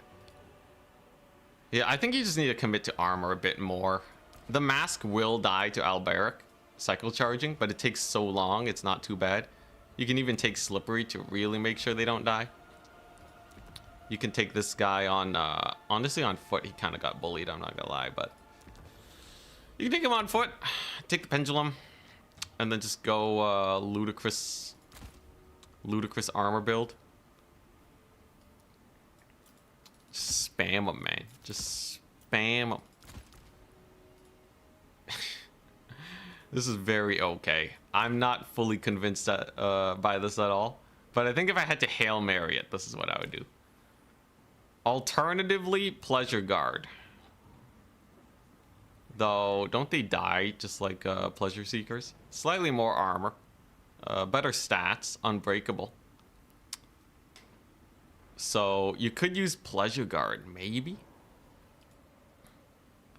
Mass Forsaken against Bretonnia?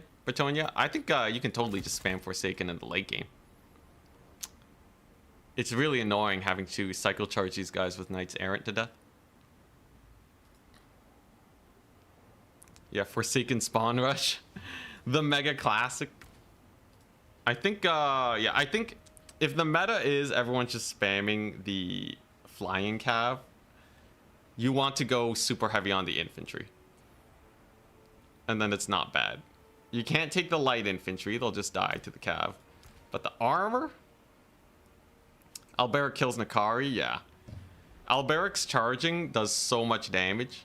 With the healing on top, you just kind of get murdered.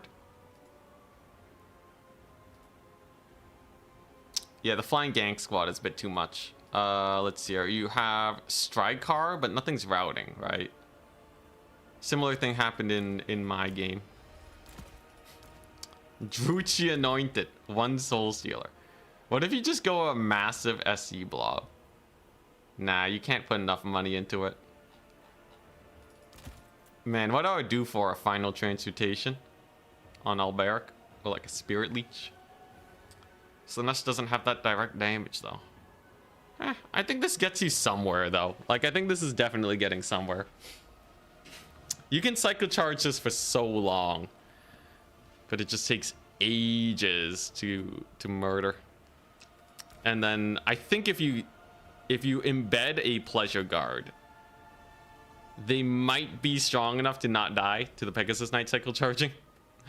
It's kind of up in the air, but if they're surrounded by infantry, they surely survive. Now, they are expensive as butts.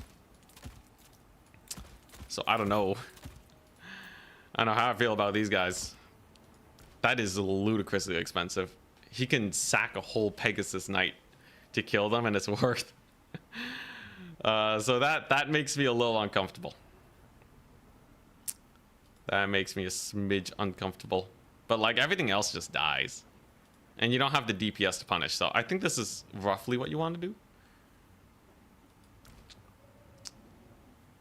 Now, if Bretonnia knows that you're doing this, they will counter you, but it's not terrible. Got the Mask Mortis engine.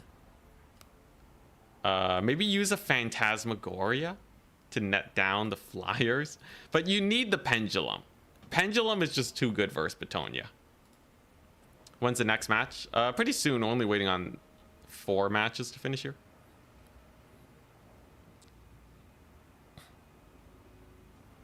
The anti-large Marauders could protect the mask. Triple Praeton.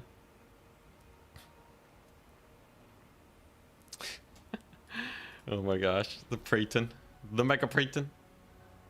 Yeah, the Pendulum is insanely better than Lash Spam. It's shock damage. So you can do a lot of damage at once. 50 damage. The Lash, at most you do 24 damage. It also doesn't hit in as long of a line. So... Yeah, that can be a little sketch. Yeah, and it's good for clearing archers too. Technically dodgeable, but really hard to do. You have to be quite on point. Blessed Treb. Okay. A Blessed Treb build for Bretonnia would genuinely be kind of annoying to deal with if I'm running this build. Because obviously I don't have any mobility.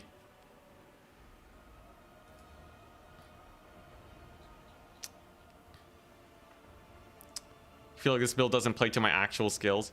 It doesn't, but like in some matchups you just kind of have to learn how to bring a strong build to win. Even if I can micro better than my opponents, the advantage is too much for me to make up for it. At least for players of like Plague Penguins caliber.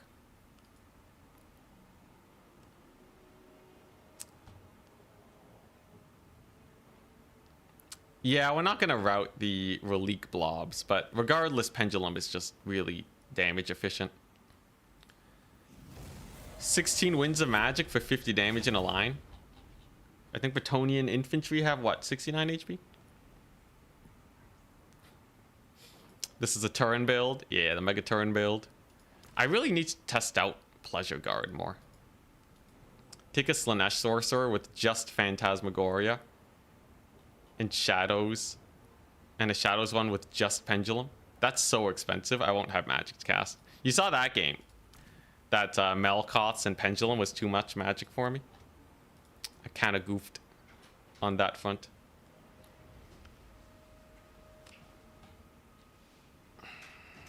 Yeah, the holy number of HP. But yeah, I think we are looking at 3 more matches. 3 more matches and then we're good. At least Attack Speed, Enjoyer, and Navigator got to finish. I think the odds of me making it for this tournament are pretty low now. Unless we have a bunch of extra rounds and I just start winning like crazy, but there's always turns tomorrow. And honestly, I'm not gonna lie, if I don't qualify, it's less stress, but that's kind of a copium answer. All right. The real tech is to just not play Slaanesh into Bretonnia. Yeah, but Slaanesh is so good versus everyone else. Cultists any good? They can summon Demonettes. I think they're too good at disengaging.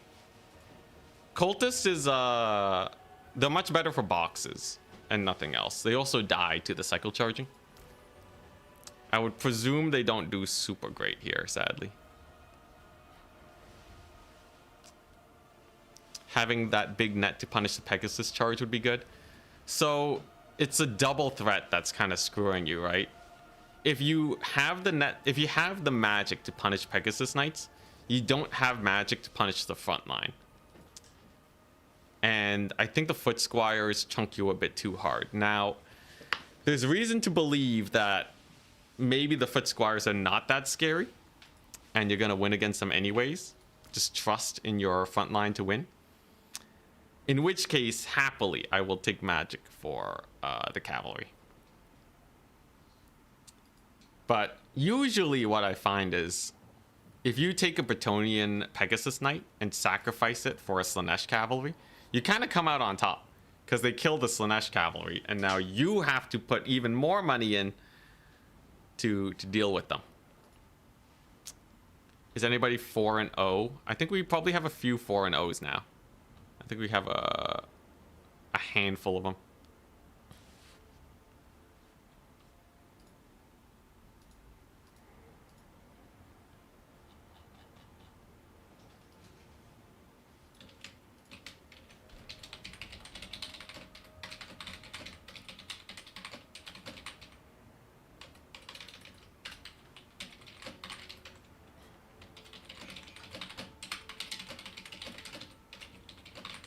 Make it 2 semis.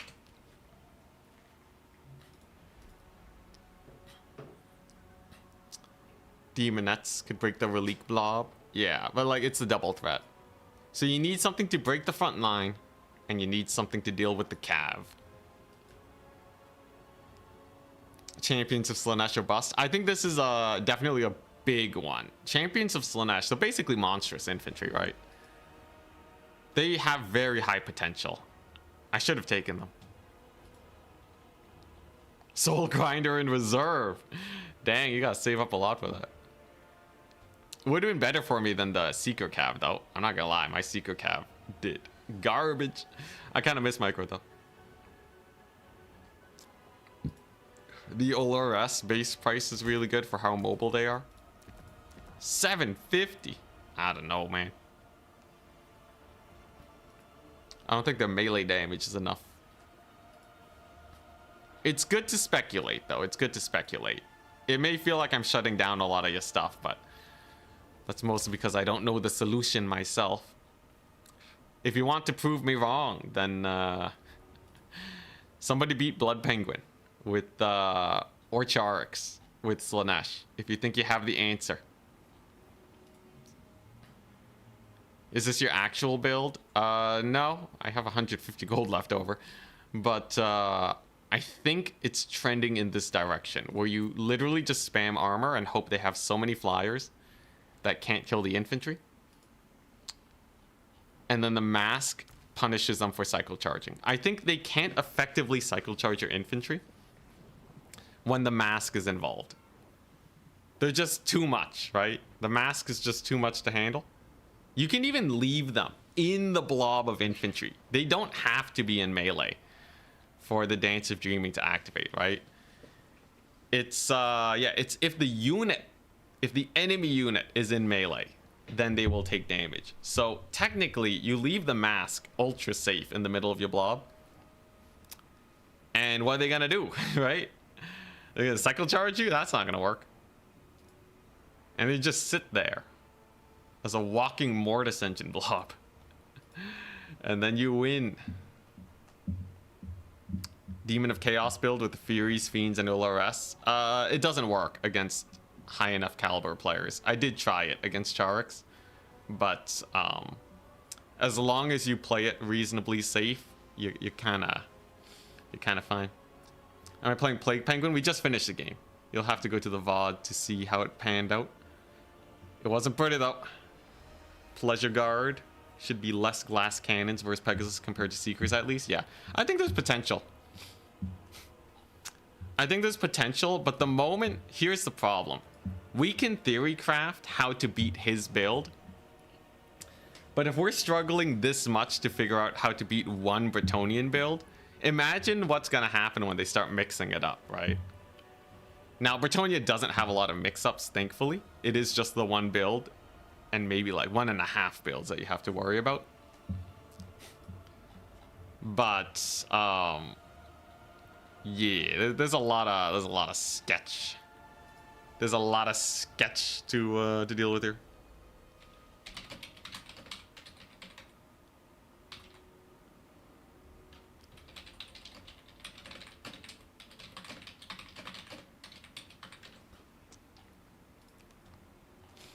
All right, next round. Here we go. Goblins. Round 5 up. All right. The only way we can make it is if I only win and if we get a lot more rounds. We're gonna need a silly amount of extra rounds here for me to actually have any shot. People are gonna have to be losing games like crazy. But you never know.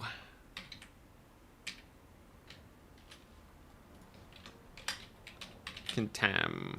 All right. We're up.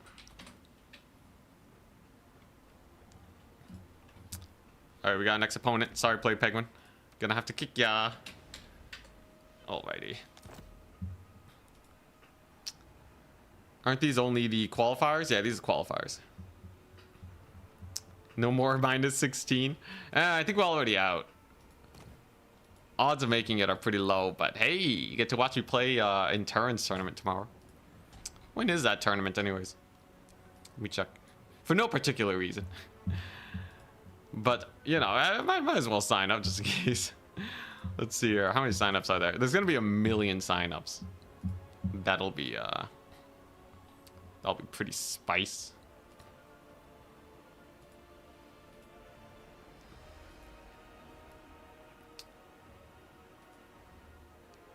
Alright, so I messaged my opponent. They should be in very soon.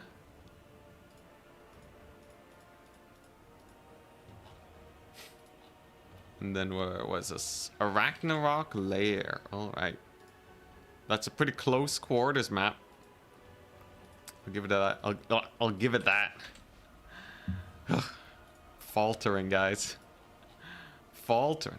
Let's see here. And okay. Here we go. Arachnarok Lair.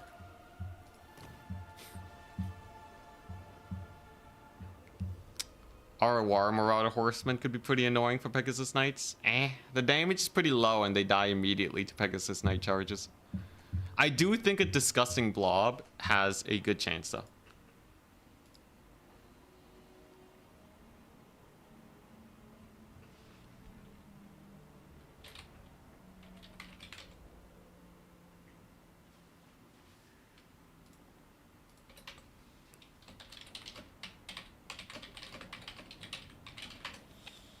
All right.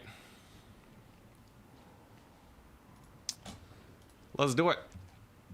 So what we're looking at, first faction. I think first faction Slaanesh feels so risky, but they're so good. I might as well practice Slaanesh, you know. Look, if you're gonna main a faction, you gotta learn the bad matchups, right?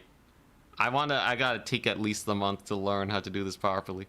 His first faction is Beastmen. Okay. That kind of makes me want... Okay, let's do this first. It's crazy not to pick Norska. Norska's just really good. And he has Lizardmen next. Alright. Beastmen, Lizardmen. Not the best for Wood Elves, actually. I want to play Wood Elves, but let's actually have some fun. Vampire Coast, Norska, Slaanesh versus Beastmen, Lizardmen, and Warriors of Chaos.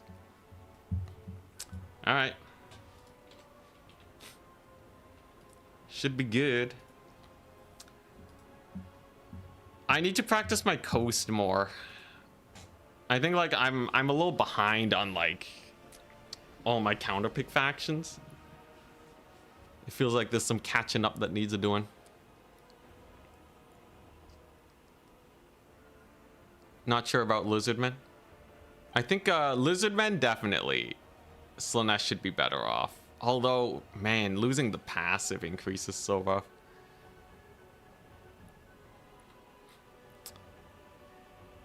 Anyways.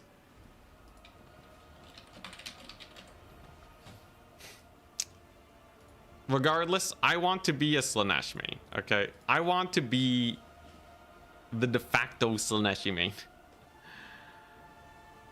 At the very least, I want them to be good enough where we can, you know, high roll into winning against people, even with the counters. And then from there, we can work on everything else. But the meta is so different right now.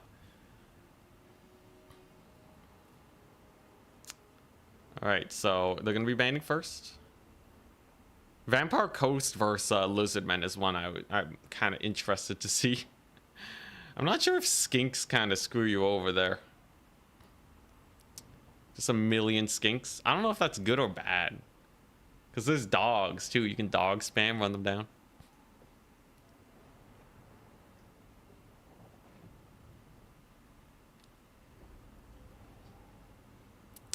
Save this build with 4 Furies in reserve.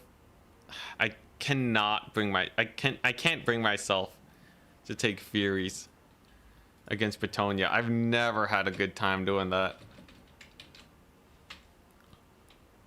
Alright, so he bans Lizardmen, Slaanesh. Let's see here. Slaanesh versus Chaos Beastmen, fine. Norska versus a lot of them is fine. I guess I'll ban Coast and... I kind of want to play Coast Lizardmen, but... Okay, let's just... Yeah. Let's just ban Coast Lizardmen, Norska Chaos, and then I think we're good.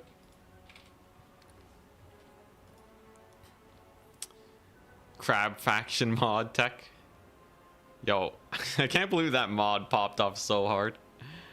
The crab mod is crazy, but what a fun idea.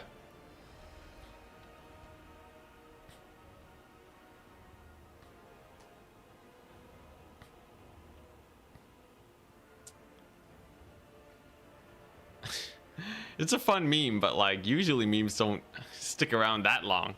People have been talking about the crab mod for months. Crazy.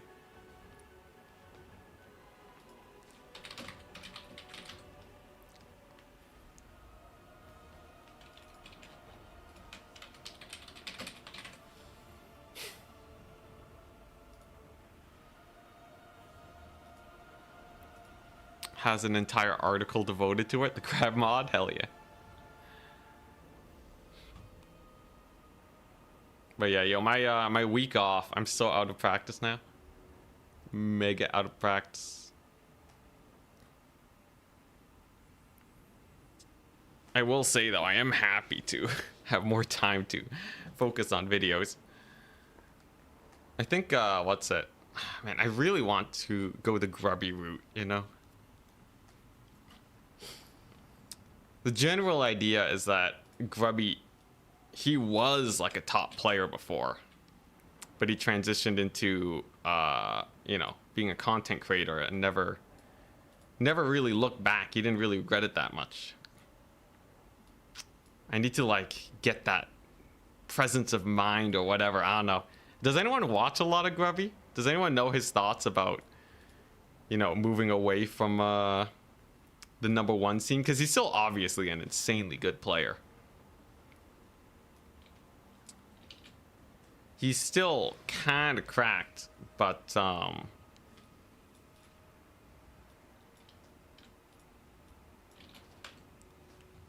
yeah. I don't know how the transition went for him.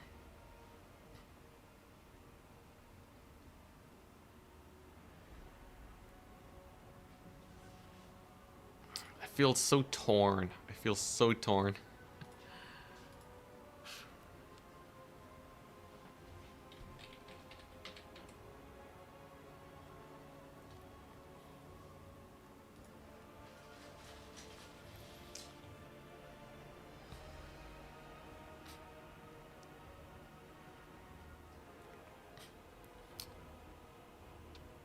A lot of troll builds and smurfing.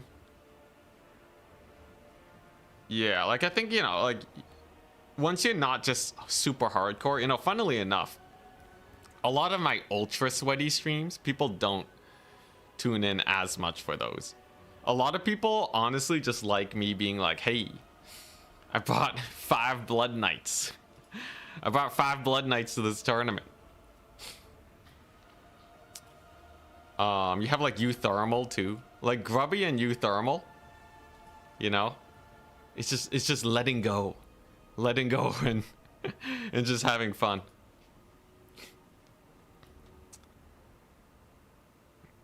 Obviously, it's really fun being a top competitive player, but I think I do generally get more satisfaction being a content creator. The Falcon meme factor, yeah. How active is the Warhammer 3 scene? How many tournaments are happening, roughly? You roughly get like 6 tournaments a week. You know, of varying sizes. Signups are at around like, let's say an average of like 16 or 20 signups for tournaments. Yeah. So, what's it? You've been kind of interested to see how StarCraft 2 skills transfer to Warhammer. Yeah, so it's not a massive scene. It's definitely, okay, I want to play Lizardman Norska. But yeah, it's not a massive scene. But it is a playable scene. Like, there are more than enough games that you can find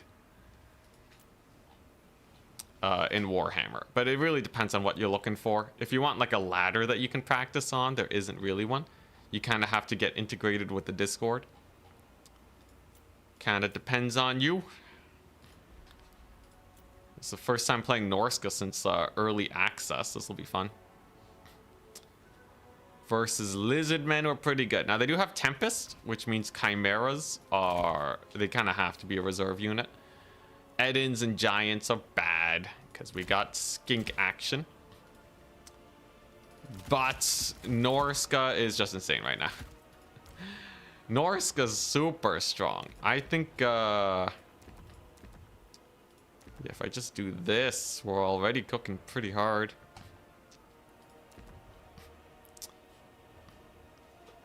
Yeah, this feels like a good build. So just, yeah, a bunch of this stuff. I don't really need much else. And then if he's playing Lizardmen, yeah, Berserkers are quite nice. The crazy thing about Norska is that their infantry have so much mass. They really don't give a crap about large units. Unlike other infantry that gets run over by cav. The mass diff is so nice for this faction. Oh my goodness. Yeah, and then a couple of these dudes. And do I need Marauder spam for Lizardmen? Marauder spam's not terrible. Berserkers are nice though. Do I want more Kurgan horsemen? Do I need a big SE? What if he brings like a Shredder of Lustria? Now that would be pretty spicy. If he takes a Shredder of Lustria, I think my build actually kind of dies. Yeah, I do have to be at least mildly wary of a Shredder build. Other than that, though, I think I have everything I need. Let's do it.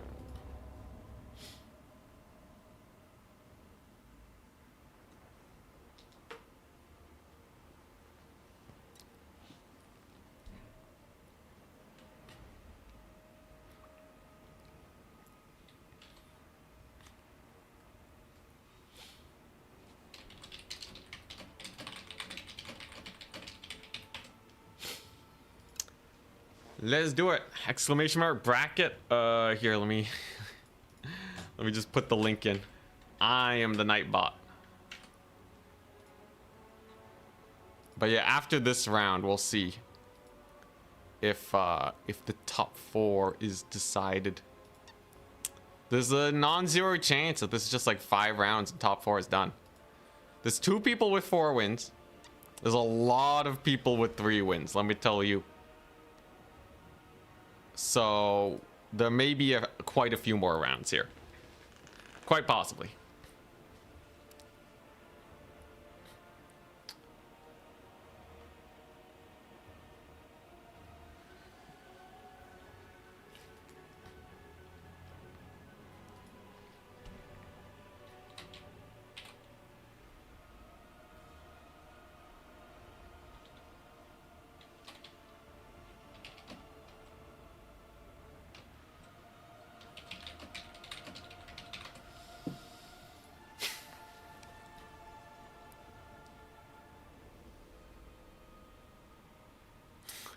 A lot of us with 1,000+ hours in the game, it can be hard to remember that most people just play campaign on normal. Yeah, it's crazy.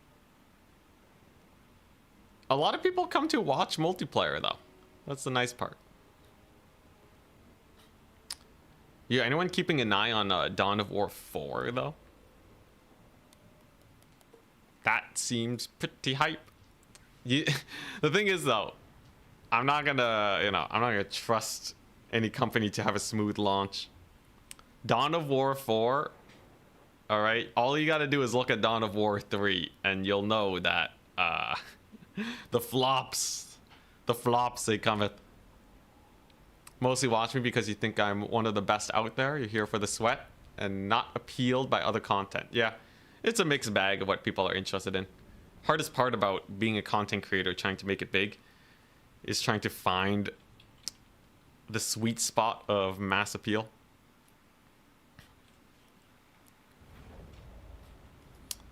Yeah, just zooming in and watching the battles is a huge part of the Warhammers.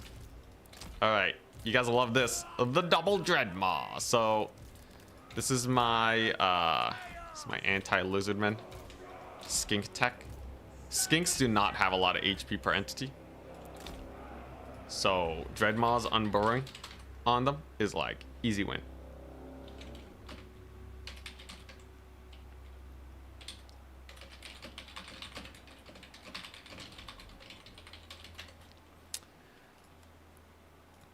All right, good luck, have fun.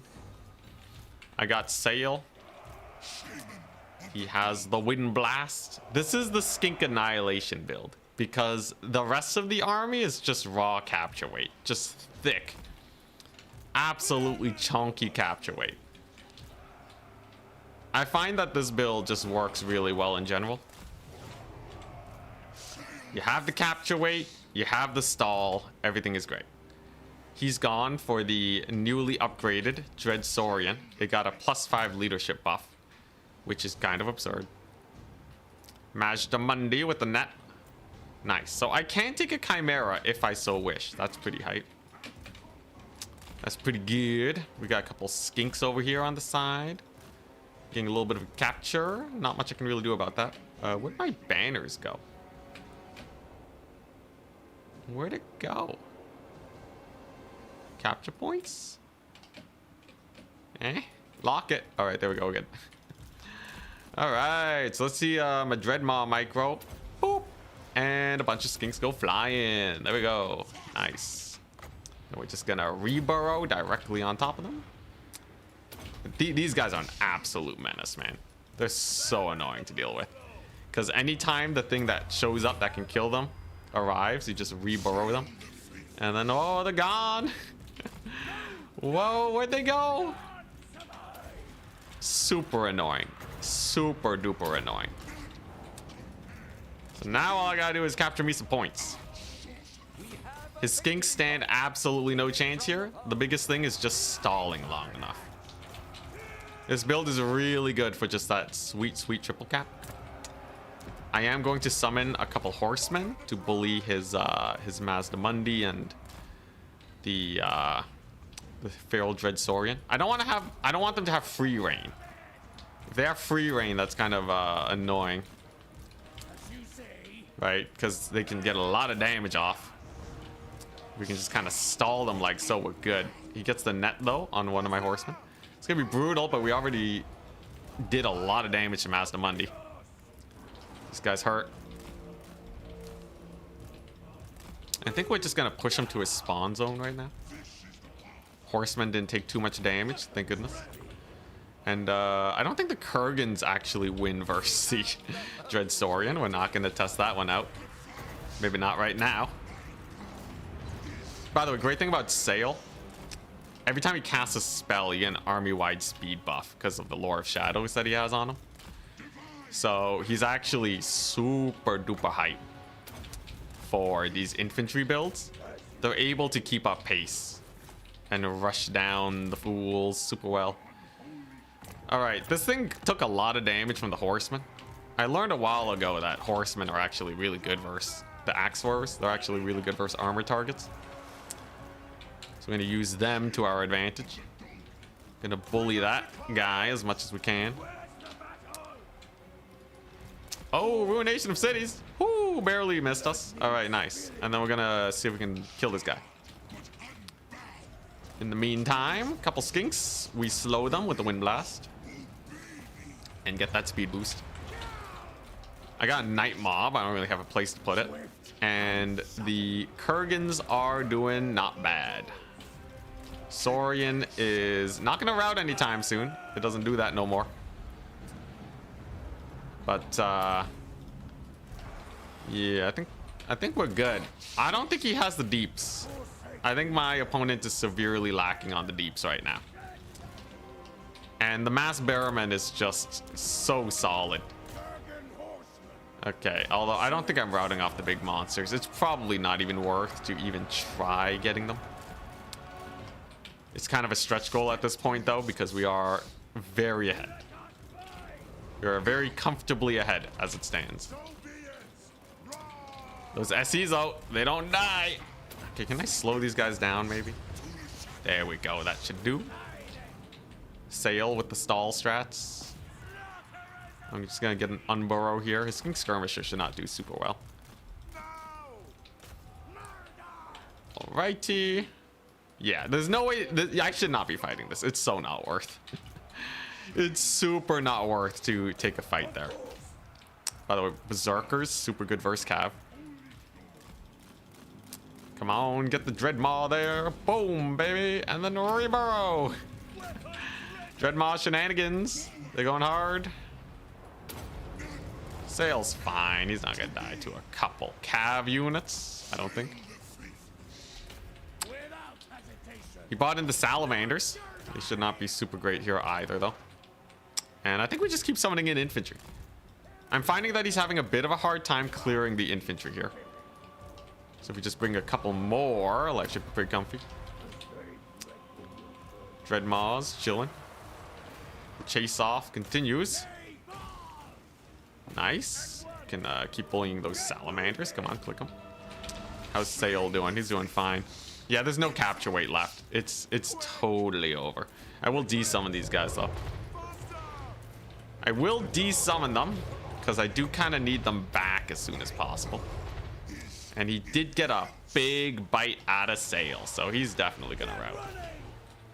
At the end of the day, though, we still got a massive lead.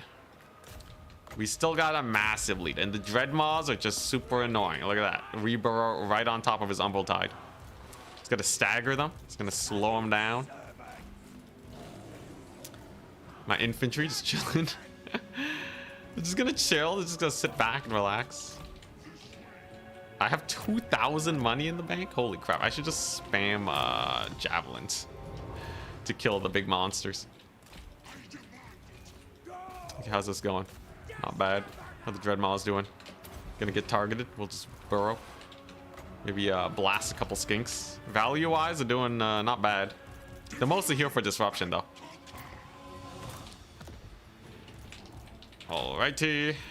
And the salamanders, yeah, that's forced to retarget. Very nice. Let's speed boost. Still no capture. That's good. And come on. The annoying Dreadmaw. And got him. A little bit more damage to the Umbral Tide. The great thing is that they're still at really high HP too. But yeah, now that I have all this stuff here, I got my axe throwers, I got my javelins, I got my speed boosts. Now there's definitely no way that these guys survive. He's gonna chuck out the bubble. We're gonna chuck out the slow just to really make sure they're not gonna jump my javelins.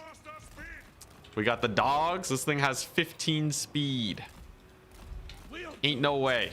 Okay, let's go over there. Yeah, look at him go. Javelins are cooking it. Whoop. Actually, you want to fight this? Sure, why not? Javelin's doing the best. Mazdamundi with the slight disruption, but we're still good. Can use Nightmaw over here. Get the Nightmaw in. There we go. That's a pretty good one. Whoops. And the Feral Dreadsaurian. The Feral Dreadsaurian routes. Its leadership buff was not enough. Huzzah. Thank you, Obese Chicken, for the moderating. Yeah, we already Elm, we already discussed that earlier. The rough rundown is not my tournament, not my rules. So yeah, aside from that, I don't want to really dig into it anymore. Geopolitics is not exactly something that is worth discussing on a Warhammer stream for multiple reasons. But yeah, this is good. Another route. It's just Mazdamundi now. I will say he is a tanky boy. He's so tanky, man. Geomantic Web politics. Geomantic Web has needed some renovations for years now, man. Talk about the Geomantic Web as much as you want. Hey, nice and shattered. Let's go.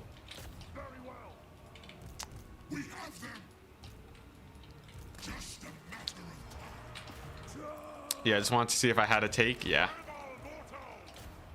There we go. GG. Great success. All right. Not the worst. So I'm 3-2. With this number of signups, the odds of me making it are really low. But if we're going to 6 rounds, even 7 rounds, we have a chance how the Dreadmaw performs. Dreadmaw's got 901,000 pop, took no damage, and disrupted him like crazy. His Dreadsaurian, God, so many Dread units. We got Dreadsaurian, we got Dreadmaw, and then we have Nightmaw. Okay, I guess it doesn't have Dread in its name. But yeah, this guy did pretty good. Like, I couldn't really kill him, but he couldn't really kill me. This Norskin build is super safe. If you can micro the Dreadmaws well enough, it's safe against any just value trading build.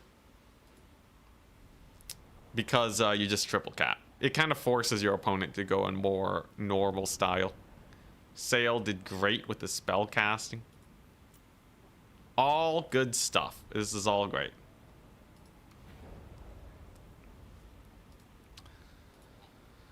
Alright.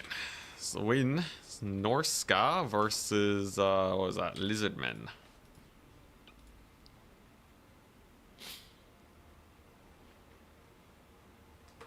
The explosion ability damage is somehow not tracked properly for Dreadmaw. I think they fixed that. Pretty sure they fixed that.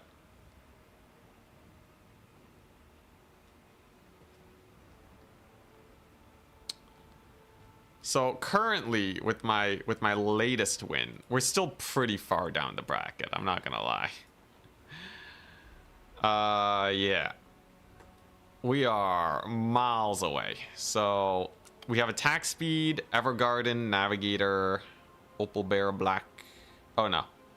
Just attack speed, Evergarden, Navigator. With 4 wins. Some of them will be getting 5 wins. The Dread Trouser Snakes. We got Turn Viewer in chat. Wait, what did they not fix? Explosion ability damage is somehow not tracked properly for Dreadmaw. Because they fixed one of the issues mid, like before the DLC even came out. Increased Dreadmaw price. Yo, it's such a cool unit. I don't know if it needs a nerf yet. It's definitely annoying versus some builds, but it's not the craziest thing in the world.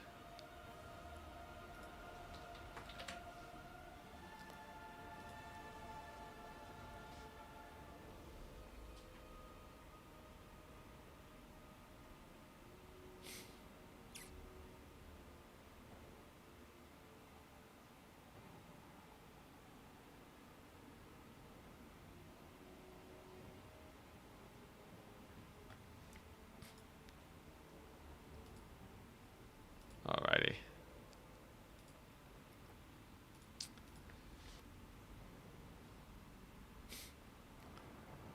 Value on the Unburrow ability explosion doesn't show up in the unit's value counter. Oh, really? That's crazy. So you're telling me it's actually vastly overperforming to what I think it is? Oh, that changes things a lot then. Huh. Need Lore of Earthquake on Mazda to counter it. Ruination of Cities should just kill the Dreadmaw. Easy peasy. It accounted for between a third and half of its value. Oh my gosh, the value tracking, man. Nothing can be trusted. It was really causing people to undervalue the Dreadmaws because of the bug. Dang, okay. I see. I see. How do you stop the Dreadmaw? Mostly shooting. Stuff like War Wagons and Sled Kite are super good versus Dreadmaws. Not every faction has access to that. Sometimes you need some melee abilities and the like. You can also just ignore them.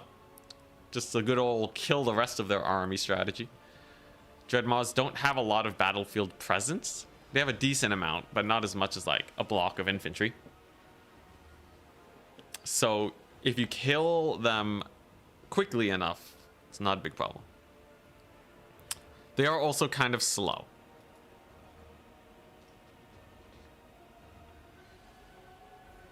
Opposed Dreadmaw should be able to duel underground. Some very high damage Mortis Engine effect for other burrowed units. I feel like miners should be able to unburrow too, you know? Like, you should be able to, you know, no, none of this Vanguard shenanigans. Just your miners start burrowed, at least like a couple of them, and then they can unburrow. It'd be sick. Think about the gameplay. Yeah, so if I lose one more game, we're definitely out. If I keep winning and we have a few more extra rounds, then there is a chance. There's a chance.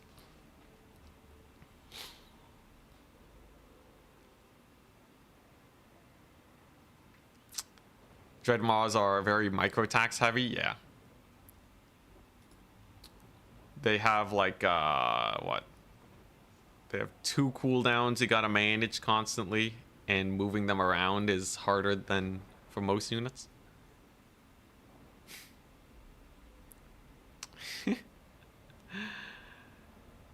Yeah, I guess they are a little challenging to fully micro properly.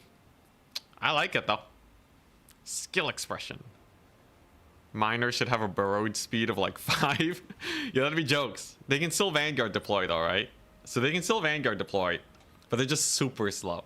It's just like tabletop. They come from the edge of the battlefield. Would it be useful? Only for hitting artillery, I guess.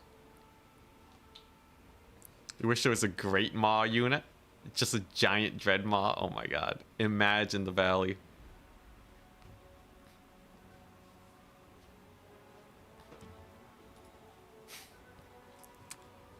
What are we looking at? What are we looking at? 1, 2, 3 players to 3 players to finish.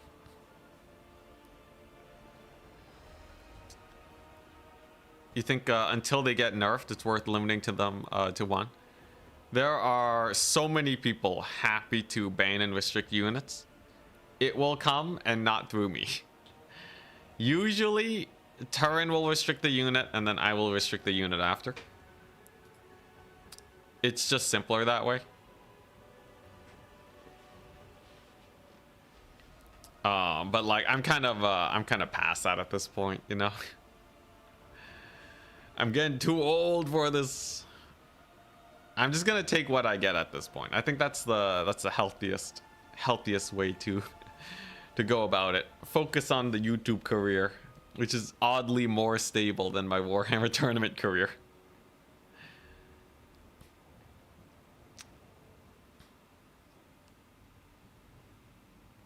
But yeah, at the end, Turin will manage it. Saves me time.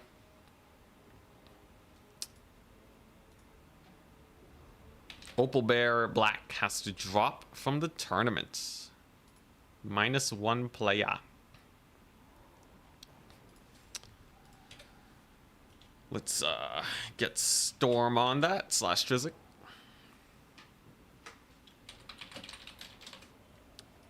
So we'll manage that. We have a lot of people with 4 wins. So that's actually pretty good for me. That actually means because I'm at 3 wins right now. If we get 2 more extra rounds and I win both of them, we actually have a chance. But I'm going to have to fight some pretty scary players. Yeah, or I find the cheese and it gets banned. Ah, hell yeah.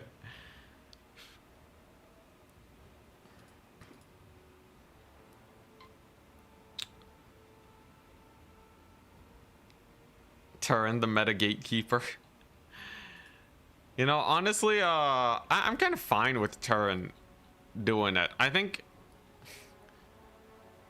you know, I can appreciate the way he does it, because Turin doesn't really balance by, most of his decisions are made based off of how annoying it is to explain things on stream, which I think is a good idea as a caster primarily.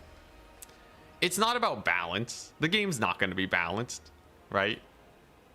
No, it's it's so people stop complaining. That's why he's like, if it's a bug, it's banned, because he doesn't want to go into the 20-minute discussion on why bugs might be okay, why some of them might not be okay, and all the decision making. Right? He just wants a chill stream, which honestly is real respectable. I You know, the longer I stay in the scene, the more I think just chilling is a great thing to do.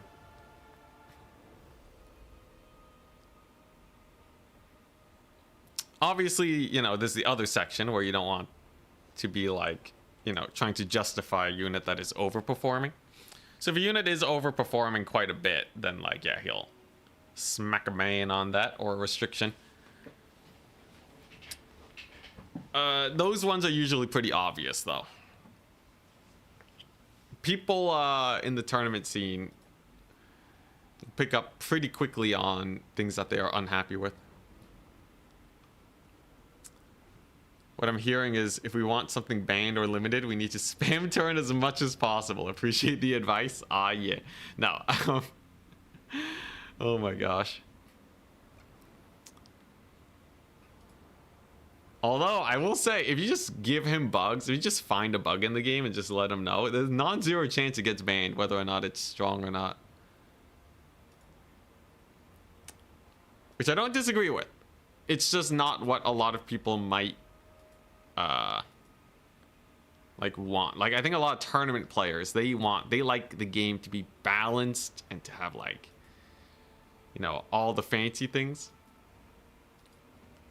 But that's too much, man. We're getting too old for this. Maybe we can go over patch notes also. Honestly, there's not that much in the patch notes. Yeah, like the double war shrine bug, all that stuff, you know. Like, no one's actually bringing a double war shrine. It's just there so that if someone does, he doesn't have to be like, well, it's kind of weak for these reasons. It kills the joy of streaming. And what he needs is more joy streaming Warhammer. At the end of the day, if Turin disappears, the scene is like half gone, man. There will be people that still host. But, oh my goodness, that would be like disastrous. Oh my gosh, disastrous. People can create their own tournaments with their own rules. That too.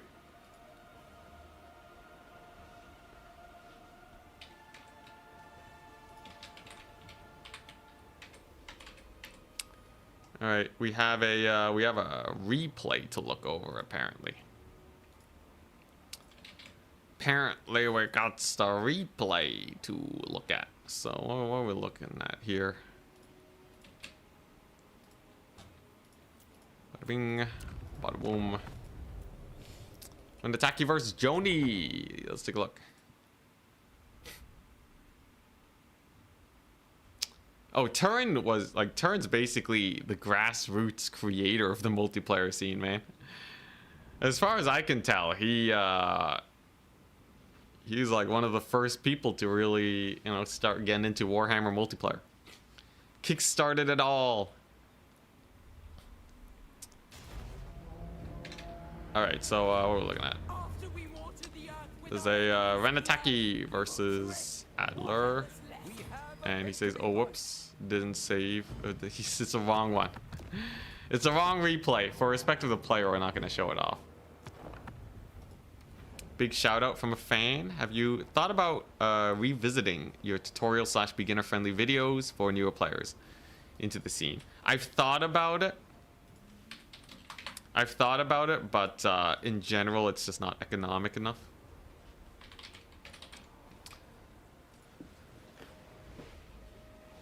It's just not really... It like pigeonholes me in too much, you know? I want to be able to branch out for other types of content eventually. This is like big YouTube career stuff.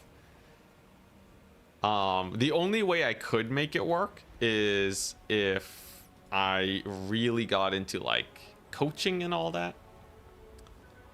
So if I really got into coaching and I could have some sort of setup where people like pay into a program where they can see all this stuff, right?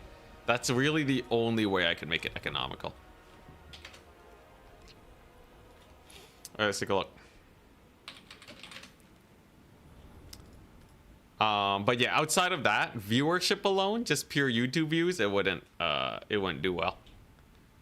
I know because I tried. I would love to though. If I could find a way to actually make it financially stable, absolutely. You know, I love talking about Warhammer and teaching people. So this is Renataki versus Joni. It's a Tzeentch game. Got a nice Flamestorm over there. Gets that captures and all that. Pit of Shades. Gets quite a bit of damage. Good Doom Knight blasting. How short is this game though? And how many matches do we have left? Okay, this is actually the last one that we have to admin. So there's not enough time to really let them play again. I think we're just gonna have to make a call. So this is a triple cap situation. The value trading is kind of lying. A lot of the damage is on Kairos. If you look at the actual army on the battlefield, it's not bad for Tzeentch. Yeah, the Medusa's kind of shut down. It is a triple cap.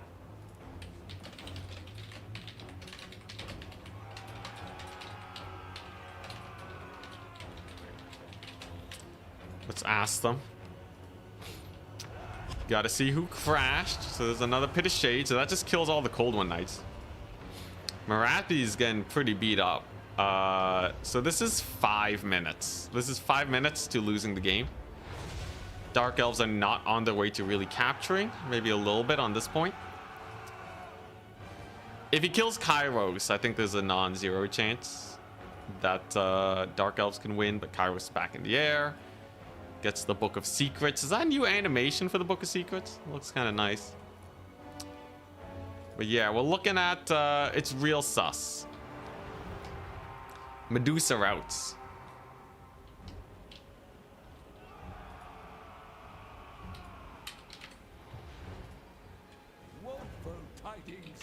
Okay. So Dark Elves get 1 capture point. Medusa's routed though. Okay. The game's gonna probably crash soon, but let's see.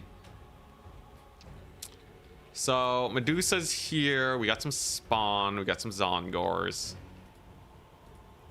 We have some Shrieking Skyrays. Let's see here.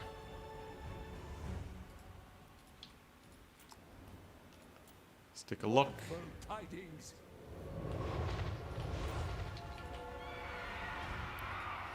Kairos is crumbling, all right.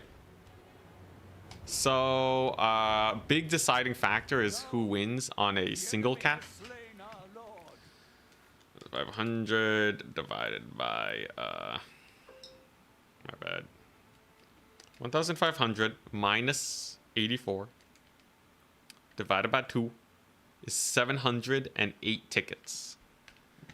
So you can get 708 tickets, which means he doesn't win. He needs to capture a point. He needs to recapture a point here to, yeah, he needs to recapture a point by a smidge though to win this. I would have said Tzeentch, okay, would be behind because of that, but they do actually get the point, which means it's probably a 1 cap. Yeah, it's gonna be a 1 cap now for Tzeentch to win, which is very good for Tzeentch. But all right, let's take a look. So they're starting to recapture this one with some Zongors. Ooh, that's a nasty one. This is super close. Make chat vote? Nah. Out of respect for the players, we will not let that happen. Okay, so the Halberds are gone. This is 8 versus 12 units. There's a bit of money left on the Tzeentch side. This is super close.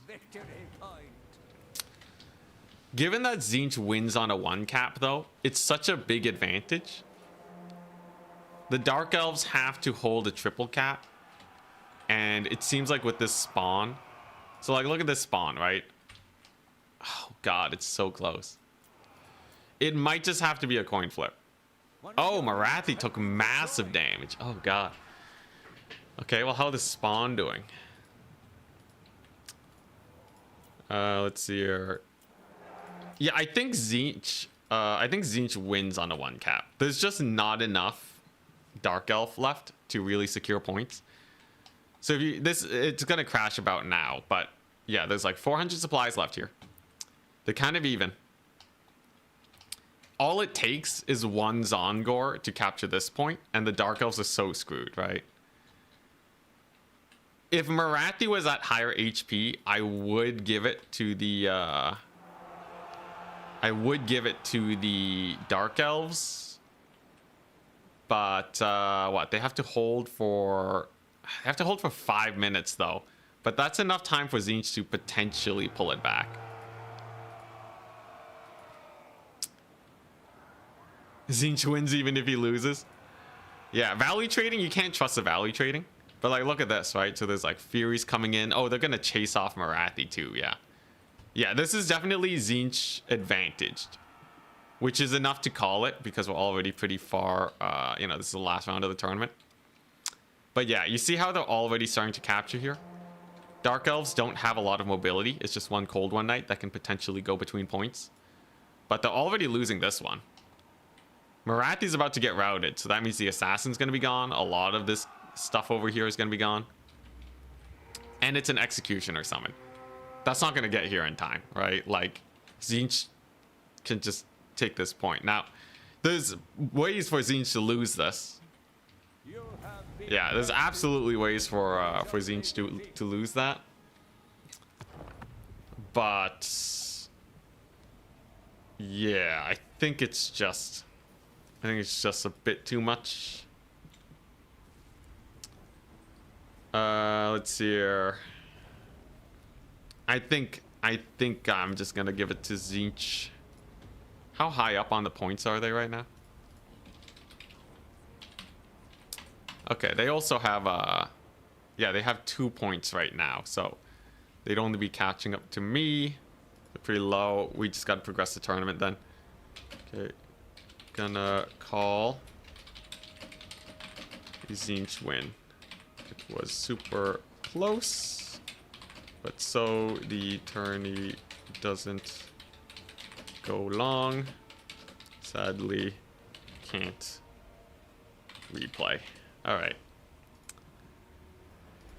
Yeah, Tzeentch was pretty. Oh, redeemed a hydrate. Thank you. Yeah, Tzeentch was pretty good. It was pretty good. So close though, so close. Because those games come down to whether or not you can actually get that triple cap going. But like, because both sides are still summoning and it's a 1-point victory, that's generally advantaged. If it was a 2-point victory, easy Dark Elves. Like 10,000%, I would give it to Dark Elves.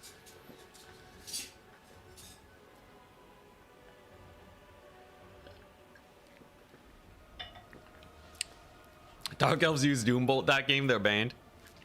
In case you're not joking, they used, where is it at? They used Wand of Koraidon. There was no Doombolt here. It just looks suspiciously like Doombolt. Deals damage suspiciously like Doombolt. But it is technically not Doombolt. This, you see what I mean by the turn bans, right? Simple. You keep it simple and then you move on with your life. Hard to see, I know. It is very hard to see. But you can tell just by checking the abilities and stuff. Yeah. No, honestly, it happens to a lot of people. Because it is a good ability. But because it's limited to 2 and you can't spam it, generally people are more okay with that. That would be pretty funny though. He just used Doombolt. It's just gets banned. But anyways, let me just refresh the bracket, make sure that everything's goodies. Okay, so yeah, it is. There are not enough people with the right amount of wins to call the top 4 yet. So we move on to the next round. So the way this tournament works is that you just keep going until it's good. Goblins, round 6 up. And we're up against Joni. Oh boy. We just watched his game. All right. Yo. I just admined him. Oh my gosh, the conflict of interest. Crazy. I'm going insane. But yeah, as it stands, there's a lot of people with 4 wins. After this round, though, after this round, it's going to be hella close. There's going to be a ton of people with 4 wins. There's going to be 1, 2, 3, 4 people, probably, with 5 wins. And that will probably decide it. And then it will be the, you know... Yeah, I think after this round, it's probably going to end up being decided. We'll give it our all, though. If we can just squeeze in one more round, though, we're good. But I don't know. Comeback potential is there. Yeah, I wonder how Terran's going to host his tournament. If he goes for single elim, that would be pretty spice. It's a fun tournament, though. I'm feeling warmed up again. Like I said, it was quite some time since my last Warhammer game, even. So we'll treat this like a warm-up. Last round. The round stops when the top 3 players have qualified for the top 4 by skill alone. So you just need a lot of wins. This one's gonna be stressful. Oh, absolutely. Although I don't mind taking it easy.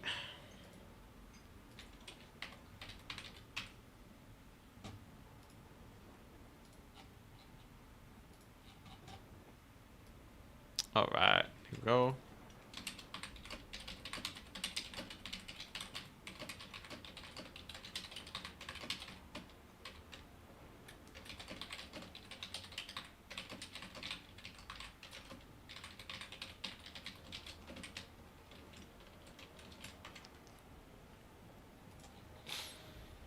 All right.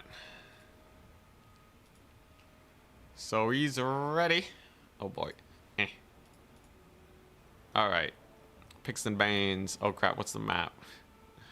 This is Rapturous Expanse. Okay. Rapturous Expanse. That's a pretty big map. Could go for my solid Slaaneshi start. I could pick Bretonnia to counter pick Slaanesh. Let's see here. I want to practice Slaanesh though. Let's just do it. It's on Rapturous Expanse too. That's a Slaanesh map. His first pick is Lizardmen. Nice. It's kind of a lot of hills here. Lizardmen's kind of rough for Wood Elves. He could take Bretonnia. There's a few factions that can beat Lizardmen though. And I think one of them will absolutely be running. And they should also be good versus Bretonnia too. I think it's quite likely he'll run Bretonnia. No, Chaos, dang. Well, I took Coast. Lizardmen Chaos versus Slaanesh Coast, dang. Lizardmen Chaos? Isn't that like super good for Empire? If he goes Bretonnia, he counters everything, but no. No Bretonnia pick. Not a Bretonnia player, I guess. Lizardmen Chaos Tzeentch, Slaanesh, Vampire Coast, Empire are the picks.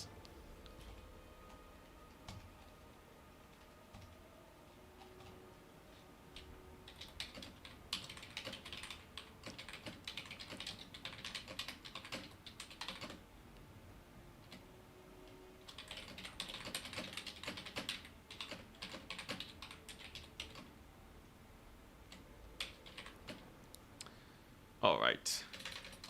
If you want to peel.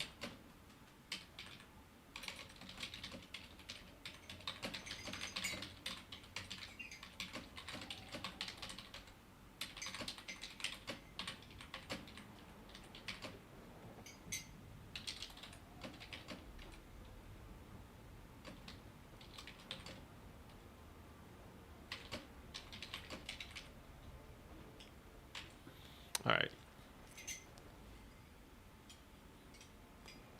Here we go.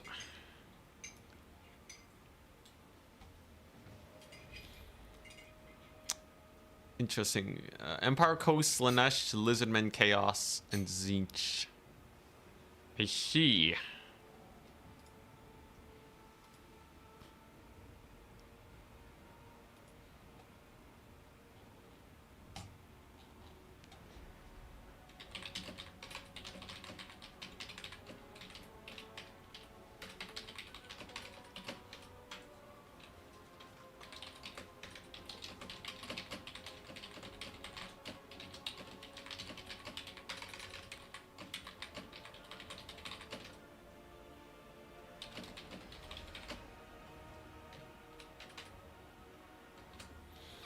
All right. There we go. Just a little bit of management, and we're good. All right. How we doing bans? Am I first ban? Am I first ban? I am. Oh crap. I am first ban. Let's see here. Whoops. I'm so sorry, Joni. What am I banning?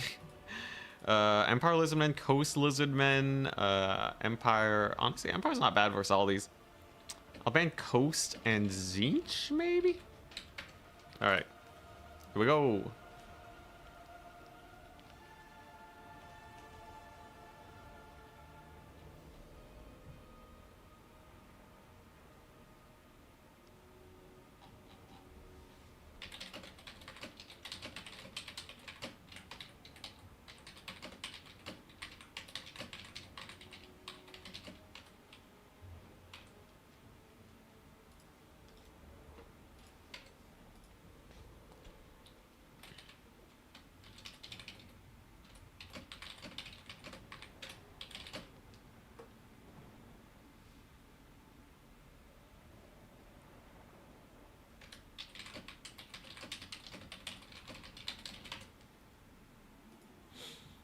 Alright.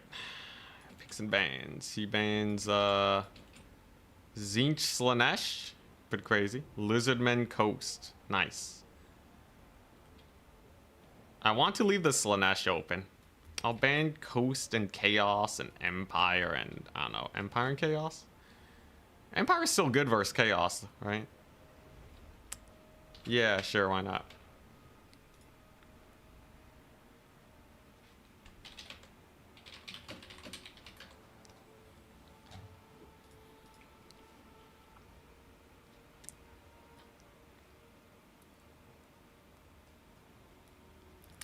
Should pick Dark Elves with Morathi for the mind games. Oh my gosh, please. The absolute brutality.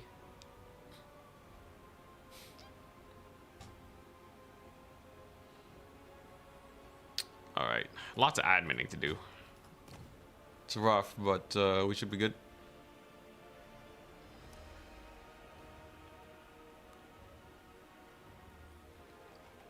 We got Joni. What's he gonna ban? I would love to play Slaanesh versus Lizardmen or Chaos. Oh, fingers crossed it goes well. Alright, nice. Slaanesh versus Lizardmen. If I can't beat Slaanesh versus Lizardmen now, I really don't deserve to make it. So here we go. This should be chill. Slaanesh versus Lizardmen. Lizardmen ain't got nothing on this, alright?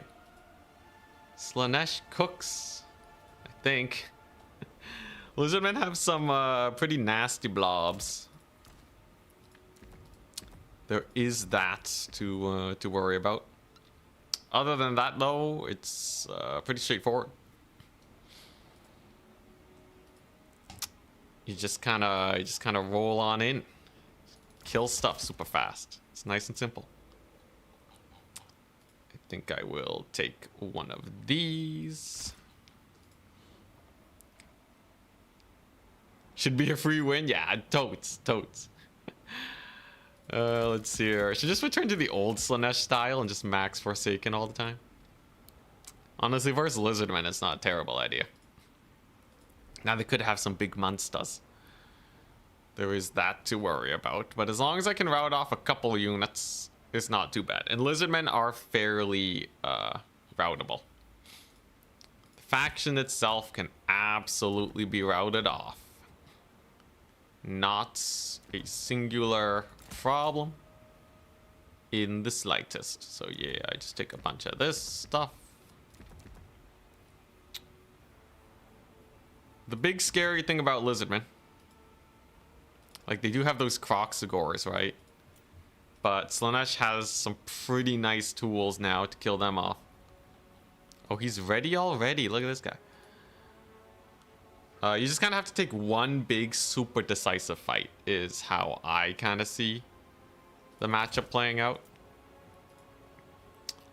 Just one incredibly decisive fight and then life is chill. I know these guys are pretty good versus Lizardmen. I'm gonna need one of these for sure. Gonna need a couple of these. What else do I need? Gotta make sure I take the Praeton max it. Yo, that would make for a fun stream. Let's see. What else do I want? I have my mobility down. Their cav is so slow. It really shouldn't be that bad, but you never know. You never know. He could also just mega box it. Just go for the ludicrously tight box. But yeah, realistically speaking, this should be good enough, right? Why am I stressing? Let's take a look. One of these dudes. All right, it's a perfect spend. You can't go wrong with this. How's it going? All smooth? Yeah. I got Trizik helping me with the adminning. He's been helping so much. Happy to have you here, by the way. 500 Marauders and then 500 more Marauders. We'll see. I don't know if I'm winning this one, though. I lost to Chosen. And I lost to Blood Penguin. I'm trying to figure out the Slaanesh versus Betonia matchup. I think it's a bad matchup, but I feel like I should be able to win it. With some, like, disgusting build. If there's one person that's gonna trailblaze with Slaanesh, it has to be me, right?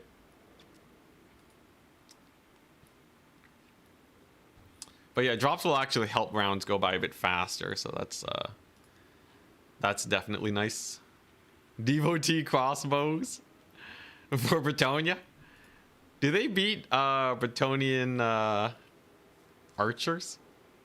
I guess they didn't bring archers versus me. Do you just bring devotee crossbows and just surround them with infantry? I kind of feel like if you're playing versus Bretonia Slaanesh, you just literally take no cav. They're terrible, just joking. Dang it. Come on, man. You gave me the Dreadmaw tech. Yo, by the way, Dreadmaws are insane. I can't believe how right you were. The Dreadmaw is so good. I just won with a Norska Dreadmaw action. Full skirmish Slaanesh. Oh, I wish. I should just start playing Wood Elves into Betonia, man. At least it's a matchup I know how to play. But yeah, here we go. This could be the last round. If it is, we're not qualifying. If it's not the last round, we have a fairly good chance of qualifying if I win the next two. So it's a real fingers crossed situation based on how things play out. I'm pretty sure there's going to be too many people with 5 Swiss points, though.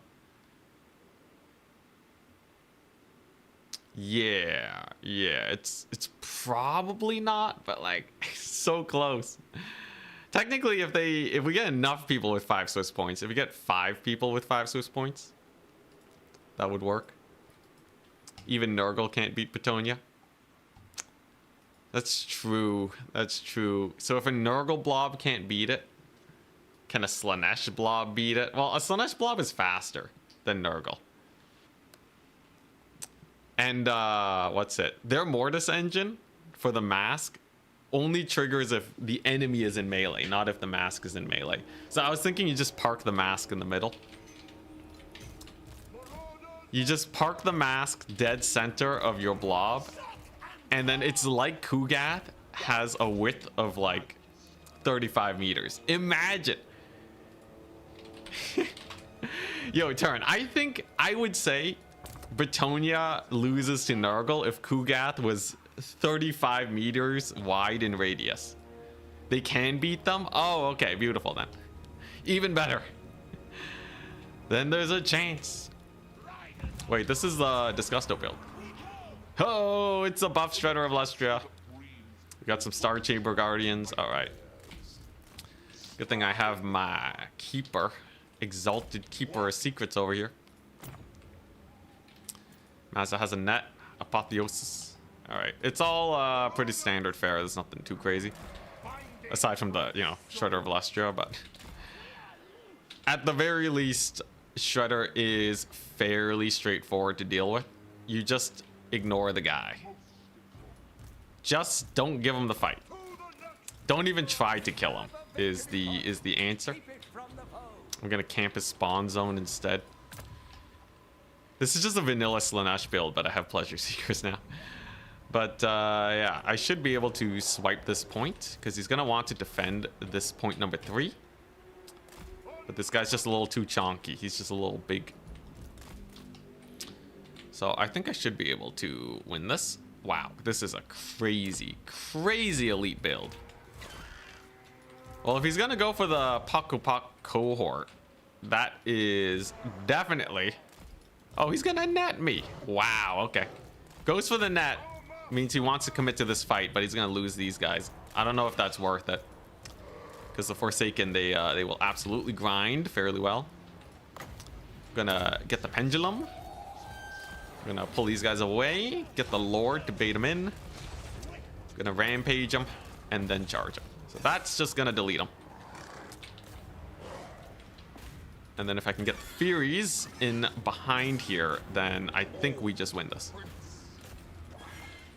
In the meantime, he's trying to get the deeps off, but he just doesn't have it.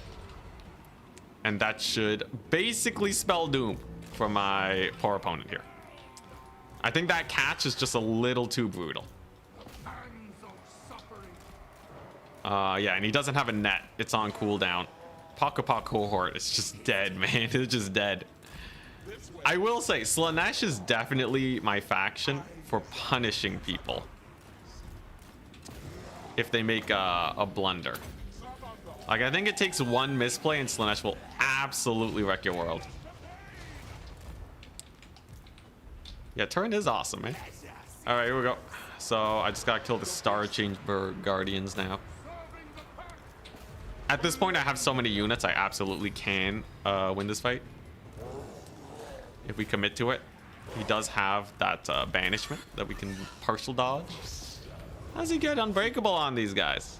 What does he have stacked here? All right, some crazy ability stacking. But yeah, this should be good. Lord is totally fine and safe from the Mazdamundi. And the Dreadsaurian. What the? Okay, wait, these guys have Unbreakable. From what? Wait, do they just have Unbreakable now? No, we're off. All right, what? I don't know, man. You know what? Fill me in. How am I so out of touch? Did they give them Unbreakable? Did they just have base Unbreakable now? Honestly, kind of sick. Yeah, it's not gonna save him. There's a rampage. Stop the Dreadsaurian from being a pain.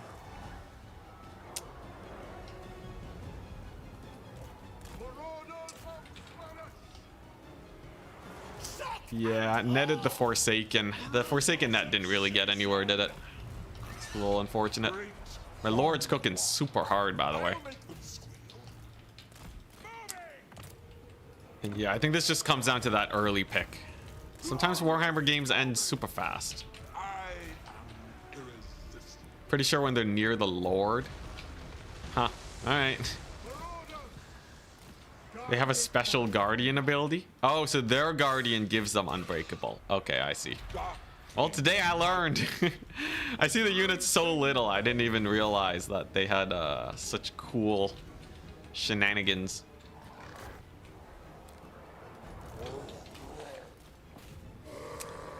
All right, come on, Mazdamundi, you got this.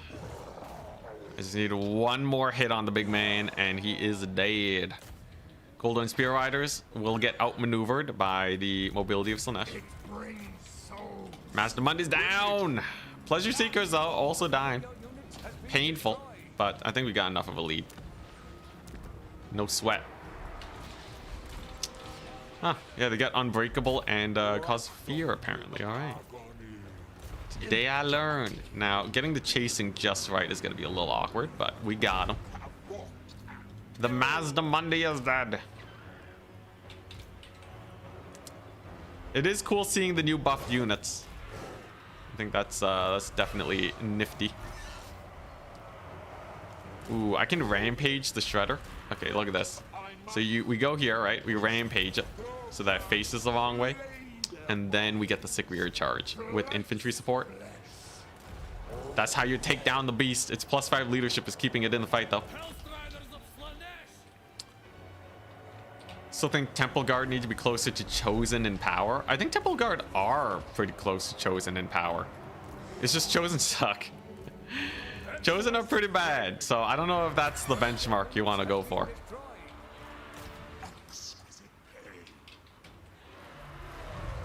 Unless you're saying they should be weaker, in which case, definitely not. Yeah, I think there's only a handful of factions that even consider taking Chosen, let alone calling them strong. Alright, solid victory though. So that's 4 wins for us. But the big question is whether or not the bracket just ends here. Good chance that it does. So that's first Lizardmen. Here we go. Let's take a look at the values. Nice. So Pleasure Seekers did cook. Mostly because it killed off the elite guys. GG, well played.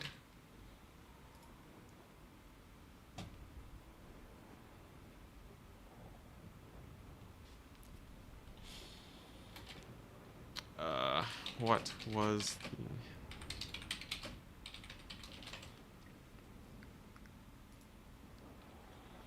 All right.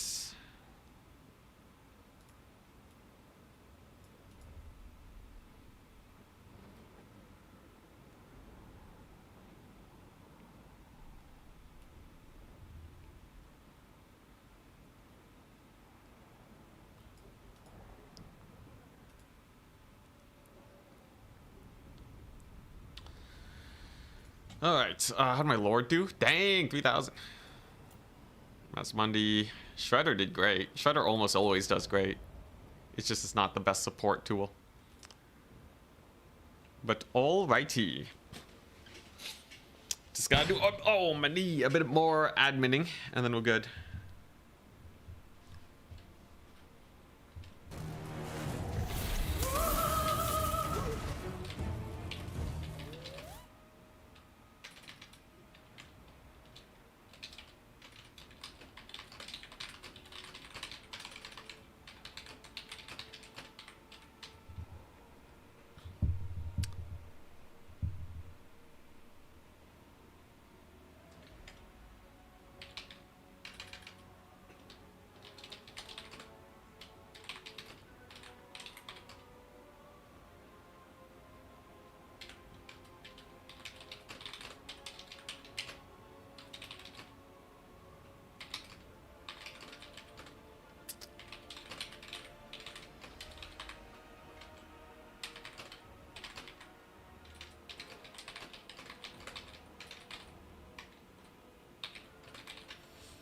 All right.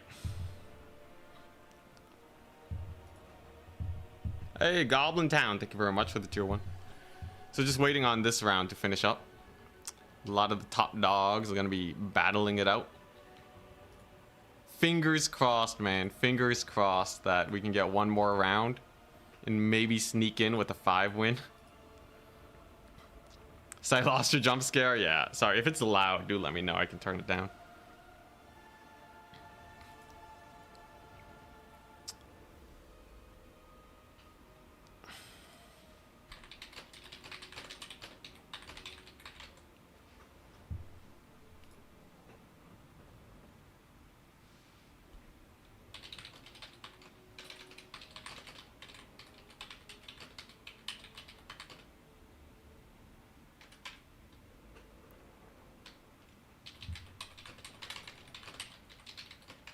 All right.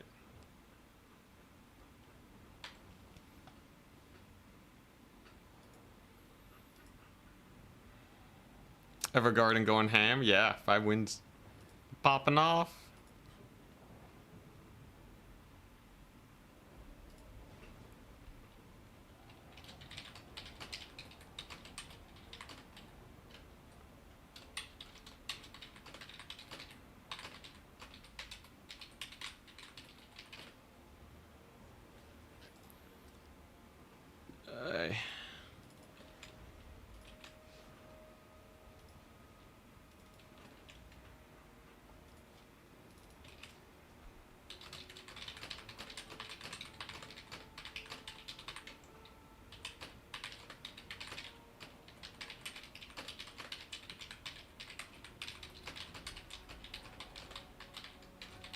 Alright.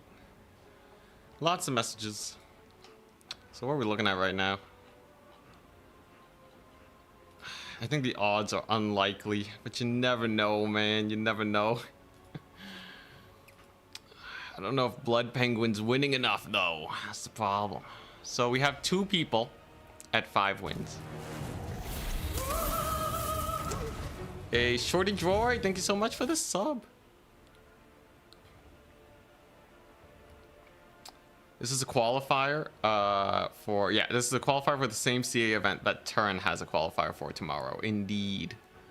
That I will likely be playing in unless I make it.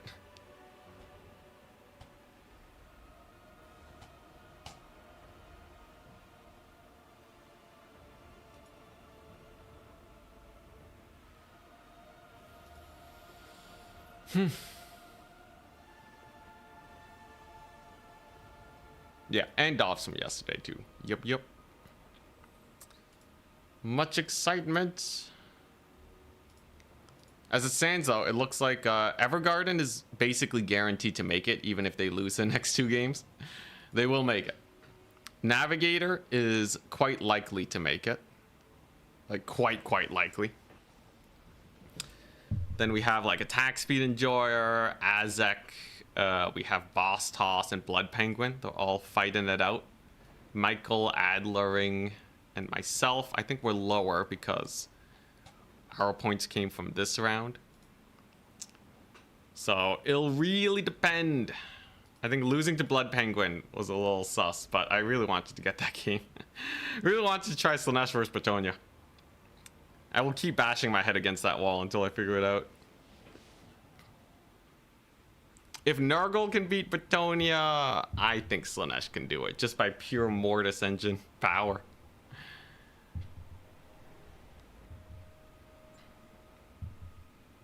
Do I risk it though in Turin's qualifier? I don't know about that. We'll see.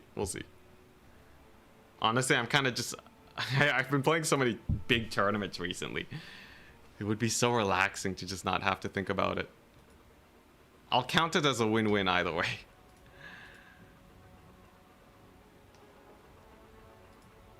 Oh, looks like some people might have some extra points that need to be adjusted.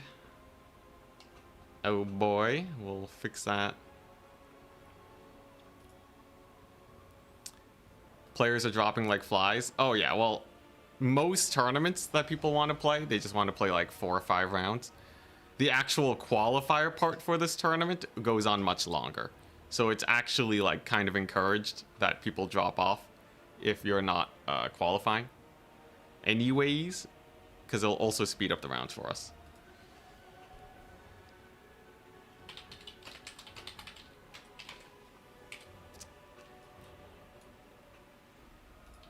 But yeah, let's make sure all the points and stuff are good, and we'll be fine.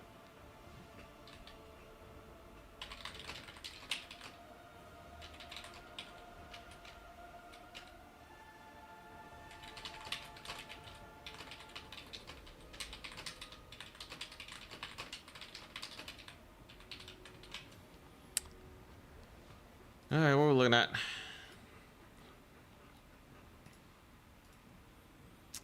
I think the downside of these tournaments is they can go on for a while, man. They can go on for a while, but this might be the last round, and then we just have the semifinalists.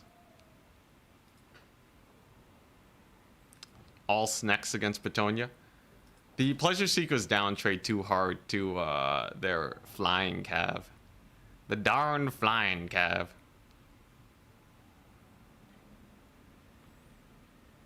Show me some tech for Slaanesh against the French. I think I have some ideas too. There's so much stuff to play around with. It's really a we'll see situation.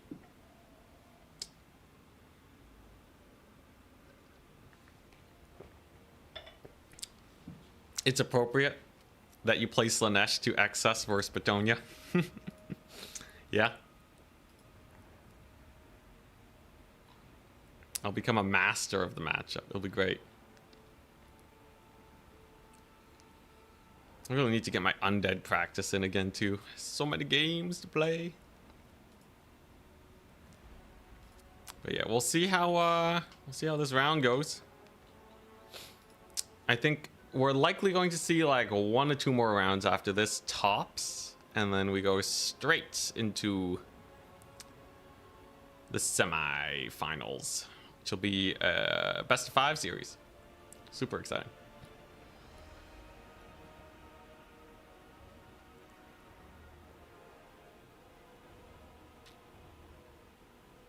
At least the tournament isn't going super long. The unfortunate part is that if you're European, this is still quite late for many people, but there's no way we can really prevent this. There's just so many signups.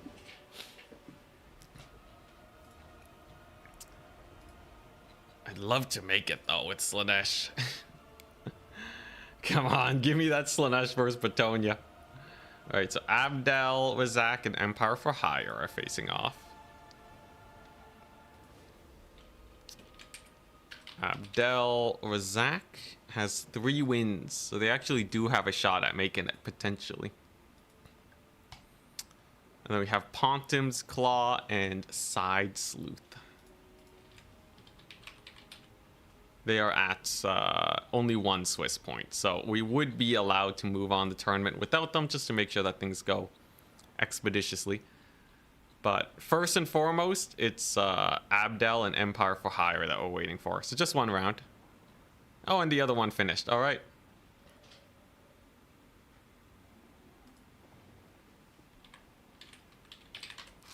We got Trizik helping us out. It's chill. Hey, B6, what's up? You just woke up. Let's restart the tournament. Ah, yeah. Get him in. Yo, if Charx can win with Skaven, you can, man. Get him in here. They got buffed. Skaven might have actually had one of the biggest buffs out of all the factions, just on account of how few buffs there were. But they're pretty stacked, man. I'm just letting you know, Skaven. Alright, the Storm Vermin builds. Rejoice.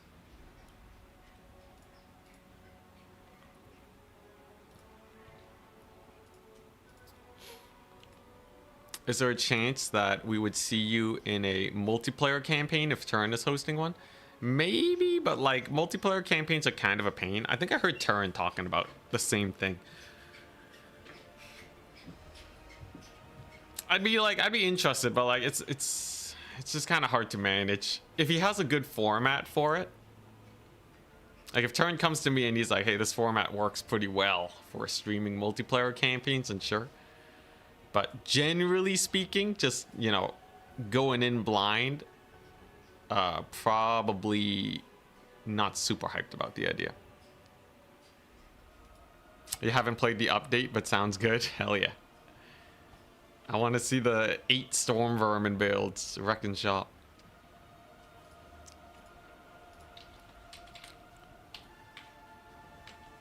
It's your Empire for Hire. Let me know when done.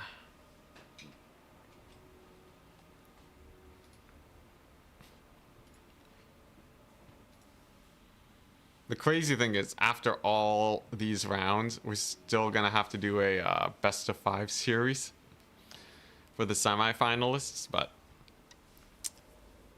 yeah, I think, like, honestly, all the tournaments are kind of hosted at a bad time for Europeans.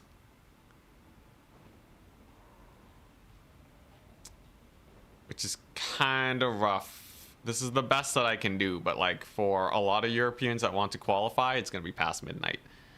For people in the Americas, you're fine, right? It's a weekend. It's like gonna be 5 o'clock or whatever. But we'll see how it pans out. Is Takala any good for multiplayer? Nope. Mask is just outclasses Takala in every single way. You just accepted that night is Warhammer time and day is sleep time. It's kind of how it goes a lot of the times, Attack Speed Enjoyer. Hopefully this doesn't go on for too much longer.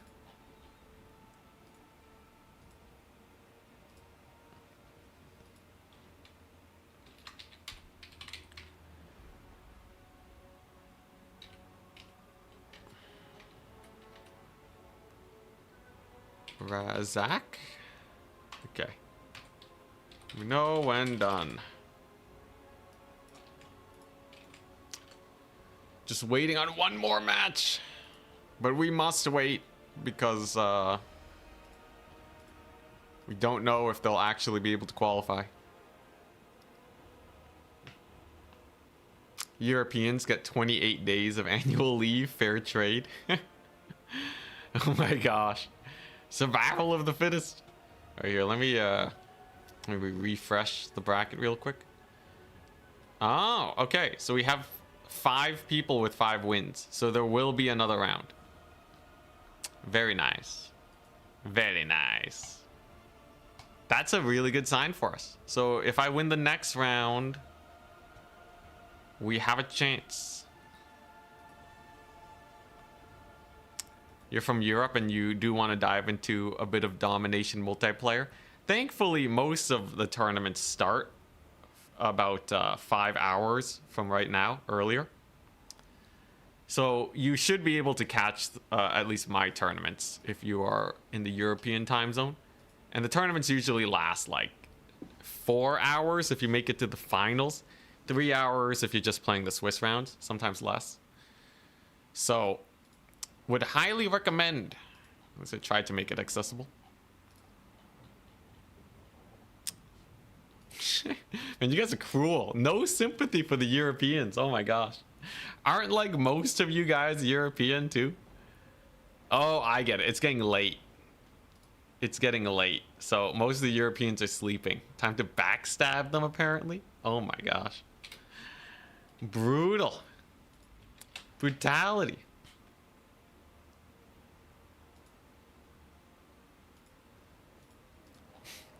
When they wake up, they're gonna get ya.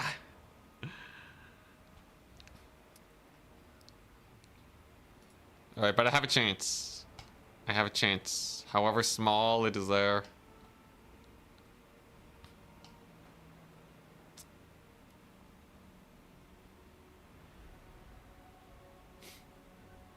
What are sick days? If you're sick, you just don't go to work.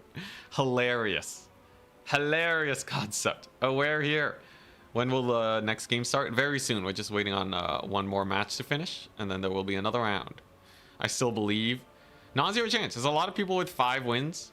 We're at 4. So I'm only 1 off.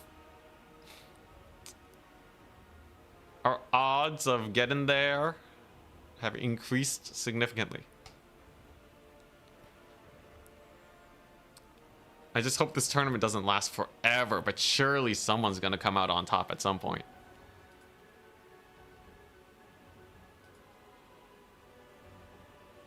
Imagine having a limited amount of days you can call in sick for work. Yep. Hey, look, society, it can't be perfect, all right? All right, don't judge.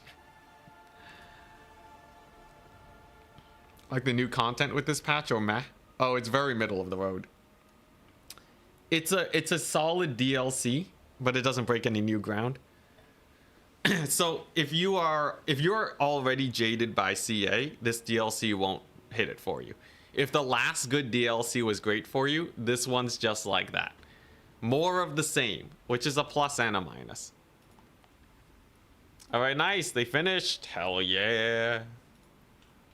Hell yeah. Done. All right. Advancing the Swiss. What are we looking at? I did prep for a whole 10 rounds. At least it should go faster now. Round 7 up. Alright, let's take a look. I'm up against FWX. Okay. Yo, yo. Alright, let's take a look.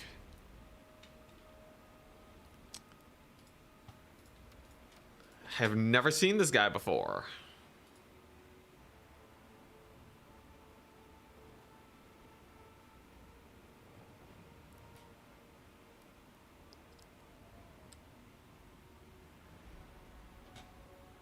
I gotta make sure everything's goodies.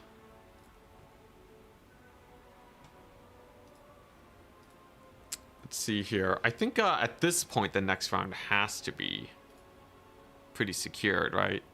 Yeah, I think this might be the last round, and then it's going to be determined by opponent points, which means I'm probably going to get outpaced by a lot of other people, but we'll see. It's right now the runners up are Attack Speed Enjoyer, Blood Penguin, Navigator, Evergarden, and Azek Ryman. Very interesting.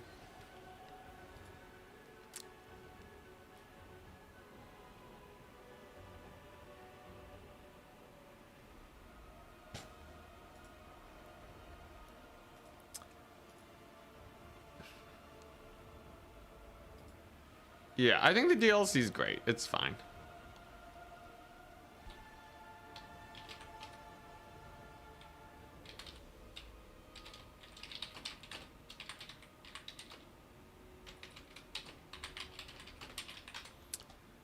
All right, here we go.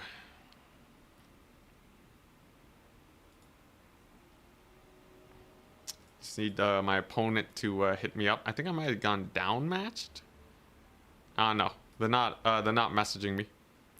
We'll give it 15 minutes. Oh no, never mind. Okay, there we go. There they are. There they are. All right, let's do it.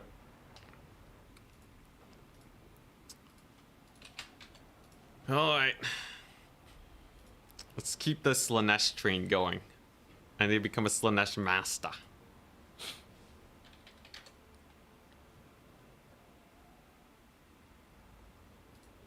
I feel like at this point, though, a single Elim would have been better than a Swiss, but we should be nearing the end soon, at least. What map? Oh, God. The map is the Dunes of Cain.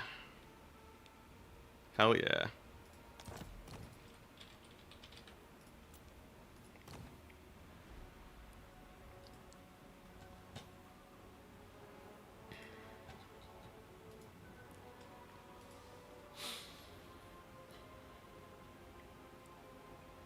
A lot of new names popping up, by the way. I wonder if they're from Dov's tournament or what.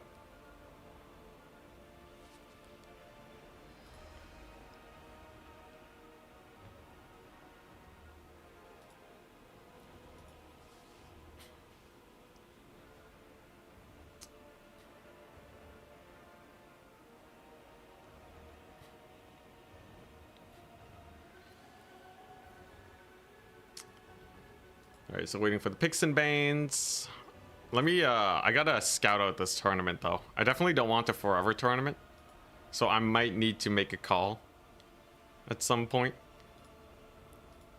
Let me see. So, will we have enough people to do, like, a top 8? Oh, God, that's so bleh.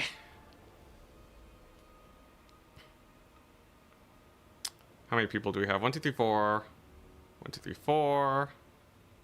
We have 12. We have 13 people with a ludicrous number of games.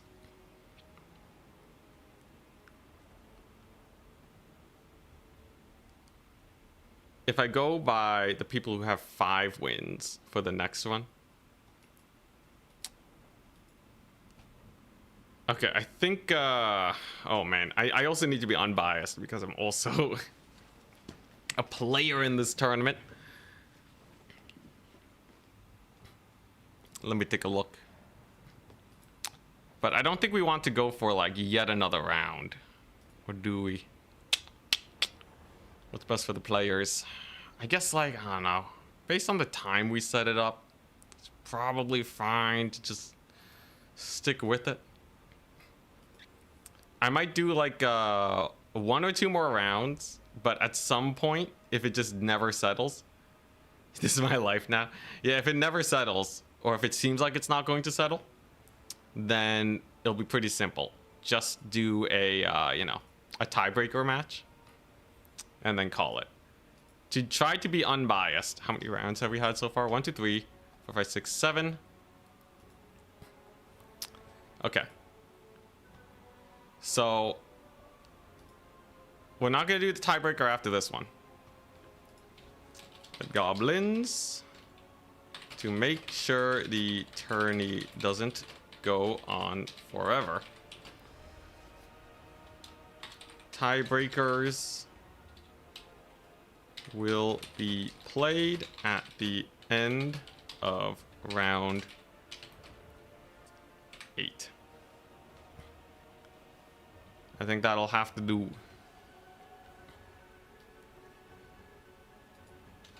No matter what. Similar to how I usually run tiebreakers. DM me if you have any questions. That'll have to do.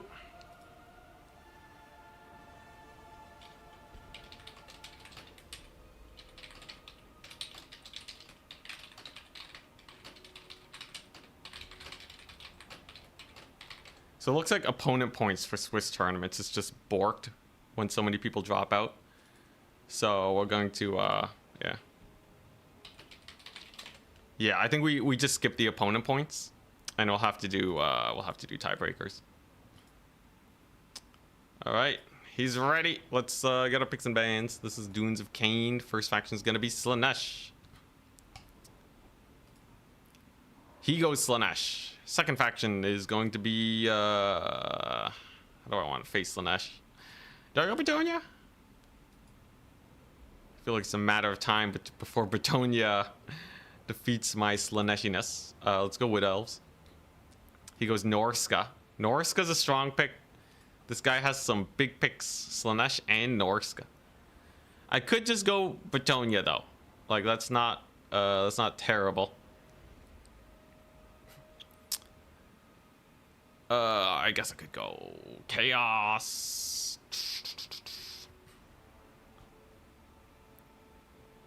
Oh boy, Slaanesh Norska? Ugh, that's so nasty. I know it's nasty because that's usually my pick. I went Bretonnia, he went Chaos. Alright. Bretonnia, Wood Elves, Slaanesh, Slaanesh, Norska, Warriors of Chaos.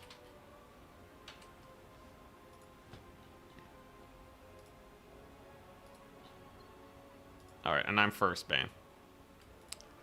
I'll ban my Slaanesh versus, or no, I'll ban my Bretonnia versus his Chaos. That's not the worst.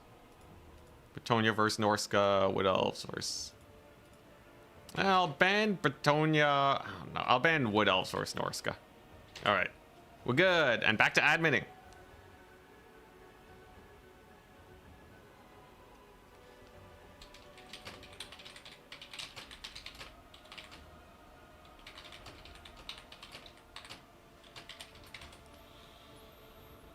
All right.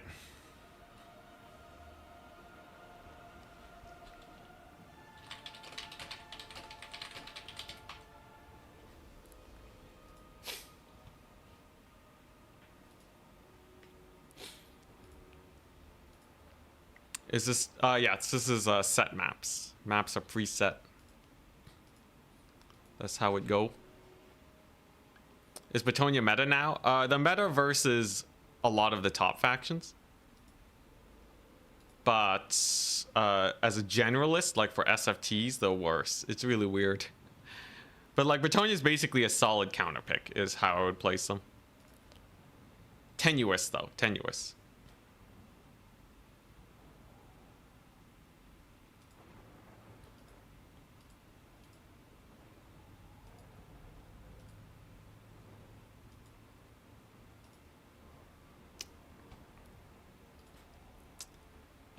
All right, but we got to see.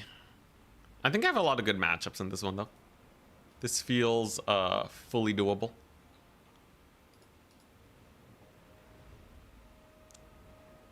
You're not sure if the collar is bad, but the mask is just so good. Yeah, yeah. There's a chance the collar is fine, but I do find the collar is a little on the expensive side. I don't know. For a non-spellcaster lord, we're looking at 2,200. You can get Archaon for that, man. You can get Archaon for that. It's crazy. All right, Chaos and Wood Elves he bans out. And Chaos and Slaanesh is also done for. Alright. So I guess I'll get rid of Betonia Chaos. Just makes life a little bit simpler. Let's see. Wood Elves versus Slaanesh. Wood Elves versus the new Slaanesh is terrifying. I do think Wood Elves have teeth, but it is still terrifying. The Slaanesh mirror match. Alright, we'll get rid of the Slaanesh mirror. What? Slaanesh versus Norsca, Betonia versus Norsca, Betonia versus Slaanesh. Okay, you know what? Sure, I'll get rid of Betonia versus Slaanesh.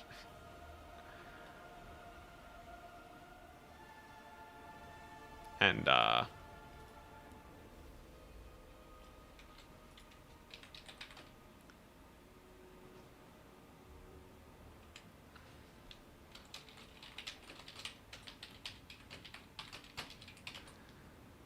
oh, wait. What did my opponent...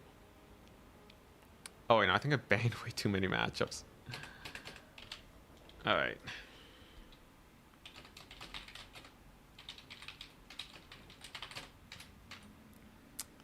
Yeah, because I banned one, then he banned two, then... Okay, yeah. Okay, we're good. Okay, we're good. Oh, boy.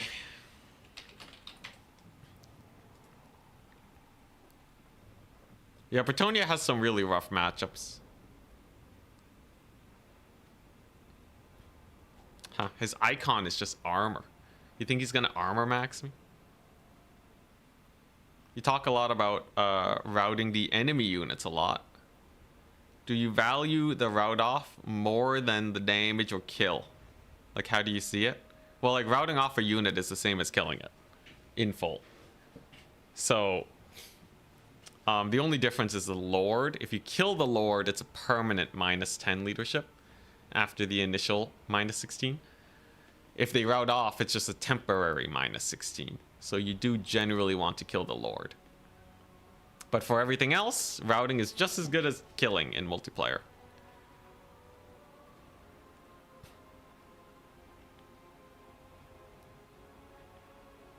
Does she have ward save chance?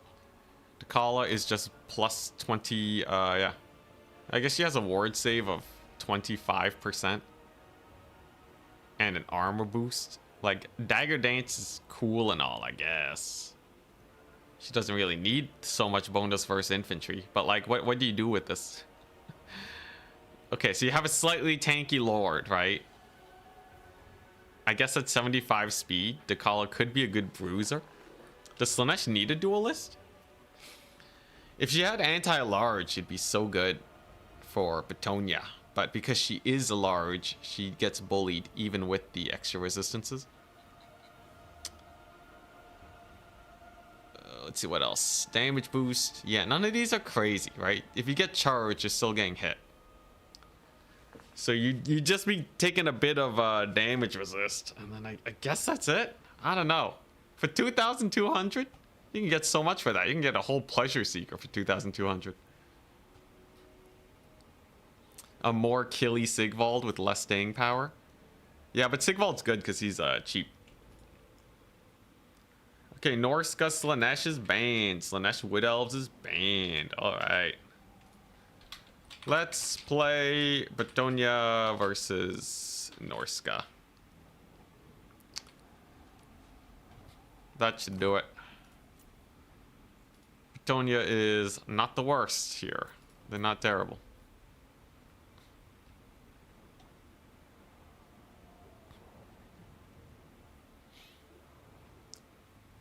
The blade spin is really good versus cavalry and infantry, but the cooldown kind of makes it awkward. You get her in the right position, she can do a lot of damage. I still don't think it's better than like a Keeper of Secrets, though. If Slaanesh could get casters like the Empire could, the Empire has the cheapest casters in the game. But unfortunately, you have to pay like $750 just to get your caster, which is super cost inefficient. That means 3,000 of your gold is going into single entities that aren't even like Shredder of Lestria levels strong, you know? They're not even that crazy. But all right, Norska. So they can get some pretty scary stuff here. You must be careful. The Norskins, they have those flying chimeras. Those darn chimeras. They got the worms. So if you go for archer strats, you could get mega screwed. They have, yeah, they got the bearmen. They have some big monsters and all that. I think I can deal with Norska, though.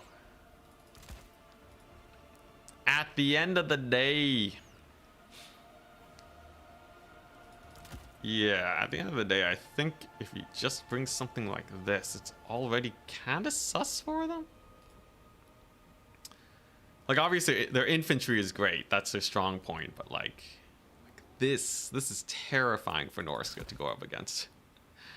I think Betonia definitely has some good teeth here. Oh, yeah, I think Betonia definitely has some good teeth here. All right, anything else I want? Maybe one of these guys. All right. That should be good. I'll be back in a second. Oy.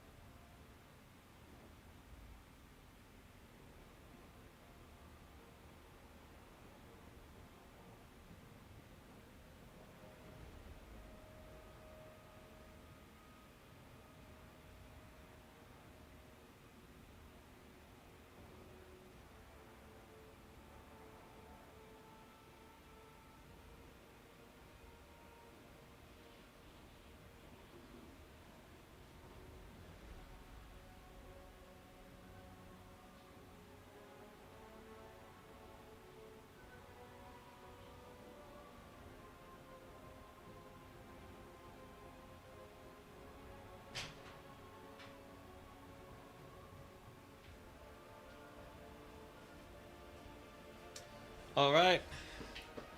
I'm ready. Need a chair emoji. I'll get some water too. Alberic whoops chimeras. Yeah, he's pretty good, Versa.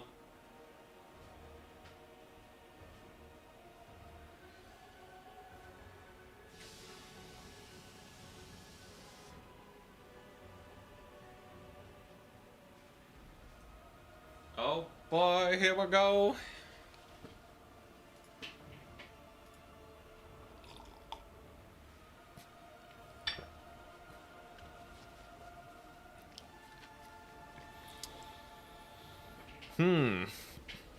Alright, what are we looking at? Alberic hard carries this matchup. He hard carries a lot of matchups. Guy is mega cracked.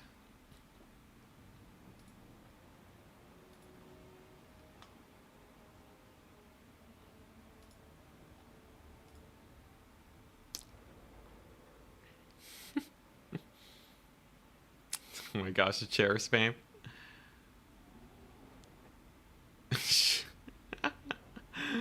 Oh my gosh. Come on, Ent, you got this. We'll see. Don't get cocky though. I'll try my best. Oh, there's another tournament tomorrow anyways, man. Crazy to think that Alberic in lore is just some normal duke, not even a Grail Knight. Dang, really? Yo. Meanwhile, in game, he can duel Archaon and win. Such is the power of dukes. Alright, but yeah, I think, yeah, we will hold the tiebreakers after this. What stage of the tourney is it? Way too late. We're at stage 7. This is stage 7. There will be a round 8 that is played if the top players cannot be decided. And then we go on from there. What about Bretonia counter Slaanesh? Yeah, the Pegasus Knights dumpster Slaanesh Cav. Super duper dumpster. This is stage 7.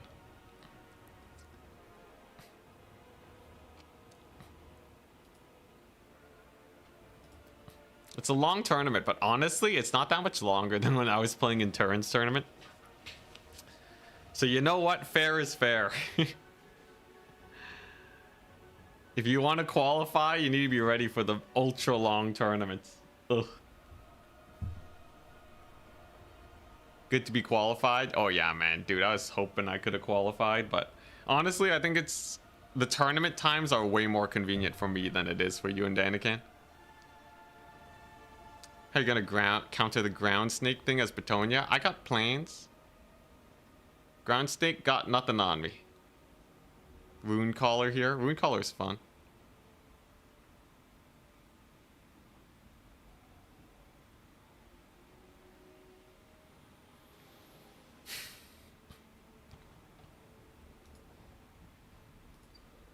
Longest tourney you've done was a 14-hour MOBA tourney. Oh my goodness, that's a whole day, man.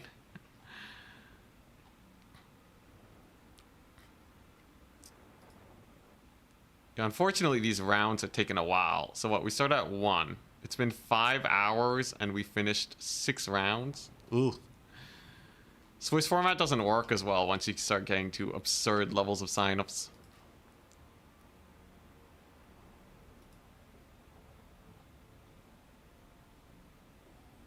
Optimally, though, if you're not streaming the tournament, you can, you know, you kind of take the downtime to hang out, do whatever you want.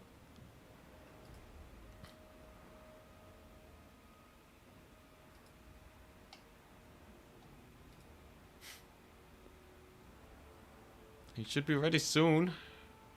Were you waiting on him?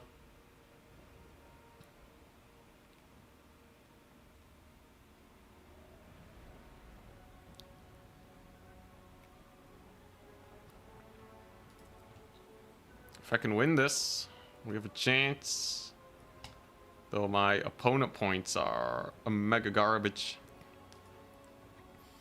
The opponent points are so screwy, so I think, man, I don't think we can rely on it. I'll have Trizic confirm.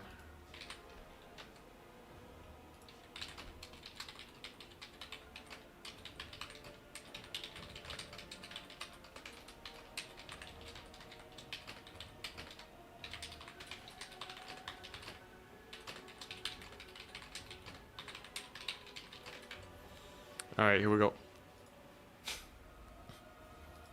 It's been 80 years. Yeah, my opponent's taking the sweet time with the build.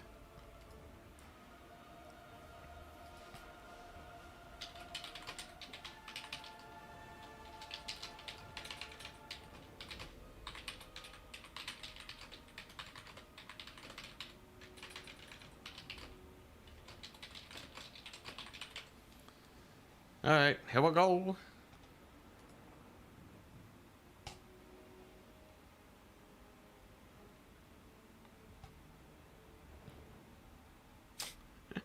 You fly from the ground snakes. Mass Pegasus spam. That's my build. Every clan turns into a hive mind in moments of importance, in my experience. Not ODM. I haven't spoken to ODM in years, man. Just tuned in. What's going down? How we getting on? We're doing good. We're in a Creative Assembly qualifier tournament.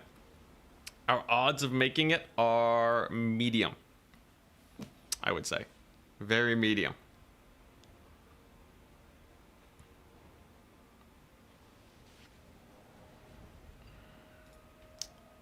All right.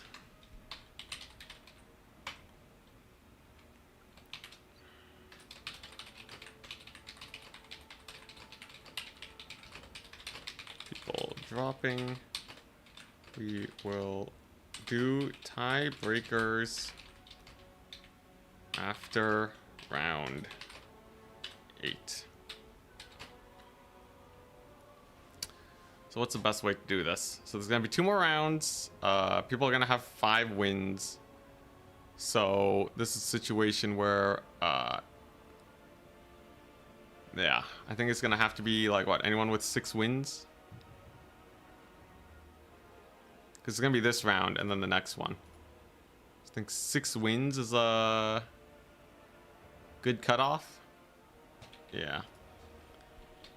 Anyone with 6 wins plus is in for tiebreakers. Apologies for the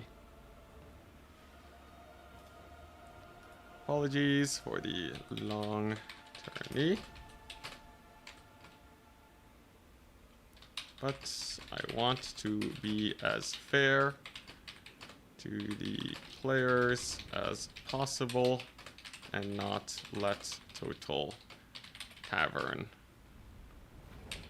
bugs / issues determine who makes it. Alright, making the call is done. Alright. So yeah, we're gonna do 8 rounds.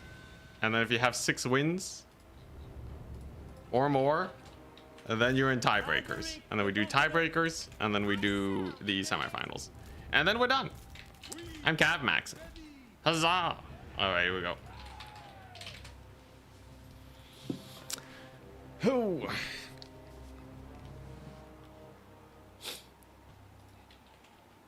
Are there more qualifiers? Yeah, there's a qualifier tomorrow. Turin's hosting it. So even if I don't make it here, there's still that one. I'll have to lock in pretty hard for it, but not something I'm completely unused to. This is the anti-worm build, by the way.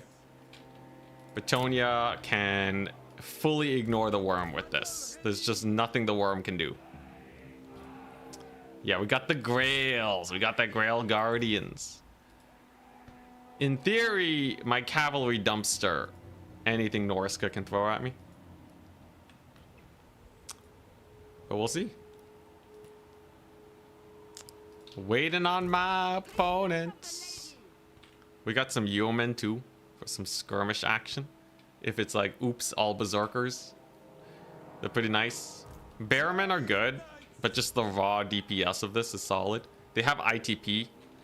So I got Alberic on his little mini Pegasus.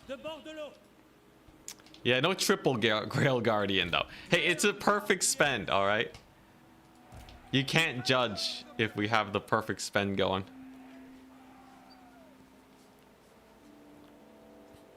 Yeah, Cav Max time. Here we go. Horses riding horses? What? Oh, Cav Max. Insanity. And he's ready. So what? We have the new Marauder Horsemen. How exciting. How do I want to handle this? So I don't want to just fight them. I think this is totally a time for some yeoman action. Murky Moves, thank you very much for the prime sub. So here's the plan. We're going to use a yeoman. We're going to bully him. We're going to use a cav to just capture a few points. While the yeomen offer a bit of a buffer.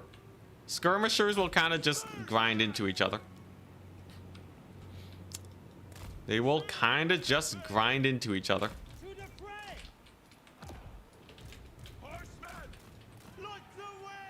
And they'll be fine. He has a little bit of a spellcaster here. He can Malkots me.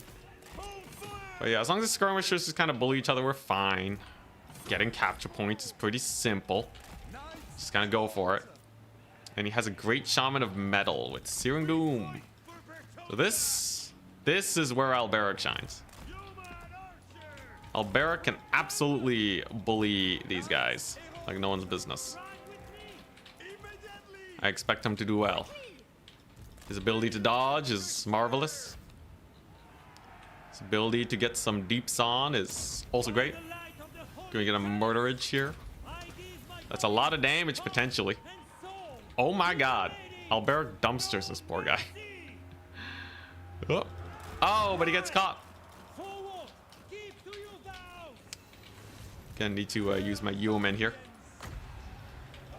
Alberic gets caught up. He's not on his big heavy mount, which is kind of painful. The yeomen are really good though for this, as long as he doesn't rout, which he is not going to. Nice. All right, thankfully we get the punish. That's the Alberic difference, man. He's just that good. All right, nice. And we're just gonna take it slow. We're just gonna take it super slow after that kind of sketchy situation.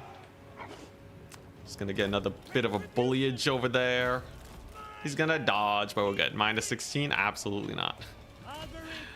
We're chilling. We're chilling. Dude, that was almost sketch though, but I do still have the double cap. We're chilling. Alberic is alive. Thank goodness. And his lord has taken a massive amount of damage. Now I have Hippogriff Knights. We got the Hippogriffs. They will absolutely get work done. His horsemen are real squishy. You can see how much damage they take there. And if we just bully his javelins a bit, I think we're comfy. Yeah, he's not going to capture this point anytime soon, let me tell you. Yeomen are severely outranging him. Yeah, I think we'll just deal with the javelins a little bit. And then Alberic. A little bit of a play, perhaps. Gets a massive hit on the Lord over there. And then he's going to flee. Run to the winds. All right, he's fine. Alberic is fast, man. He's maneuverable. He ain't joking around. Just going to go here. We're going to see if we can surround the Lord. Get a surround on the Kurgan horsemen. The Grails. Very nice. All right. Now we're kind of chilling. Oh, what am I doing?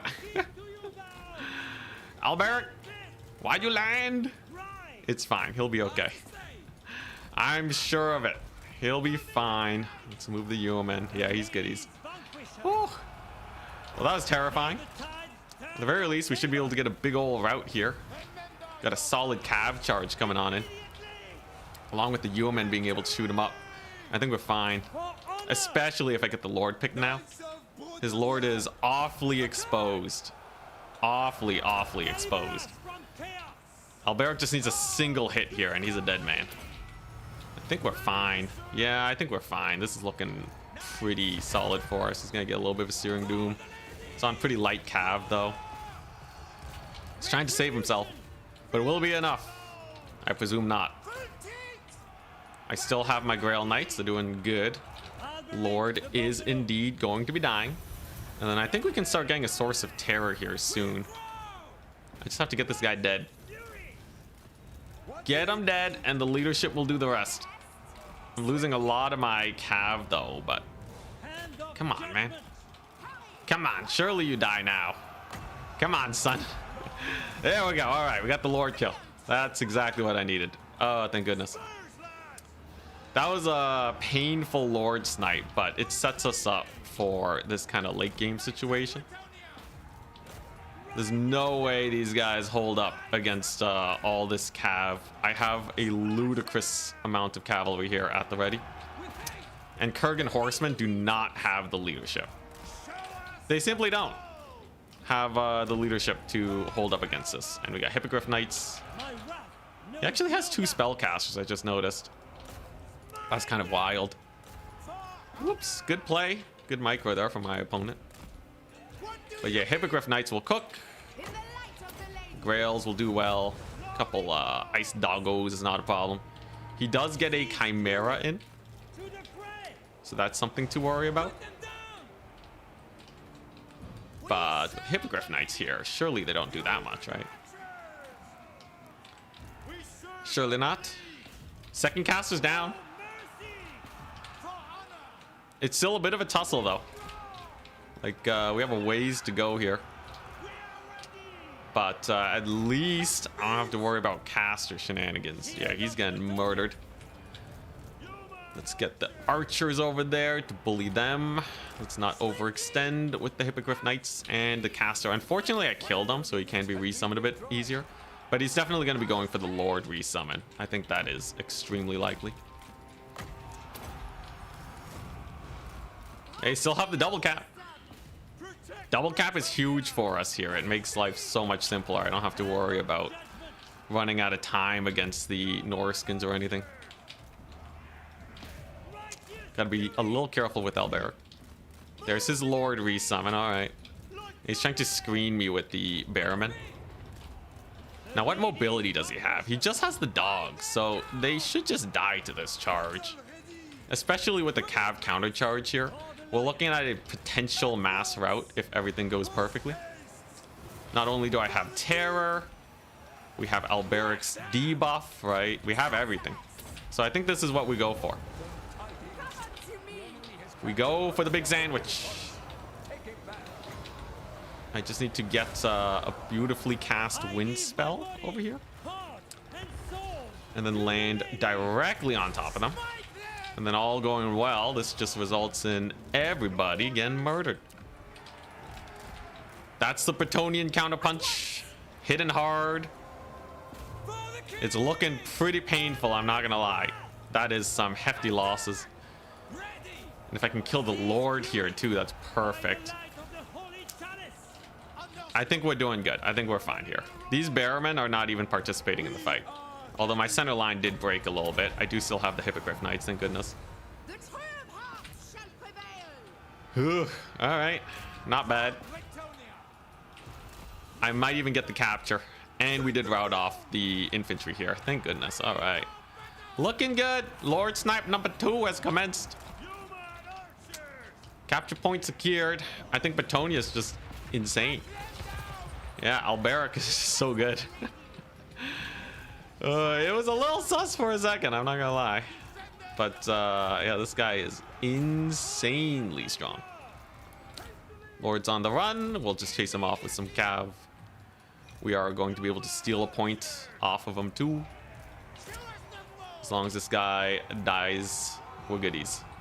Alberic is giving the mega buffs to my Hippogriff Knights. The mega buffs. They're doing great. You get a solid charge on the Kurgan Horsemen. I'm just gonna ignore the Bearmen. The weakness of the Bearmen is they're actually quite slow. They're only slightly faster than armored dudes. Only slightly faster, so they ain't too bad.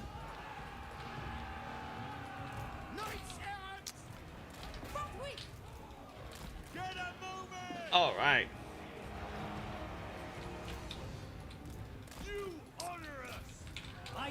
Oh, all right. I think we're good. He's chased off. Very nice. Got a little bit of a Kurgan Horseman charge here. Dude, the Chimera is so tanky because of its thingamajig. The Chimera is insanely tanky, but it will die. There's a big old heal over there. Lord is gone again. Very nice.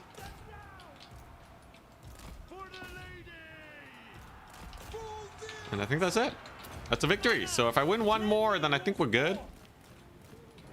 Though it'll probably end up being a pretty hefty tiebreaker, I imagine. There you go. Chimera's down. Woo.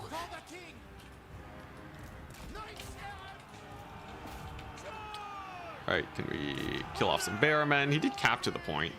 I can just take it back. That's the one good thing about Yeoman. Super great capture point.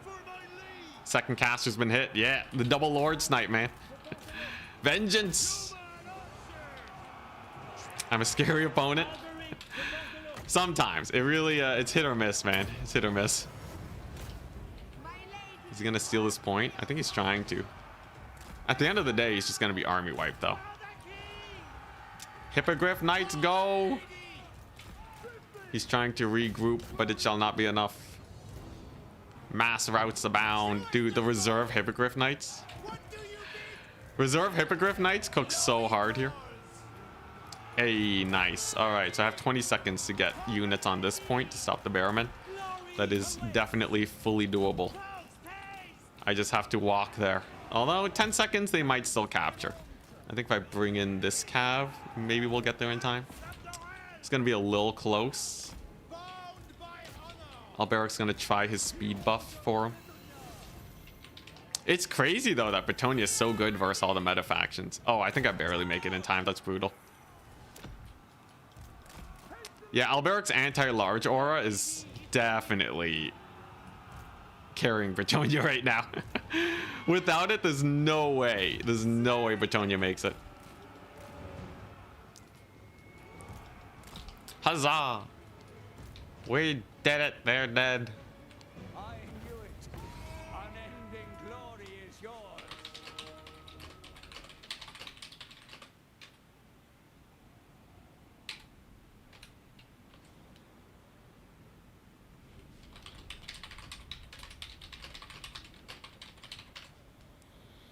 Huzzah! All right, GG. Good stuff. Whew. All right, not bad, not bad.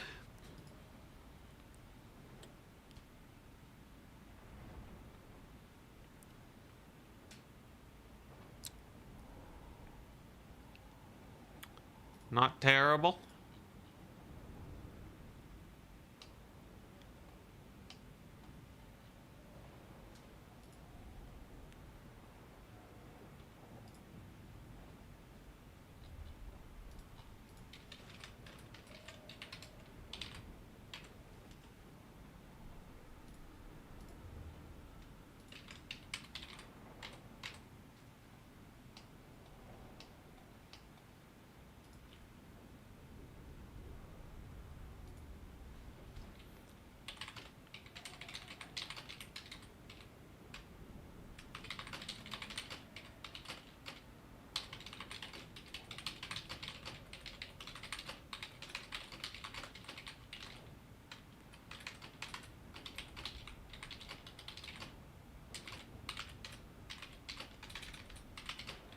All right.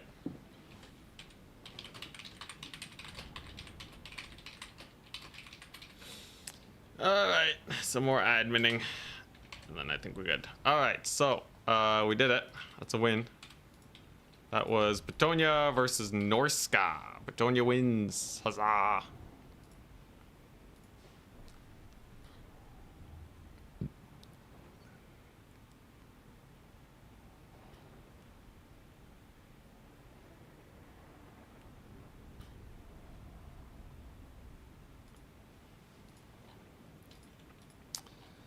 All right, here we go.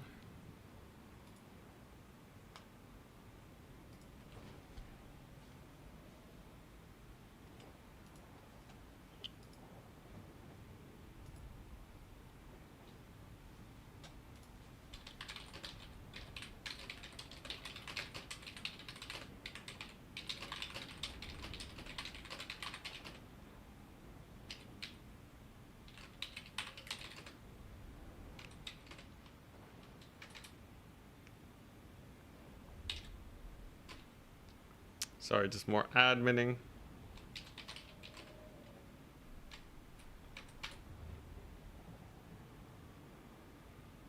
All right.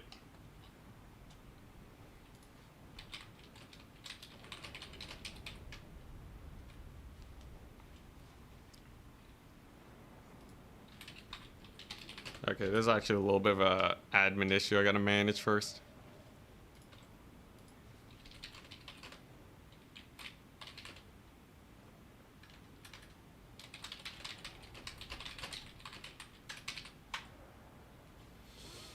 A little bit of management. We will catch up though. All right, so I do the last round.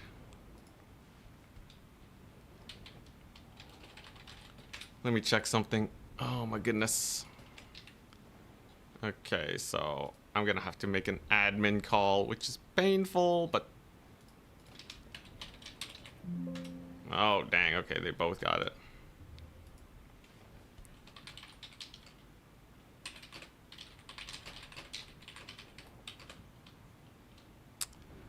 Ugh, God, this is so annoying. Okay, alright, how do I want to manage this? How do I want to manage this?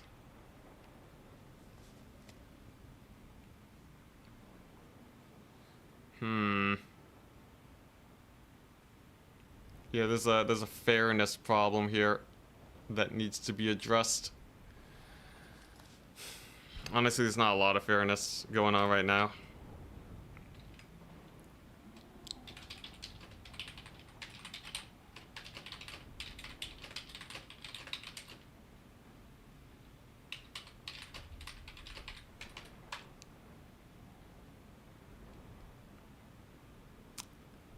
All right.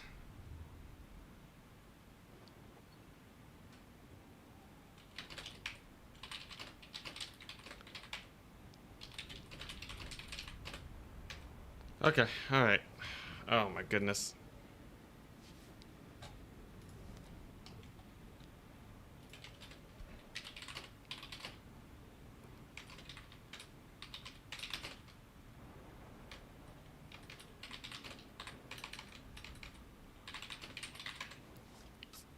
Okay. Yeah, unfortunately. Unfortunately, there's a admin thing that should have gone settled earlier because it affects how the tournament plays things out. But we're gonna have them do that right now, and then we should be good to move on.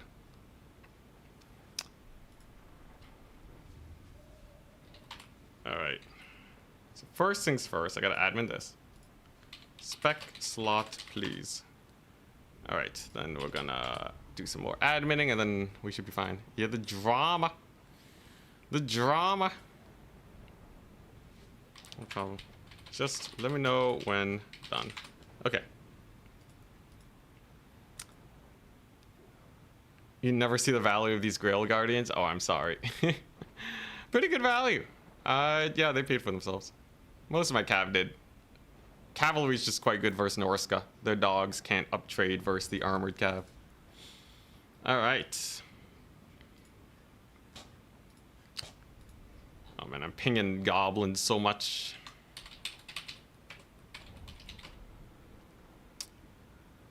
Let's see here. Need a game to be played. Then the last round will start. Alright. Alright, I think it's all managed. It's all managed. So far, the people who've made it to tiebreakers, we have Azek, Azekar Rhyme, we have Navigator, we have Attack Speed Enjoyer. Very nice. And then we have, yeah, then we have people competing for that spot. So let me just refresh the page real quick and then we'll be good.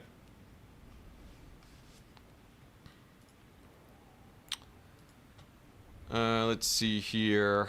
Or actually, this kind of works. Oh, God.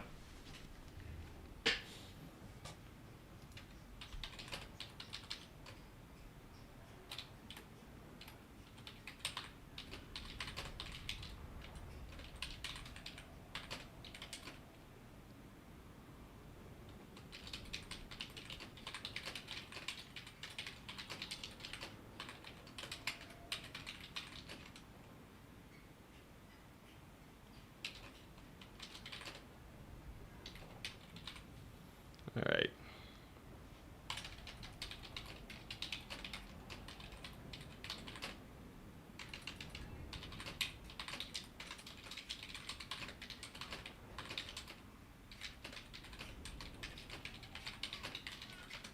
All right, there we go. And we're good. All right. So we're just waiting for one more game to finish. There's going to be another round. And then we'll be good to go. Kurgan seemed like a trap for Norska versus Betonia. Yeah.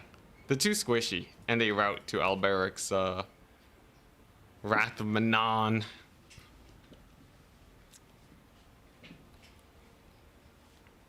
But yeah, unfortunately, this is going to end up being a pretty long tournament. It's not going to be like... It's not going to be the longest tournament ever. But I think, unfortunately, for many Europeans who wanted to play, it's not going to work out super well. But I think that's better than making it unfair for the players.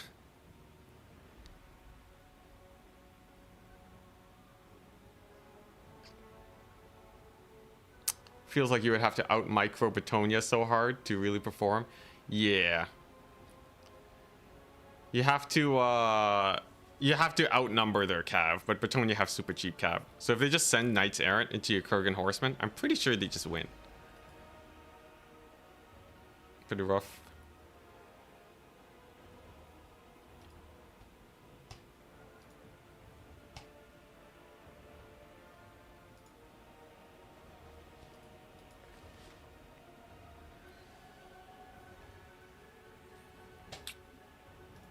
me check something actually. Okay, so. Oh, actually, this might work out perfectly. Oh no, I think this might work out perfectly. Let me see. Let me see real quick. Let's see here, because one match is being played. What, we have 1, 2, 3, 4. 1, 2, 3.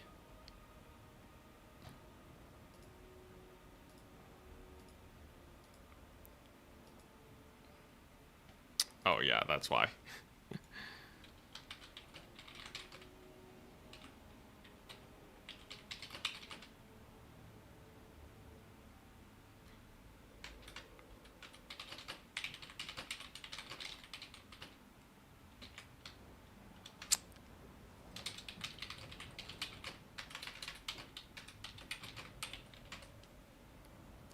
Okay, I should also announce the finals.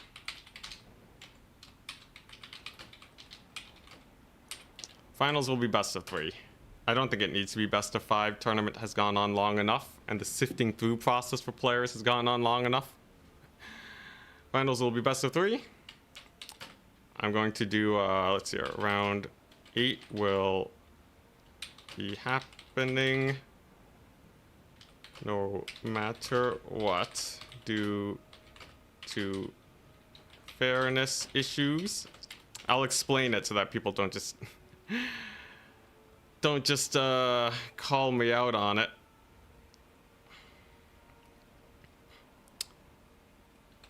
Then tie breakers. Yeah.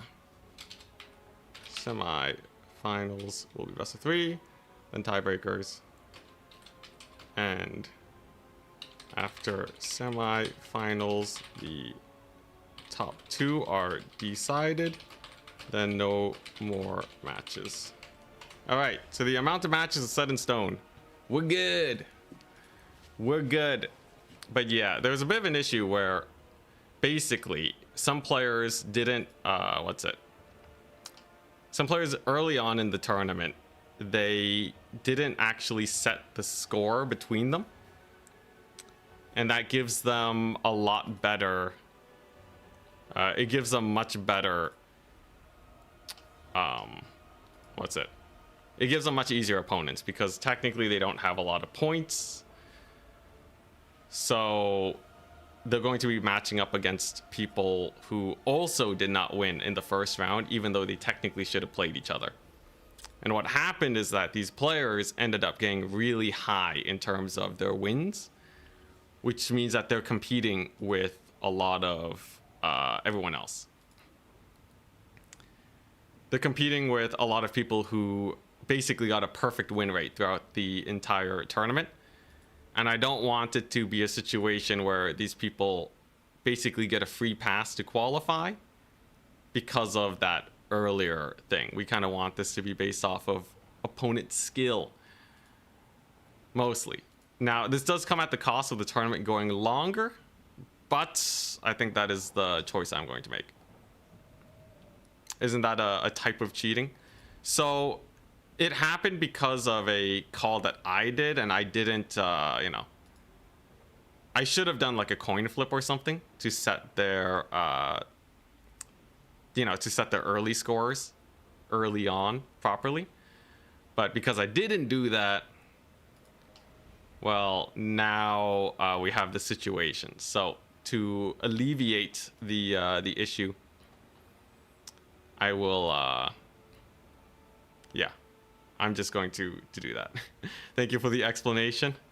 I appreciate your patience if you are a player in the tournament. I know it's going much longer than many of you expected, especially when this is primarily meant for European players. But yeah, I think, so we're just going to make it go long. A lot of these later tournaments go long anyways, so, this is kind of like what you expect.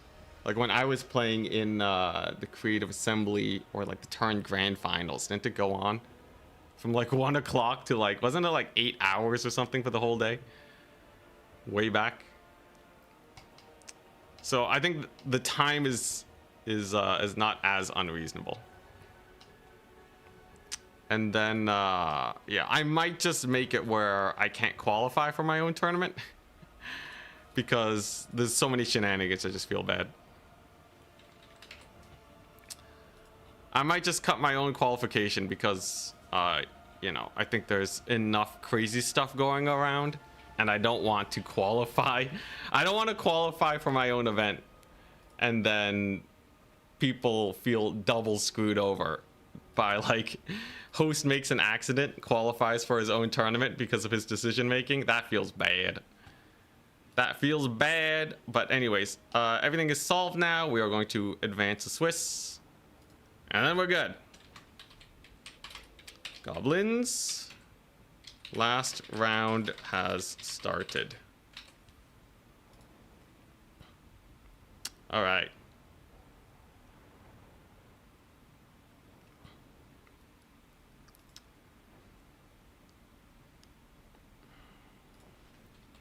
I will try to make accommodations once top 4 is decided.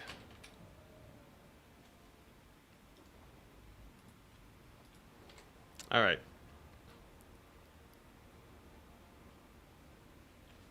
Next day games is a possibility.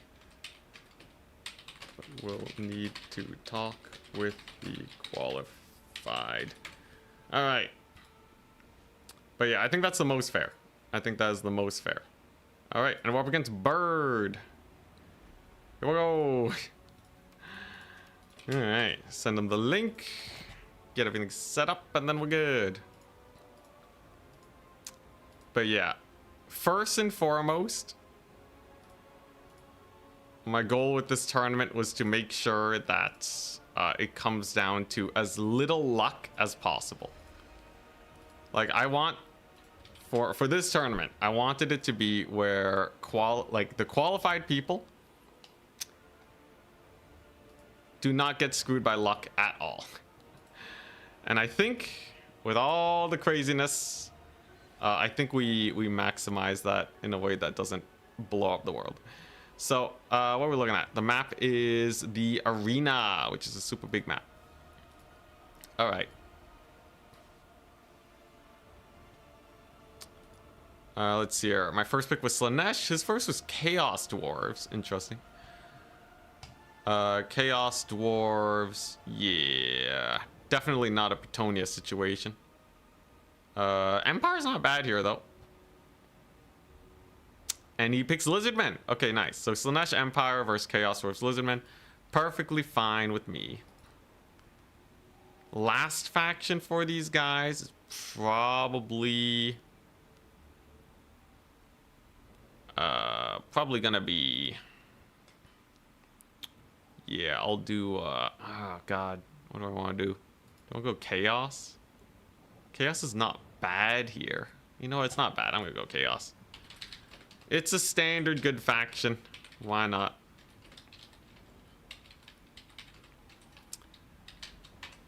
Okay, we got Chaos, Empire, and Slaanesh versus Chaos Dwarves, Lizardmen, and Khorne. Alrighty. Alrighty, let's get on with it. So, I banned first. We're gonna ban Empire versus Khorne? No, Empire's great versus Khorne. Honestly, this is all pretty good. Sure, let's ban Slaanesh and Chaos Dwarves. Because honestly, actually, no, we can beat the Chaos Dwarves with Slaanesh. I'll ban Chaos and Chaos Dwarves? Sure. Alright, it's done. Have you updated the win-loss? No, win-loss is... Oh, no, win-loss should be 5 and 2. All right, nice.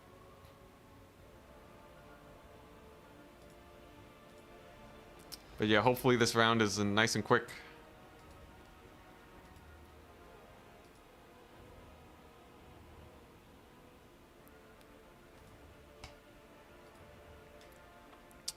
But yeah, we have 4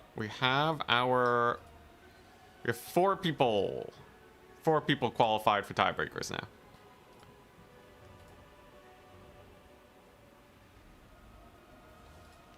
All right. So let's ban Empire vs. Chaos Wars is awkward on this map specifically, so I'm just gonna ban that one out. I might just ban Empire Lizardmen for simplicity. Then I get Slaanesh Chaos Dwarves or Slaanesh Lizardmen. Chaos and Khorne. And Empire vs. Khorne. Alright, yeah, that's all good. Those are all great matchups. Alright. The arena. Alright, there we go.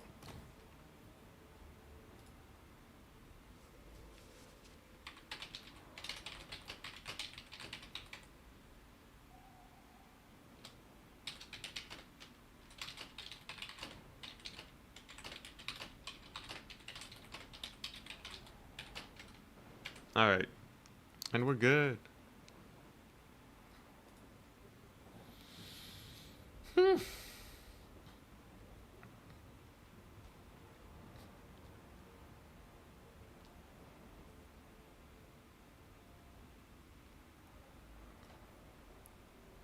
And the last matchup, yeah, let's play Empire Khorne. Let's do it. The Empire versus Khorne. It is time. This should be pretty simple. Khorne doesn't have a lot versus Wagon Kite. Maybe he has some crazy tech though. They did nerf engineers, so you can't really... yeah, you can't really rely on them as much as you used to. Very interesting.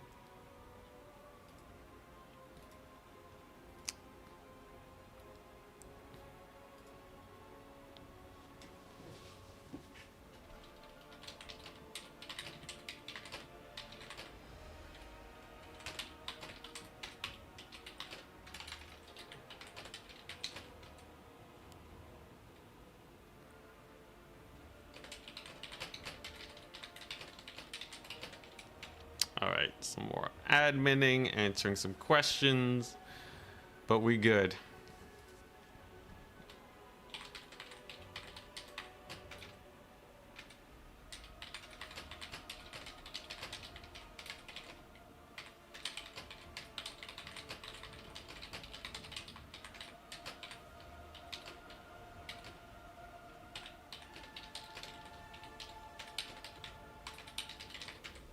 Alright. Let's see what we're looking at. Lord Choice. This one is fine. And then we'll do this. And then I will go for, if it's Khorne. Unfortunately, this map is not the best when it comes to the gunpowder play. But I think we'll live.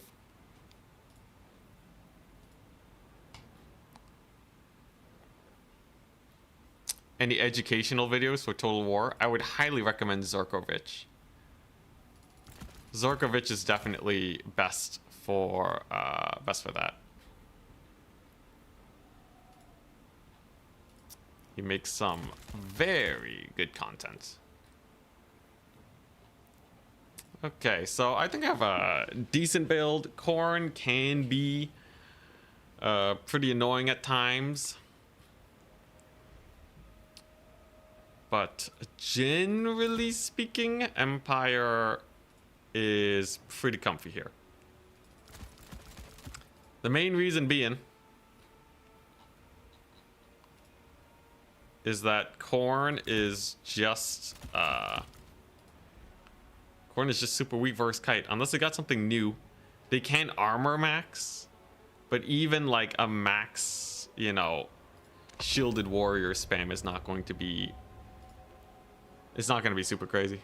Yeah, Zurkovich.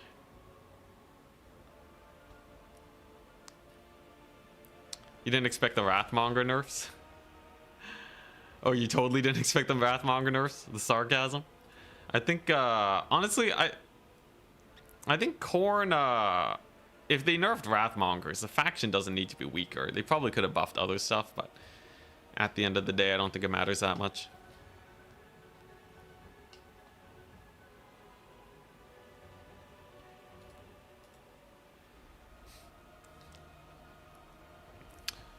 But all right, let's get the matches.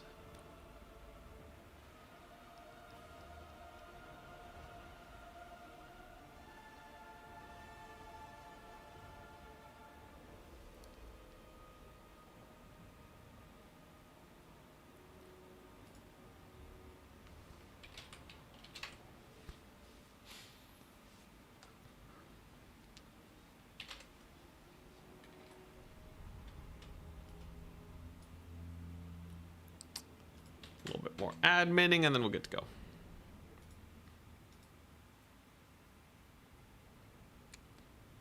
Oh, okay, you got the better spelling for Zerkovich. Thank you, thank you.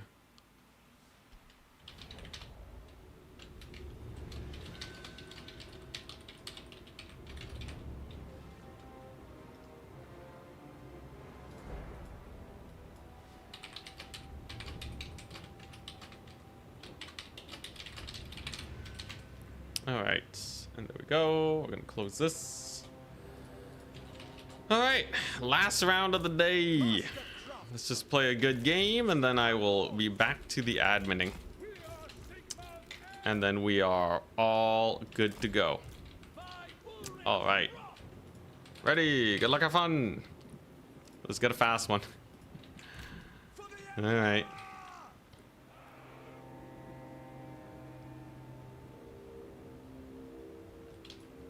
It's a, by the way, it's a no magic build.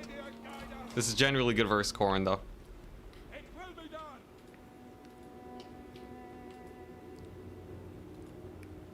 Generally. This is a solid build. Ready. So away we go. It's a Chaos Warrior spam of Khorne. All right. Very slow build. Not a lot of doggos. This should be rather straightforward. You basically just walk forwards, mag dump them, and then you're basically good. There's not really much to go on about it. Those are just Chaos Warhounds. We can test them with a Cav summon. So there he goes. He's just gonna be posting up. Fine by me.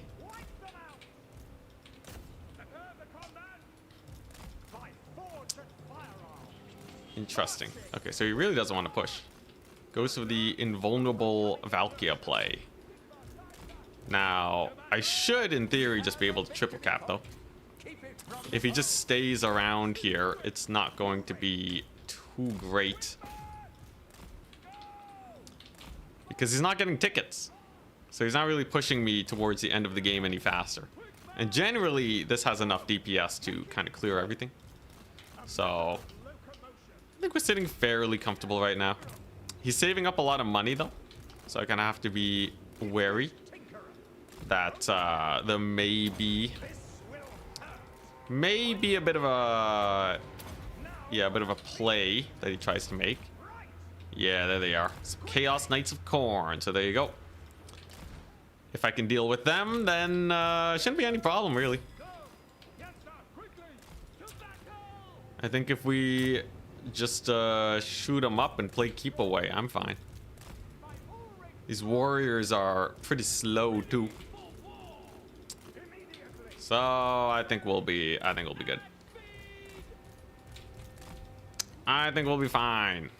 So here we go. Let's see here.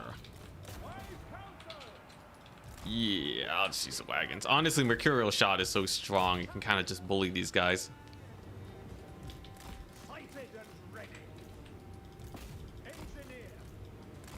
All right, so let's go over here. He's going to try and capture the point. Generally speaking, we want to deny the point capture. Not at the cost of any of our units, though. Like maybe a couple spears, yes, but if I lose any of my wagons or my engineers, then, well, we're kind of just screwed. Those are flesh hounds. We win that fight pretty easily. Here come the spooky knights. They're pretty slow though, so we can just play keep away. And then once I get my Demigryph knights on them, I think we're fine. The main thing we're trying to do here though is just use all of our Mercurial Shots on his warriors. Oh, those are chosen. Jeez. Yeah, how much value can I get off of those guys? We'll see. Victory will be ours. Oh my god, alright. So maybe a bit of value on the Chosen. Good to see, good to see. Oh my gosh, dude. Gifted The engineers got nerfed too. They they got nerfed. Oh my gosh, the poor Chosen. sighted and Well, that's going to be a bit of an issue.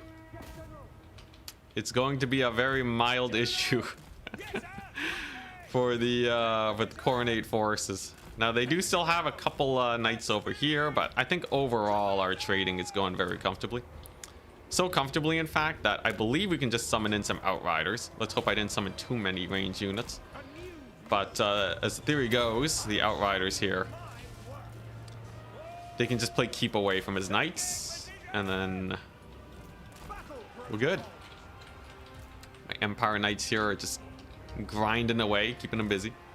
And yeah, the Outriders, as long as they don't get caught, it's similar to the Wood Elf Waywatcher kite. You just gotta make sure you don't get caught. And life is chill. There's another shield from Valkia, so we're just gonna play keep away. And it's really just the Chaos Knights I have to deal with. So one Mercurial shot should do. And there we go. Pretty brutal. Holy crap, Mercurial shot is insane. I should just play more Empire, man. What am I doing? Dude, I should just play Empire Wagon Kite with double engineer. This is insane. You love to see the massed skirmisher play, by the way. So we actually have so many skirmishers because the engineers don't count. That makes life ultra hard for the poor Coronate forces here. Doggos have been caught up. And I think we got it. I think we're good. Warhounds are not good versus wagons, by the way, because they have impact hits. So you can see if I just countercharge them, they die. So then I just got to pull away. We're going to go over here. We're going to get a Free Company Militia. And now I just have to throw off the triple cap. The thing is, though, we've been so ahead in tickets this whole game that even though there is a triple cap currently, it's probably not going to last very long. So if I just focus on army wiping my opponent, life should be much more simple. It is a little unfortunate that Valkia does manage to escape. Ain't no catching her. But yeah, chosen for death. Oh boy. Yeah, I think Mercurial shot is just insane, isn't it? Utter bullying, absolutely. Absolutely.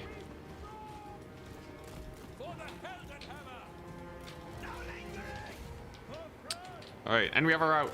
Very nice. Valkia is basically shut down. I just have to worry about these Korngors. Hopefully I can get them to route off from Terra before they lose half their HP. There we go, nice. And then we can take their HP down.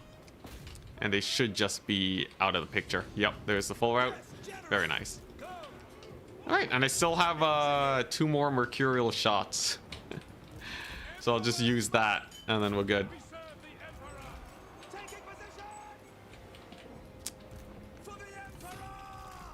Yeah, I think this matchup is super cursed. Especially, yeah, this engineer. He's going to line it up. So we just got to turn him. And we're going to get another Mercurial shot. Charge in at the same time. That one actually didn't hit as hard as the other ones. So I think my opponent's pretty happy about that. But he's effectively army wiped now, right? If I just summon in the rest of my units, there is definitely not enough capture weight. Chosen of Khorne get terror routed by the Demogryph Knights. They have seen many things, but Demogryph Knights, they have not. And what is this? Just some Marauders and Marauders. Nothing too scary.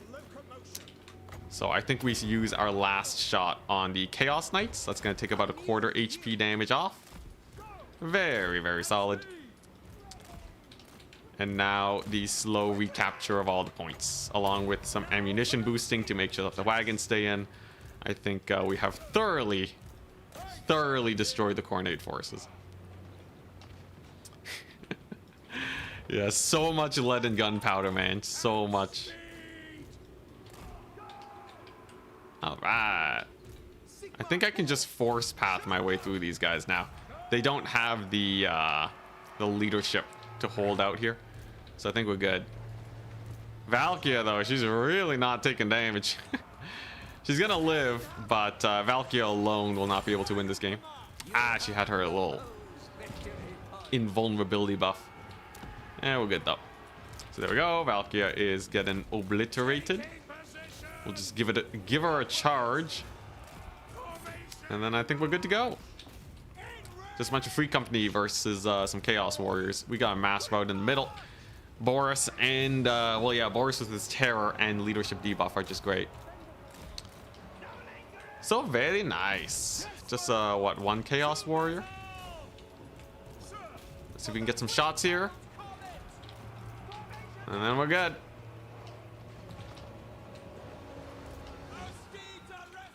Yeah, Valkia is super hard to kill, but doesn't do anything. Exactly. Dude, the value difference.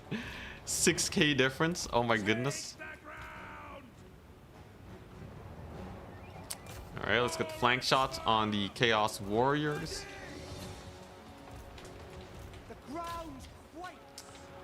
And there we go. GG! Alright. And now I can go back to my favorite thing in the world, which is gonna be adminning. Alright. Let me... Jeez. Well played. Alright, what we got? Okay, that's pretty simple adminning. What about this? Alright, nice. You get the win then. Alright, so now we can just do the tiebreakers, and then we have a best of 3 top 4. Because of all the issues, I'm just gonna drop myself out of the tournament. Just because I want it to be as fair as possible for the players. And with all the adminning calls that I had to make, it leaves too much room in my head to feel good about qualifying, because there's just too much room. There's too much room for possible corruption, and I think that is in line with all the other calls that I made. And then of course this tournament tomorrow. Let's see here. So that's Empire vs. Khorne. We take the win, and then we're good.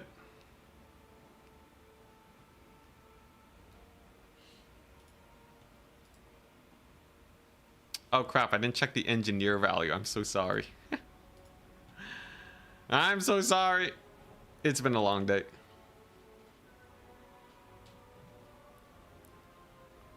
If you drop, you're giving someone else a free pass. I think, you know, if they couldn't get through me, then it's still fine. I was on the lower end of the thing anyways, and there's a lot of people here with 6 wins. So it'll just make things go by a little bit faster if we don't count me. So here we go. We only need one. We only need one tiebreaker. All right. All right. Let's see here.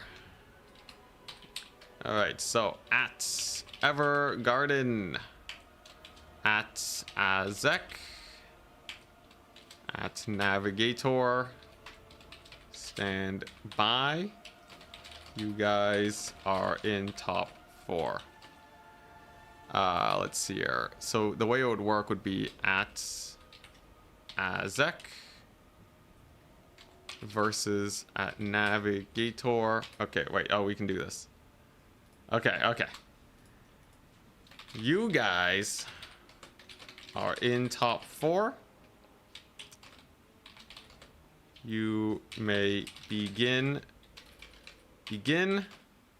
the best of 3. Winner qualifies for CA's tournament. If you agree on a way to decide the match by the end of tomorrow, you can do that instead. All right, and then Chosen. At Chosen, stand by. You are in top 4. Oh wait, crap. Oh wait, no, there might be more people. Or no. Oh crap, wait, no, there might be more people. Dang it. Oh, I thought it was perfectly lined up, but it didn't. All right, no, we're gonna have to wait for the bracket to finish. I'm a fool. All right, let's take a look. Oh yeah, no, bracket still has to finish. All right. We'll let that go. What is power if it can't be abused? Good luck tomorrow. Thank you, thank you. Sad to see you dip out, but very fair reasoning. Thank you. Yeah. The only thing I want people to complain about today is the fact that the tournament went on for a long time, because that is a perfectly fine situation, all right? You know, tournaments can't just line up with your sleep schedule, right? That, you know, especially ones as big as this, they're naturally going to take a long time. Tournament went for 6 hours. That's on the longer end, but it's not like blow your brains out. That's fine. But I don't want anyone to say that I'm picking favorites or something. Am I not in the CA tourney? No, I think right now we have Charix and Danican, because they were top 2 in the previous tourney, that turn cast. And then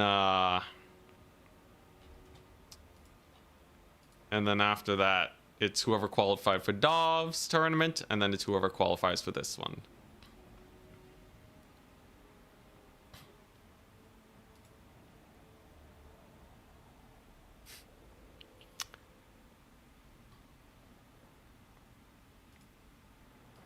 Europeans beg to differ. Yeah, it's definitely getting a little late for the Europeans. I wish I could have hosted earlier, but I was busy at the beginning of today. If I could have done it differently, I would have been fine hosting at the beginning of today, like 3 hours earlier than usual, and then just go for the long tournament. But whatevs. Tournament of the Ages because it spanned millennia. Yeah. Like, no one can say that this is a mega long tournament though, okay? In Turn's grand finals, those go to 8 hours, okay? I'm saving 2 hours of your life with this one. I think best of 3 single elim was the way to go. Yeah, I think it would have been better. I was thinking like, okay, Swiss rounds are about 30 minutes, right? If we really, you know, pedal to the metal on it. Let's say they're 45 minutes. If you do 8 rounds, well, it'd be like about 6 hours. Honestly, I was kind of expecting it to go long anyways. Whatever. There's no point mulling on it now.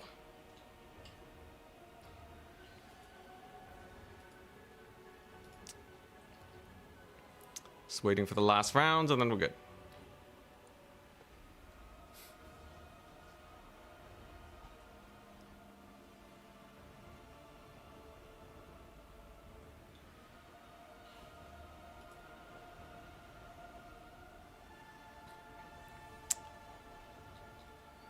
Hope you guys at least are enjoying the games. Sorry, just catching up with messages. I do appreciate the admin, Intrinsic. Yeah. So I was thinking like, okay, the Swiss points, right? You have 3 people there. Even if I did go by that, we would have only saved 1 round. Although I guess we wouldn't have had tiebreakers. But the idea was like, okay, the Swiss points, or no, the opponent points are, you know, they'll decide the 4th place person. But they got so screwed from people dropping that it just didn't work. What's the prize money if you win? I think if you get to the grandest finals, you're getting you know, like £1,000. plus, maybe. Which is why we wanted to maximize on the fairness aspect.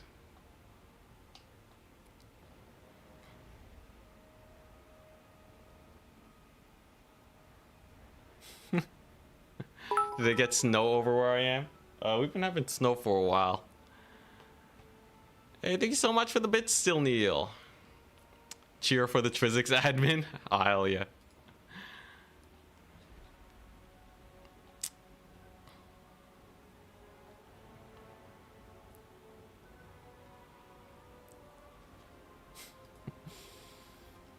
If we get enough of those, maybe I'll just tack it on to Trizix pay. I need to do like one stream a month that is just like paying Trizik. Here, I'll make a note of it. Plus $1 from Dono.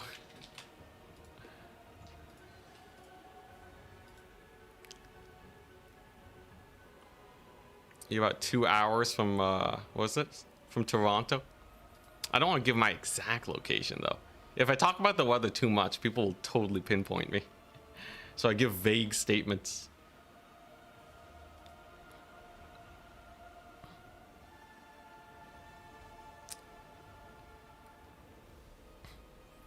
But yeah, I definitely should have done a single elimination for this tournament. Single elimination is better for more people, for sure.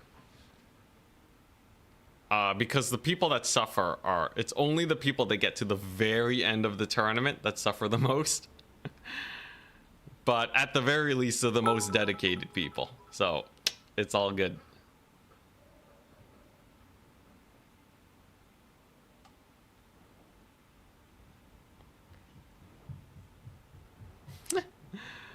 Another 100 bits for Trizik? Alright, I'll add it. Here you go, Trizik. $2 for you. next time I pay you up.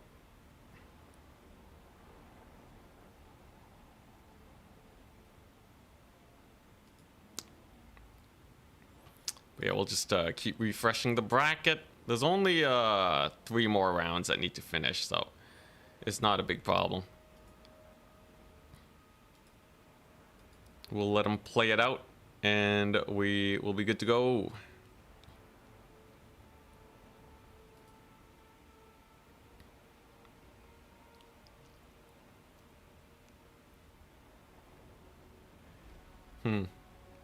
I wonder how long Turin's tournament will be tomorrow. Is it a, what's it gonna be?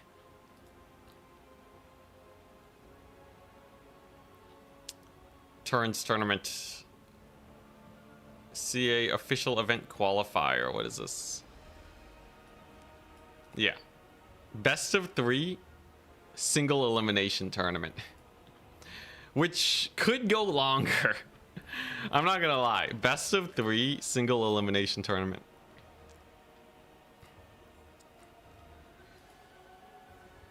It depends on how many rounds. If there's 5 rounds and they're all best of 3s, that means by the end of it, that is at least 10 games played.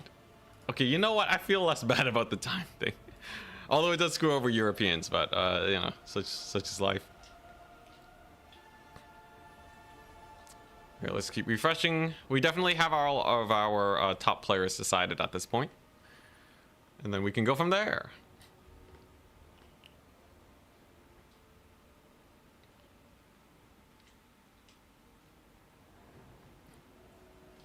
Hopefully I don't get anyone too crazy for Turin's tourney. Yeah, after this, I'm just gonna pass out. I'll play in tomorrow's tournament, and then I'll take a day off. These are some long streams.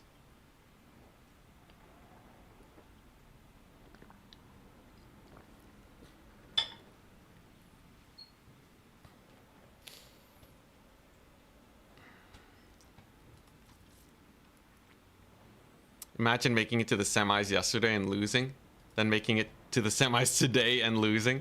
It's like 12 hours of Doom. Oh god. Yeah, how long was the tournament yesterday? Was it best of 3 single elim?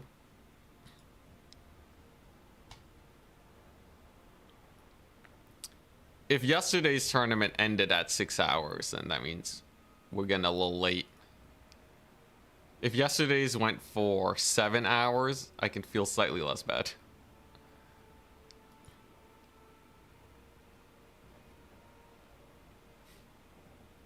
Dov was streaming for like 6.5 hours or something. Oh my goodness. Dang, that's crazy. Okay, so all these tournaments are just going on for ages. Yeah, the Warhammer scene needs to you don't know how to change a name? Oh, it's showing us Boss Hoss now. I recognize the picture.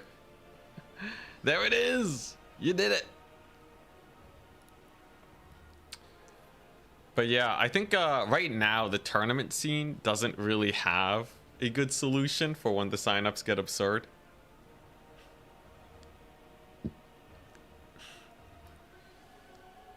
Definitely need to get some I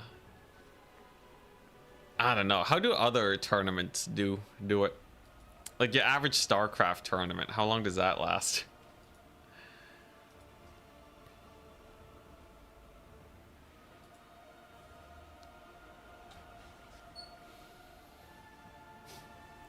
You slept early and woke up at 1 a.m. Oh my goodness, jeez, that's early. It's early. I sleep after 1 a.m. like a lot of the time. Jeez Louise, man, that was brutal.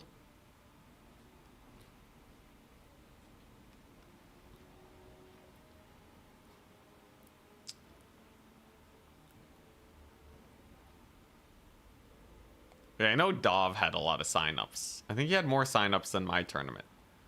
So, yeah, we'll see how this goes. Yo, for Turin's tournament though, there's gonna be a lot of downtime if we get further up in it. According to Google, the average StarCraft tournament is anywhere from 5 to 8+ hours. Is that AI overview though, or is that like people talking about it? Yeah, StarCraft games are way faster. Is that it though?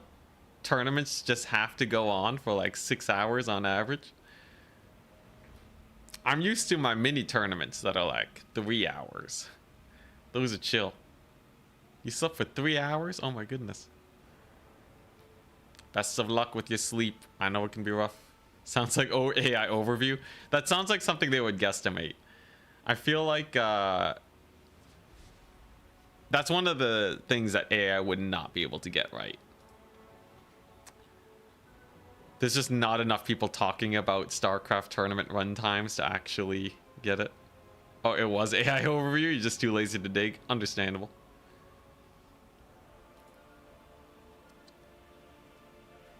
12-hour shift tournaments. Yeah.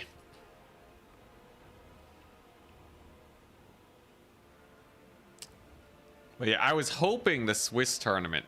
I think the big issue was just each round took a really long time. Dota splits it into multiple days.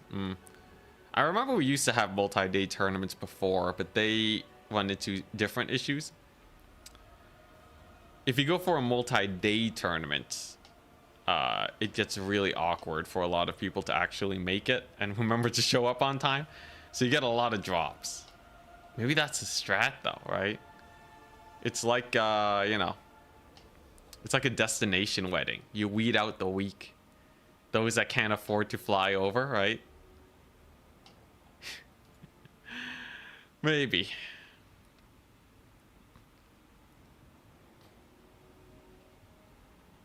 You can also just literally limit the signups. Or you can limit it by, skill. Purge the new players. That feels kind of cruel, though. I would need to host a lot of new player tournaments to feel okay doing that.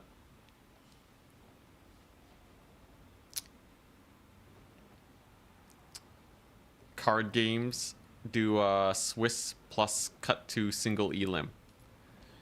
Yeah, yeah. I think if we did like 5 rounds and then went straight to single elim, you could purge people pretty fast. I'm your favorite streamer? Dang, man. 6 a.m. and still watching this amazing run. Dang. Well, we'll be here tomorrow. I don't know if your sleep schedule can deal with that, but yeah. Hearthstone tournaments were an all-day affair because the organizers sucked and allowed any random loser to waste 200 people's times by not reporting their score for 2 hours. Oh, God.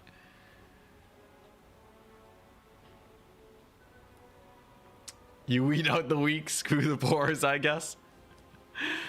Okay, okay. Look. It's not actually what I planned to do. Although, like, some people, you know, they just want a smaller wedding. Destination wedding, I heard, is actually the strat people do. Specifically targeting the pores? I don't know. That does sound bad when you put it that way, though. I'm not gonna lie. That's savage? Alright, alright. Yo, how about a jumbo wedding, though? Yo, the weddings that have, like, 1,000+ people. Imagine having to manage that. Oh my goodness.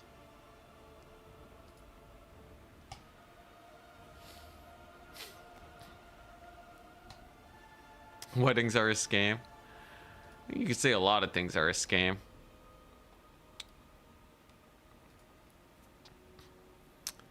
Let's see, what qualifies as a scam? I think it's a scam if you end up paying for something that you are not interested in, right? That, like, internally you don't think is worth. Because a lot of things, you can't say it's a scam if people pay a lot of money but they feel like it's worth it for them. That's kind of like slightly different from a scam, right?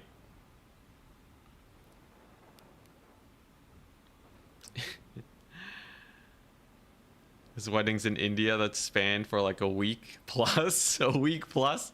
That's 7 tournaments or more. But yeah, I know people that are very averse to the wedding spendings. You can just not pay for it though, right? Obviously, there's like family pressure though. That's where the scaminess comes in, right? We have other people pressuring you to spend money. But it really depends. It depends on how much the person the person buying it actually values it. But all right, we're waiting for 2 more matches, and we're good. The gifts given paid for your wedding. You made it out even. Yeah, I heard that happens a lot too. So it really depends. I think as long as people aren't being coerced into spending all their money on a wedding and they're happy about it after, then you can say it's worth. Weddings in your country have an average of 500 people. Jeez, I thought like 100 people was a big wedding.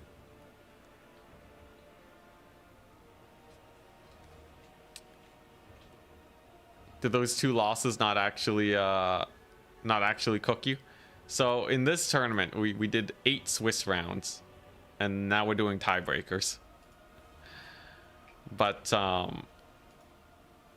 yeah, I'm going to drop out of the tournament to make sure that things are fair, because we made some admin calls that could potentially be biased towards me. Like, I want to eliminate all bias, so I'm just going to drop because there are too many admin calls. You're pretty sure your girl and you combined don't know anywhere near 500 people? Well, like, you know, I heard there were like weddings where, like, you know, you invite your electrician, you know, the guy that fixes your car, you might as well send them an invite. And I think if you do it that way, then it can start building up like crazy. Still waiting on the 2.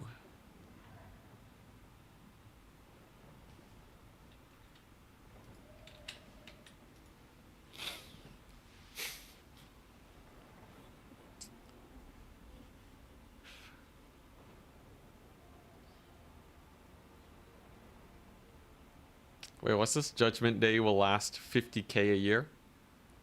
What do you mean by that? This guy you worked with, who is East Indian. He had a 7-day wedding with 3,000 people. Okay, for a reference, a 20 stack of Skaven is like 2,000. So imagine 1.5 full stacks of Skaven. That's how many people were at that wedding. It's pretty crazy.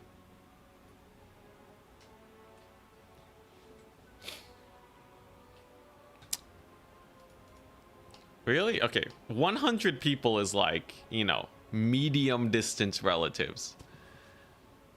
You know, like you have a big family and you invite all the cousins, right? And all the cousin adjacent people. And you get to like, you know, into like the 100 tier Skaven wedding. But yeah, to get past that, to get into the, to get further. Oh man, you would need a big family, man. You need a huge wedding. Huge fam. Skaven wedding would be a good band name.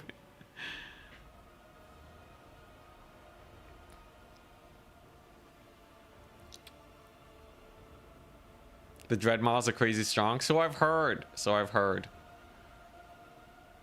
They are counterable with some good old kite action, but definitely super strong.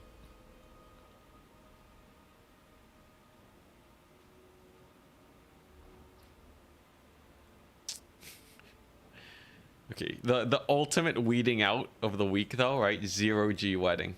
All right, I have it all planned out. My dream wedding, 0G flight. It costs like 1,500 or something to get on a 0G flight alone, let alone bring all the wedding stuff onto it. It'll weed me out, honestly. I'm gonna go broke. But think about it, it would be so cool. I'm just saying, all right? If I can get enough people to throw money at me for the 0G wedding, I can stream it. It'll be a business expense. Think about it. Oh, man. It's crazy that there's people rich enough to actually do that. But yeah, imagine. You have 10 people, that's already... It's already $15,000. Just Ent and Jimmy floating free. Oh yeah, gotta bring Jimmy there. Where is he? Yeah, there he is. Do the vomit comet. Yeah, I think it would be hype. Are these guys done yet? They are not done yet. And so we wait.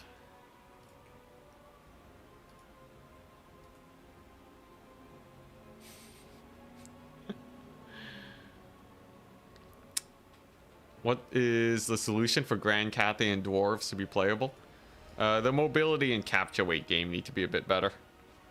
They just don't have cheap capture weight. So giving Cathay more basic cav options would be a nice way to do it. Dwarves, I think Dwarves are just kind of a weird faction in general. The whole faction design is very static. You could make gyrocopters a bit better. I'm not saying like gyrocopters should not be as strong with their ground to air.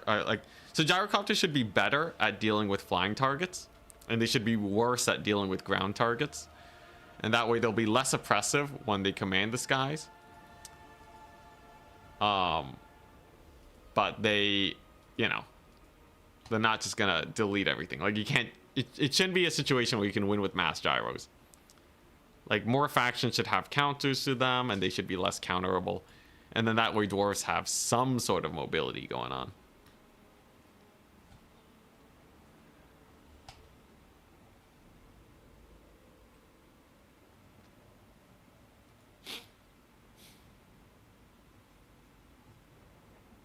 Dwarves should have unlimited capture weight. That, if you gave them unlimited capture weight, they would actually become one of the best factions in the game immediately.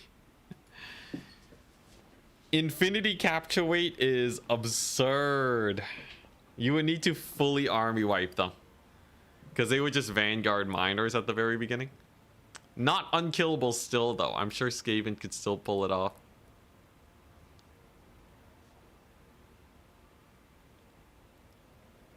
You long for the day that Ripperdactyls versus Gyros is fun and exciting. Yeah, I guess air units in general are kind of weird. Air units in this game, they just don't have enough back and forth. It's a little too easy to dodge with air units. Like, if this was like, you know, a World War II situation, you can have ground-to-air missiles. But because most units don't have tracking shots, air units just kind of... They just kind of do the dance. Just kind of run around and it's painful. Realistically, it should be... I think air units should have way less HP. And when ground units shoot at air units, they kind of shotgun their shots. So that it's impossible to dodge. Like, ground units should be able to hit air units. At least, like, a decent amount of the time. When it gets to the point where Orc Arrow Boys do literally 0 damage to gyrocopters, then I think that's where the problems begin.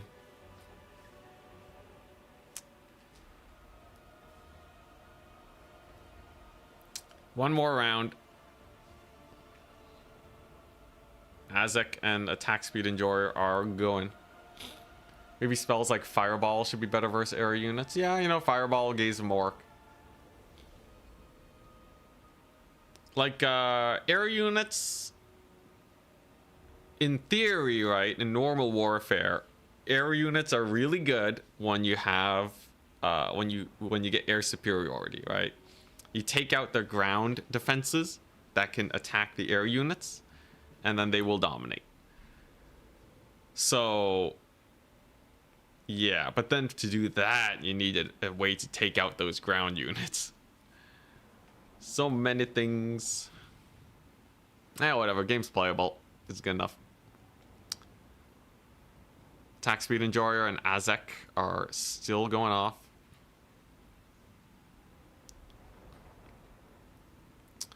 So what we're going to end up doing to make it as comfortable for these players as soon as we get the bracket going is that they are allowed to schedule their games to be played by the end of tomorrow. So, like, it's going to be, you know, for both semifinalists, right? For the people who make it to the top 2, they will be separate brackets, and we'll make it where, as long as all the players agree, they can do it separately. And then for people who are dying, right, they can get that done. I feel like air units are very slow. Air units are so fast. Are you kidding me? Hippogriffs absolutely can dodge arrows. They can't dodge gunpowder, but arrows are super easy to dodge in this game. What do you think about Slaanesh Soul Grinders against Bretonnia? In like an armor spam build? Soul Grinders are a little too expensive. You wouldn't have a lot of infantry support. One Soul Grinder is going to cost you at least 2 Hellscourge Warriors. That is a lot of HP that you lose out for a guy that's kind of just okay at fighting. I will say, a Keeper of Secrets could be hype, though. I think you can absolutely make do with that. We're just waiting on attack speed. And then we're good.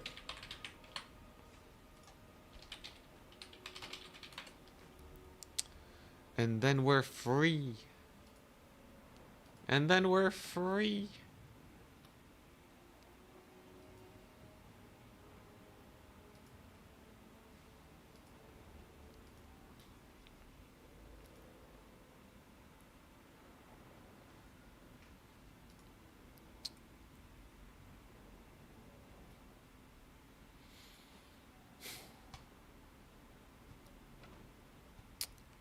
We need a grudge night for dwarves.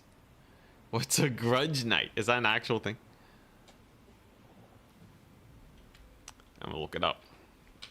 Grudge nights. Warhammer. What is this? A Grudge Knights. I see a 40k-esque looking thing. It's a 40k mecha, but it has a dwarf. It has a dwarf face on it, and it's carrying a giant axe. And then I see a basic cav unit. All right, pony cav.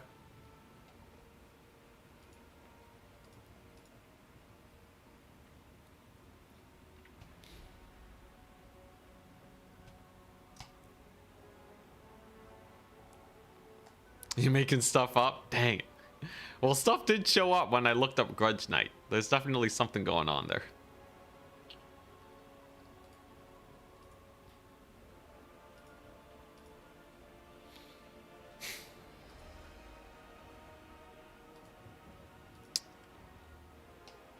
All right.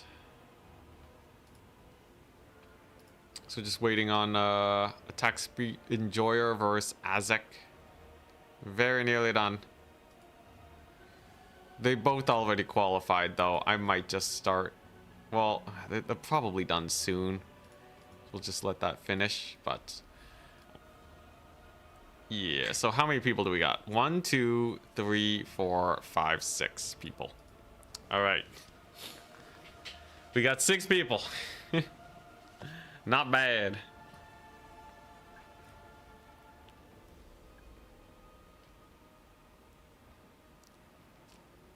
So that means, yeah, Navigator and Evergarden. What we're probably gonna do is I'm just gonna move the tournament. We're just gonna shift it. And if they can play tomorrow morning, that's the best case scenario.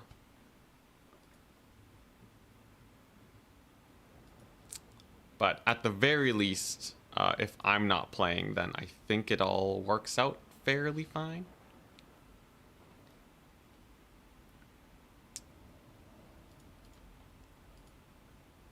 How's this tourney still going? I made some miscalculations on how quickly we could arrive at a good standpoint, a good tiebreaker round for the tournament.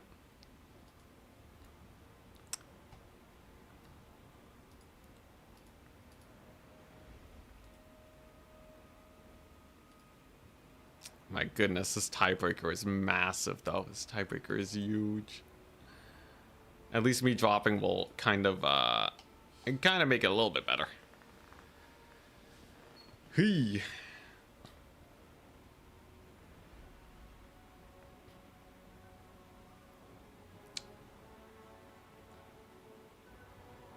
What factions? Oh, for 40k? Total War 40k? Are we basically calling it confirmed? Surely they give the big announcement on the 10th, right? But definitely, I want to play the shooty guys. Tau it up, man. Dude, Tau will be so sick. Imagine Tau Kite in Warhammer. Or in the Total War series. Oh my goodness.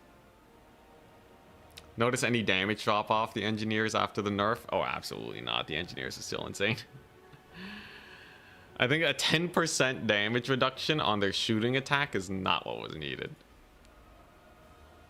It's their mercurial shot that really needs to be done. All right, so everything's done. So let's see if we can do good by these players, at least as best as we can, for all the suffering we gave them. And do another round. No. All right. So what we got? So it is 1, 2, 3, 4, 5, 6. If you don't include me, which is perfect. All right. So let's see here. It is going to be at Azek. Or no, it's going to be let's see here. So this is 1, 2, 3, 4. All right. Let's get this managed and then see if we can send these people to bed. And then they can just schedule their games tomorrow morning. At Ever. Okay, yeah, so at Chosen. And then we have... They are playing versus at Chimbambu. Left side is top bracket. Yeah, I think putting them in a 3-round tournament right now is a bit much. So we're gonna see if we can help with scheduling after I set this up. So winner faces. Let's see here. So it's them versus them. Winner faces. Let's see how this works. So they would want to face. Azak would want to face the other bracket. All right. Yeah. So winner faces at Navigator for the at Navigator in a best of 3 for the win.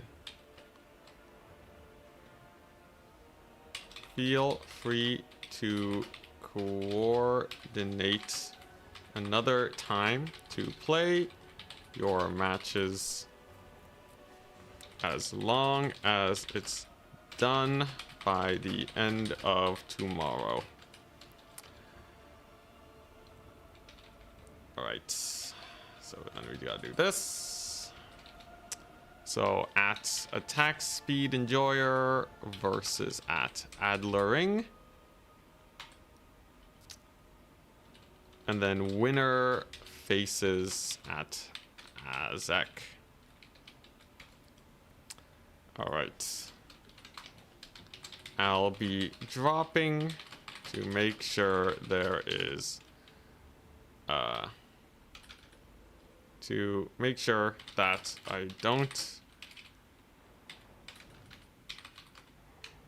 Yeah, I'll be dropping to make sure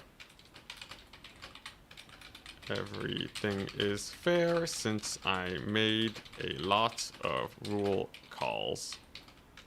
So I made a lot of admin calls that might have impacted things for me. All right, double check.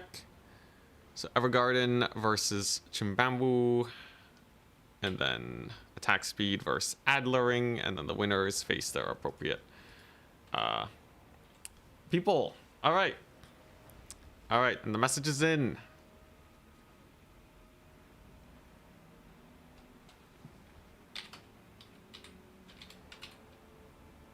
Oh wait, Evergarden has an extra win. I think it's fine. Yeah.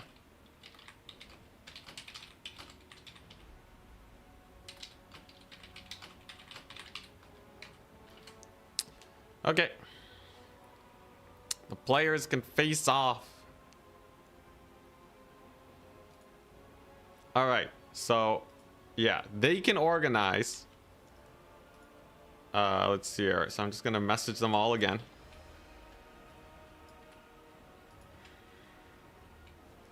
All right, here we go.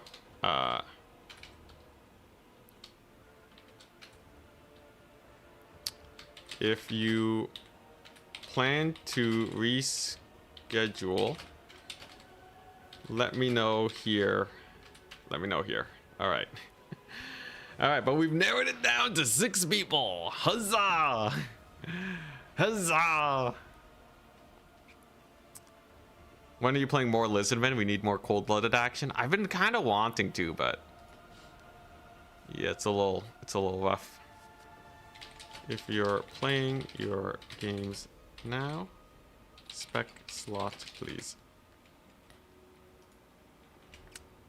Okay, they're postponing till tomorrow. Okay.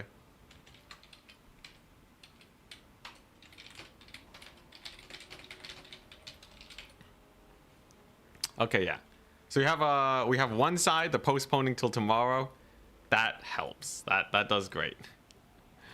Now, yeah, we just need to message their possible opponent to make sure that they're cool with that. But since I think it's also getting pretty late for them, it should be okay.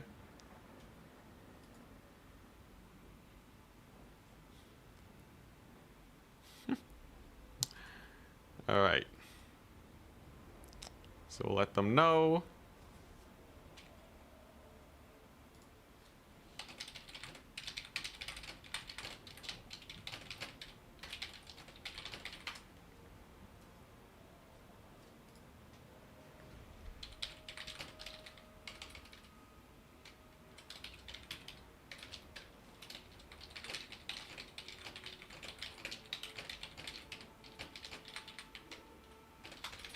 on Turin's Discord. If you're cool postponing till tomorrow, your opponents are also cool with it. All right, sick. All right. Do you also? Are you? Let me know if you and your opponents are cool with postponing. Hey, if everyone just wants to play tomorrow, we're good. Then we're good.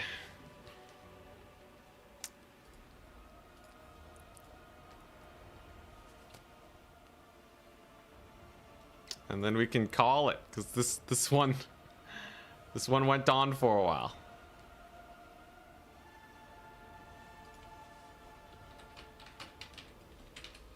Okay, so Chosen and them are playing tomorrow, so I just gotta check with Navigator. Okay, sick. At Navigator, you good with this? Nice. All right. All right, we're all good. We're all good. Let's go. Let's go. All right.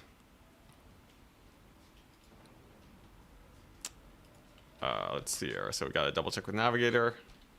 Sent some DMs. This is the most fair we could possibly go for the players. This is perfect. Sent some messages on Turin's Discord. If you could confirm, then the matches will be played tomorrow. I think we're good. I think it's happening. Oh my gosh. We did it. We did it without catastrophe. I can sleep well tonight. I don't need 6 of the highest tier players in the world hating my guts.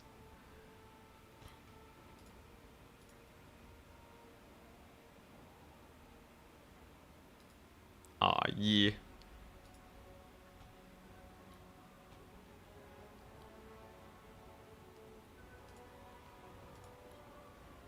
Yeah, well, I'm just waiting on Navigator. And then we're good. Nice. All right. So they are all cool with chilling. Oh, thank goodness. All right, Chosen. All right, so I'm just going to copy this. It's at RT versus Chimbambu. Huh? Winner faces at Navigator in a best of 3 for the win. At Attack Speed Enjoyer versus Adler. Winner faces at Zek for the other qualifier win. Oh, thank goodness this worked out so well. They are all equally tired and dying. All thanks to me. All right. Oh, thank goodness. Leaving this here for you guys to see the bracket. If you don't finish your matches and want to sign up for Turin's tournament, do message him before signing up. All right, I got another message. I think so. Only if let's see who we're looking at. Azek. If at Azek is also cool with that. Okay. All right. Hopefully CA doesn't kill me for getting the last qualifiers on Tuesday. Surely one day does not end my guts. Let's see here. Let me just do this. My qualifiers might need to finish their matches on Tuesday. Is this okay? It's very likely okay, but I'll know for sure tomorrow. We go back to turns. Man, adminning is crazy, man. You just gotta call shots and hope that more than half of the people don't hate your guts. All right, leaving this here for you guys to see the bracket. If you don't finish your matches and want to sign up for Turns Tournament, do message him before signing up, so he's aware of the situation. All right, nice. All the players are in agreement, so that's good. Signing up so he's aware of the situation. I'm really sorry again for the super long tournament. I hope that the delays allow the best players to come out on top. Best of luck to all of you. Exclamation mark. All right. If you don't finish your matches and want to sign up for Turns Tournament, do message him before signing up so he's aware of the situation. Okay. All right. Woo! We did it! Huzzah! Oh, man. Nearly an 8-hour shift. Not quite, though. Not quite. We did it. The reason I'm putting so much thought and effort into this, instead of like flipping a coin or something, is because I've been in their situation, like, you know, many times before, where it sucks being a player and feeling like someone else qualified because of some random shenanigan or misplay on the admin. At the very least, these people will be qualifying by skill and ability to stay awake alone. So I can rest easy. It seems like they don't hate my guts. If we look at the tournament chat, no one is typing "I hate your guts." So I think we're all good. I think we're all good. Tomorrow I'm going to be playing in Turns Qualifier, where I don't have to worry about anything but being good at the game. Yes. Still best of 1. Semis, best of 3. But yeah, I think that's it. Whew. Oh man, if you're watching, by the way, and you are a tournament player, I hope at the very least you had a good time. I will do my best in the future for these crazy packed tournaments. But at least things didn't explode. For all you guys watching, I hope you guys enjoyed watching the fun games we had today. 6-2 is not bad. 6-2 is absolutely not terrible. So I think we're nice and warmed up for Turns Tournament tomorrow. That's going to be 2 hours later than my usual streams. Tournament admin seems fun. Oh, it's great.